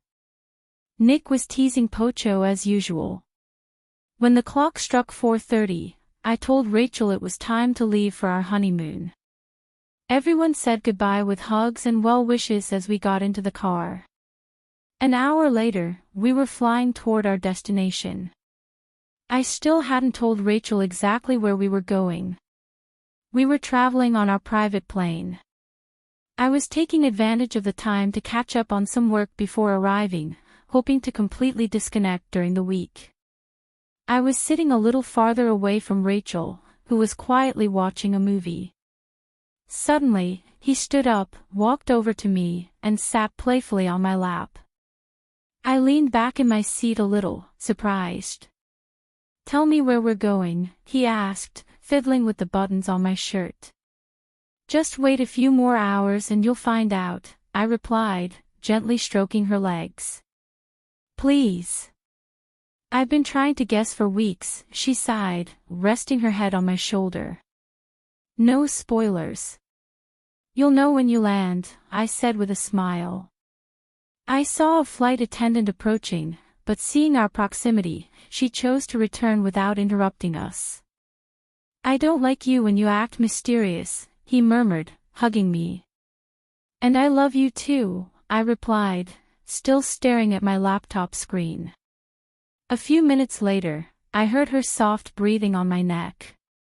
I looked down and saw that she had fallen asleep. I called the assistant, who brought me a blanket. I carefully placed it around her shoulders and continued with my work. Hours passed, and we finally landed. As we descended the plane stairs, Rachel looked around in amazement. I put my arm around her and said, "Welcome to Fiji, princess." "Really?" he exclaimed, his face lighting up. I nodded with a smile. He happily kissed me on the cheek. We headed to the waiting car. In a few minutes, we reached the shore, where a yacht was ready to take us. Rachel looked confused. We climbed aboard, and the yacht began to move. "Where are we going now?" she asked, leaning on the railing, the wind stirring her hair. I stood in front of her. "To our private island," I said calmly. "What?" she gasped, her eyes wide. "Look behind you, there it is," I pointed out. She turned around and saw me. I hugged her from behind. "It's my wedding gift to you. We can come over whenever you want," I whispered near her ear. He turned to me and hugged me tightly. "Thank you. Seriously, thank you. It's the best gift I've ever received." "I love you," she said happily before kissing me enthusiastically. I smiled and kissed back, knowing this would be an unforgettable trip. As soon as the yacht stopped, Rachel excitedly jumped off and began looking around with a delighted smile. "I got this island when we started planning our wedding," I told her. "I left a few people in charge of looking after it, including the driver. While we're here, no one will bother us unless I ask them to." After the driver loaded our suitcases into the house, the yacht sailed off again, leaving us alone. Rachel ran around, exploring every corner of the house, beaming with joy. I simply watched her from the center of the living room, entranced. Suddenly, she ran toward me and threw herself into my arms. I held her tightly. "This place is wonderful, there are so many amazing things," she exclaimed excitedly as she told me everything she'd seen. We settled down on the couch. "We should go hiking through the jungle behind us," he suggested, his eyes twinkling. "It looks like a magical place." "As magical as you," I replied, brushing a strand of hair behind her ear. He leaned down to my ear and, in a playful tone, whispered, "You've done so much for me. I think you deserve a little treat." "Come to the room in 15 minutes, she said mischievously before walking away. I stood there silently, smiling, wondering what surprise was in store for me. After a while, I went to the bedroom, but didn't find her there. However, I noticed movement in the pool that connected directly to the bedroom. I approached and saw her swimming. Upon noticing my presence, she slowly emerged from the water and walked toward me. She was wearing a white lace garment that, when wet, clung to her figure, highlighting her silhouette.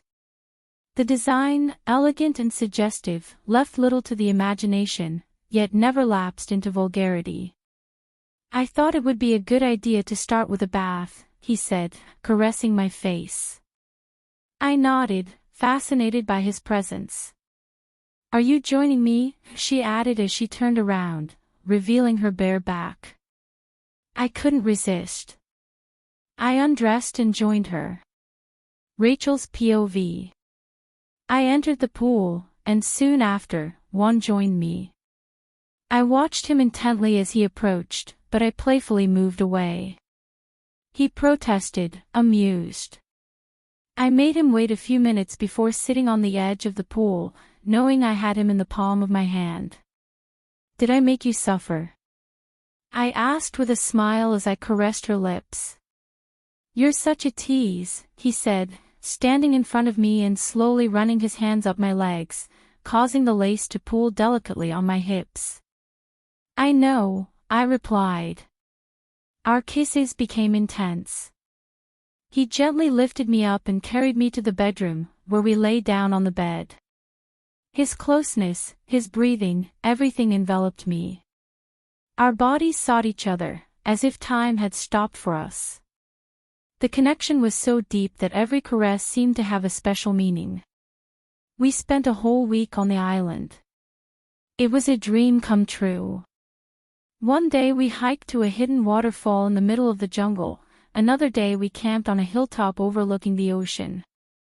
Everything was perfect. The connection between us grew with every laugh, every adventure, every glance. And also, of course, with every moment of shared intimacy. We let ourselves be carried away by passion no matter where we were in the house. It was as if time and the world didn't exist beyond us. Like now, for example. He hugged me from behind, in front of the glass door that led to the balcony. He whispered my name tenderly before kissing my neck. Then he picked me up and placed me on the sofa, where we remained, hugging each other. We had finished breakfast and were watching TV, when suddenly, he gave me a funny look. "Since we arrived, it seems like you haven't worn any clothes at all," he said with a malicious smile. "And whose fault do you think it is? You won't let me wear it. And when I do, it disappears in 10 minutes. I protested, laughing, putting on a t-shirt that was lying on the couch. "It's not my fault you have such an irresistible body," he replied, winking at me. "Okay, let's make a bet," I said defiantly. "You can't touch me for 5 hours. If you lose, you'll send Alex a picture of you in a bikini." "What if I win?" he asked, coming closer. "Then you can do whatever you want with me," I replied. "Deal," he said, shaking my hand with determination. I went to take a shower, thinking about what to wear to make him lose his mind. "Get ready, Juan. You're going to lose." Juan's point of view. 5 hours. Just 5. I can do it. I've endured over a year of being by his side. This will be nothing, I thought as I turned on the television to distract myself. Then she came back, wearing an oversized sweatshirt and black pants. And yet, my composure still shook. "What are we going to watch?" he asked, sitting far from me. He looked at me and smiled, but that smile and his eyes had something special about them. I knew he wouldn't leave me alone that easily. Game of Thrones, I replied without taking my eyes off the television. I felt like something was missing at that moment. We watched for an hour, when he got up and went to the kitchen saying he was making lunch. I stood there, waiting. Juan, come here, lunch is ready, Rachel called from the kitchen half an hour later. I got up and headed toward the stove, but stopped halfway when I saw her crouching on the floor. She wasn't wearing a sweatshirt or pants, but a backless dress. She stood up and turned toward me. I took a quick breath. That dress was truly stunning. I felt my hands tremble at the sight. Sorry, I dropped the Skittles packets everywhere. Sit down and eat, I'll join you later, she said, smiling innocently at me. Now she knew what she was doing, she was testing me. I closed my eyes. Control yourself, Juan, you can do this. I opened them and nodded. I sat down and started eating. She came over and bent down. I looked at her, but all I saw was the top of her dress. I shook my head and looked back at my plate. He turned around, and from the corner of my eyes, I saw him lean over. Suddenly, I couldn't help but notice how his body moved. My hand trembled, but I held it and drank water. I'm done, she said as she stood up. She sat down next to me and began eating. Suddenly, she stood up and leaned across the table to pick up the salt that was a little far from her. As she did so, her dress moved, revealing the shape of her figure. My breath quickened at the sight. She sat back down and continued eating. I finished quickly and got up to leave the room. There was something provocative about Rachel. I relaxed a little, imagining her body. I sat down on the couch and took out my phone. Rachel came back and stood in front of the window, looking out. From the corner of my eye, I could see her movements. She stretched, and her dress made it hard to control my thoughts. She turned toward me and, bending down slightly, lifted her hair. As she did so, she untied the knot at her neck. The material slipped down and was more exposed. Oh. Sorry, she said as she stood up again. I looked at her, somewhat surprised. Can you give me the hair tie next to you? She asked, holding out her hand. I gulped, staring at her intently. Juan, she called again, innocently. I cleared my throat and passed her what she asked for. She tied her hair and then adjusted her dress, covering herself again. Are you okay, Juan? You seem distracted, he said, staring at me. You know exactly what I'm feeling, I replied in a deeper voice. He leaned closer to my face. So what are you waiting for? Touch it, she said, moving her hand to his chest, unashamed. I was completely captivated. They're waiting for you, she whispered. I'm not going to give up, I muttered to myself. She smiled wickedly and stood up again. Wouldn't you feel anything if I took this off? He asked, untying the knot. I held my breath. I shook my head, unable to stop myself from staring at his body. Well, then, she said, calmly removing her dress. At that moment, I was shocked to see her completely naked. I closed my eyes quickly, cursing silently. I heard her soft laugh as she walked away toward the kitchen. I took a deep breath and lay back. I looked down, realizing the situation I was in. I sighed and rubbed my face, trying to calm myself. I only had a couple of hours left. I headed toward the pool to try to calm my nerves. After 20 minutes, Rachel came back in. The crop top and tiny shorts were too much for me. How had I managed to contain myself during those 10 days before our wedding? Juan, I'm going to the beach, she announced, passing by the pool. The beach was only a few feet away. Her shorts barely covered her curves, and the temptation to keep staring at her in that that hellish, swimsuit was overwhelming. I looked away and continued swimming. Just an hour and a half, Juan. You can do it. Half an hour later, I saw her stretching. With her back to me, she took off her top and shorts, revealing a bikini. I still couldn't see her front, but instead of turning around, she sat down on a towel. I took a deep breath and settled myself on the edge of the pool. 45 more minutes. You're doing well, Juan. I watched Rachel, now relaxing in the sun. I sat down on a lounger, trying to distract myself.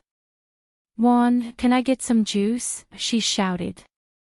Sure, princess, I replied, going to get her drink. When I returned, a towel was covering her body as she closed her eyes. Here you go, I said, handing him the glass. He sat up, adjusting the towel. Could you pass me those shorts and top? She pointed behind me. I put the juice on the table and turned to reach for her clothes. But when I turned around, there she was, wearing a tiny bikini that left little to the imagination. My entire body seemed to freeze. He took the glass and, with a mischievous smile, murmured, "Thanks, Daddy. The deal can go to hell." I picked her up and carried her to our bedroom, ignoring her protests. When I arrived, I laid her on the bed and urgently wrapped my arms around her, sealing her lips with mine. Passion consumed us, and although I tried to be gentle, desire dragged us along at a frantic pace. Juan, wait. He tried to say, but it was too late. Then, panting and entwined, she whispered a wow that made me smile. However, my longing wasn't over. You've awakened a beast, princess, I murmured, pulling her back towards me. From Rachel's perspective. Now, on the plane, I couldn't stop laughing. Juan had lost the bet and, as punishment, was wearing his bikini over his underwear. The scene was hilarious. I took a picture and sent it to Alex, who responded with a shocked, "This is crazy," before hanging up. You look adorable, I said, hugging him as he came closer.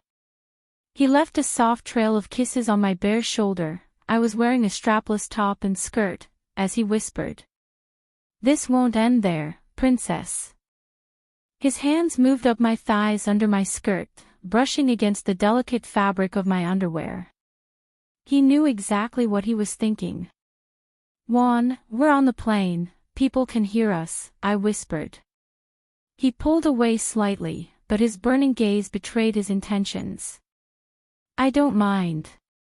How about we start our own club? He murmured as his fingers traced gentle circles over my skin, igniting an inner fire that made me catch my breath. I tried to close my legs, but he prevented it, gently increasing the pressure. You're my obsession, Rachel. I can't stop thinking about you, your body. I just want to please you, be close to you and... He leaned his mouth toward my ear and added in a whisper, inside you. His words sent a shiver of desire through my body. My hands moved down to feel the evidence of his arousal through the fabric of his clothes. A moan escaped his lips, and in a bold move, his fingers slid my underwear down. I pulled my hands away as he peeled off his underwear. Firmly, he pulled me to the edge of the seat and captured my lips in a passionate kiss. I clung to his shoulders, lost in the moment. Without warning, we joined in an intimate rhythm, drowning our moans in a deep kiss. My blouse seemed to be an obstacle between us, but Juan, as if reading my thoughts, slid the zipper behind me and moved it out of the way. He pulled me even closer, eliminating any space between our bodies. His movements became faster, and our sighs mingled in the air. God! Juan groaned against my lips, as our bodies fused with each thrust. Harder, I begged between gasps. He responded by tightening his grip on my hips, quickening the pace until we were both on the cusp of ecstasy. "It's never enough for me," he murmured, catching his breath. He lifted me easily and lay back, pulling me on top of him. "Move it, princess. I want to see you ride me in that skirt, see your body sway with every movement," he ordered huskily, his eyes fixed on mine. Although a blush invaded me, I obeyed, beginning a sensual rocking motion as I clung to his shoulders. His moans intensified in time with my hips. "Yes. That's right, princess," he encouraged, as passion consumed us once again. Exhausted but happy, we embraced. "I love you," I murmured. "I love you too," he replied, stroking my back. And so, between sighs and caresses, tiredness overcame us, and we fell asleep in an intimate embrace. Epilogue. "Princess, wake up," I heard Juan's voice. I groaned and rolled over to the other side of the bed. "Princess, wake up. If you don't, you'll be late," he said again. 5 more minutes, I mumbled, sinking into the pillow and lying face down, while covering myself with the blanket. He yanked the blanket off me. I groaned loudly as I felt the cold air on my bare back. I was wearing only my underwear. "It's cold. Give me the blanket," I asked, lifting my head and looking at Juan, who was already dressed in gym clothes. "You have to work, princess. Get up now," he told me. I sat up slowly, hugging my pillow as I closed my eyes. "I only asked for 5 minutes," I mumbled, feeling a sick feeling in my stomach. "You always say 5 minutes and then you sleep for an hour," he said. My stomach lurched. I covered my mouth with my hand, got out of bed, and ran to the bathroom. "Well done, you." I didn't hear his voice as I leaned over the toilet. "Princess," Juan said, approaching me and holding my hair as I continued to vomit. After a few minutes, I flushed the toilet and let my hair out. I went to the sink to rinse my mouth. "Are you okay? Why did you throw up? Did you eat something weird?" he asked, standing next to me. I grabbed my toothbrush and started brushing my teeth while trying to remember what I had eaten. "Maybe the buns from the cafeteria yesterday." "I'm fine." "I think it was the buns from the cafeteria," I replied, spitting out the pastry. "Be careful," he said, standing next to me. Soon we both showered and got ready for work. We went to the dining room, where Veronica was already serving Layla and Antonio. We greeted everyone and sat down. Veronica served us our food. Seeing the scrambled eggs on our plates, I felt nauseous. I immediately drank water. I ate everything except the eggs. After finishing, I headed to our room to grab my bag. Just as I was leaving, I felt like I needed to throw up again. I ran to the bathroom and expelled what I had just eaten. After finishing, I cleaned myself up and went downstairs. "What took you so long?" Juan asked, approaching me. "I couldn't find my phone," I lied. He nodded. "Okay. I'm leaving now. See you this afternoon at 4, he said, kissing me on the lips. "Today is Saturday." "Okay," I replied, smiling at him as he walked away. "Ready to go, Rachel?" Layla asked, approaching me. I nodded.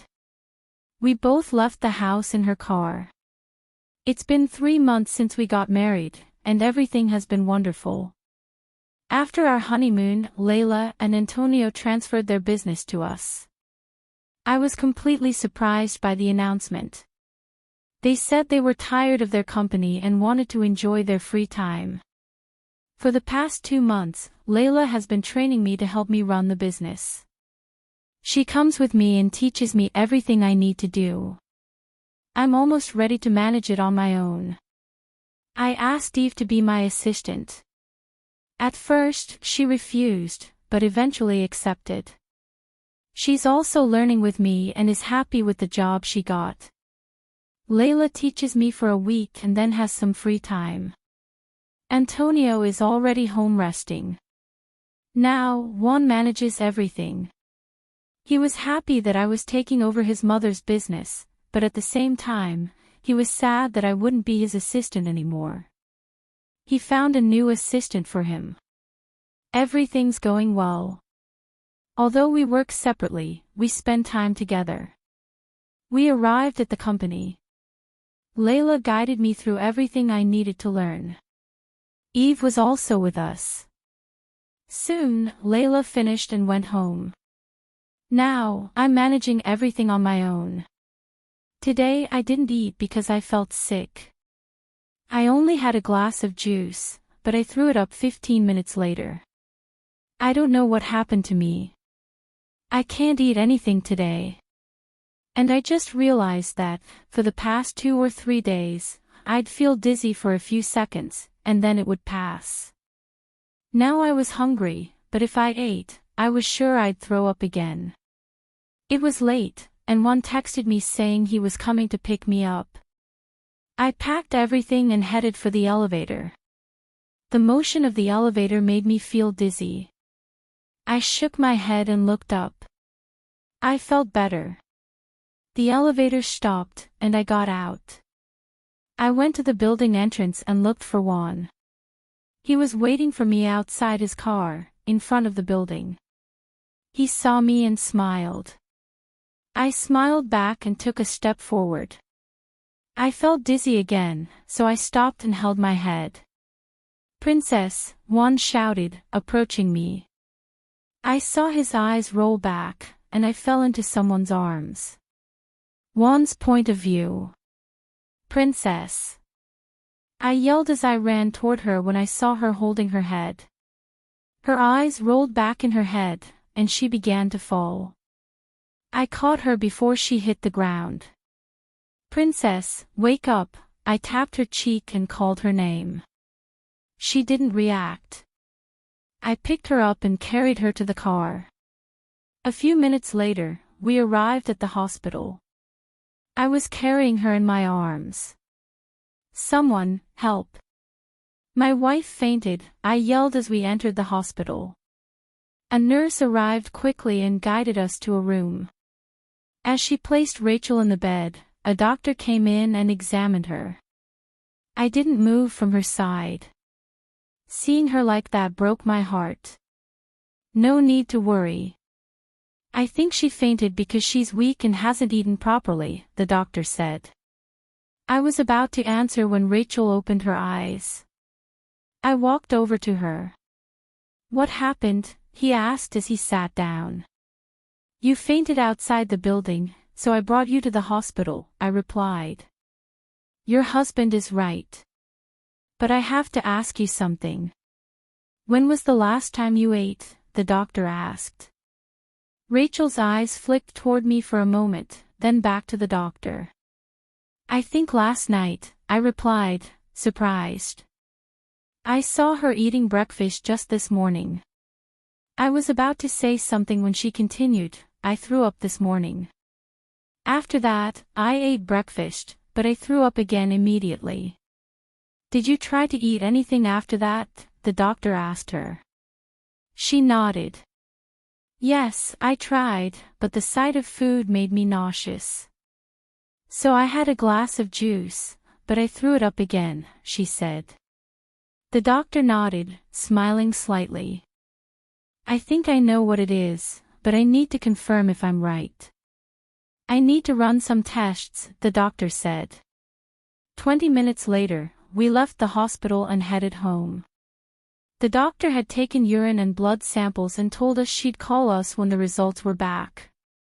It was already 5 o'clock, and we were heading home. "Do you want something to eat?" I asked as I got out of the car. She took my arm and started walking toward the house. "I'm craving strawberries," she said. I stopped when I heard her. Did I hear that right? Her least favorite fruit is strawberries, and now she's asking for strawberries. Will that be okay? Are you okay? I asked, looking at her. She rolled her eyes at me and kept walking, leaving me there. "I'm going to the kitchen," she said. I looked at her, confused. After a few minutes, I regained my composure and walked into the kitchen. I saw her sitting at the counter eating strawberries. My mom appeared behind me and looked at Rachel. She stopped dead in her tracks, surprised. She knows Rachel doesn't like strawberries. "Am I dreaming?" my mother asked. "No," I replied, still looking at Rachel. She happily finished the strawberries. "I'm going to change my clothes," he said, walking beside her. "Are you okay?" "And why did you come back so late?" my mother asked. "I don't know. When I went to get her, she fainted, so I brought her to the hospital," I replied. My mother became alarmed and worried. "Don't worry, she didn't eat well.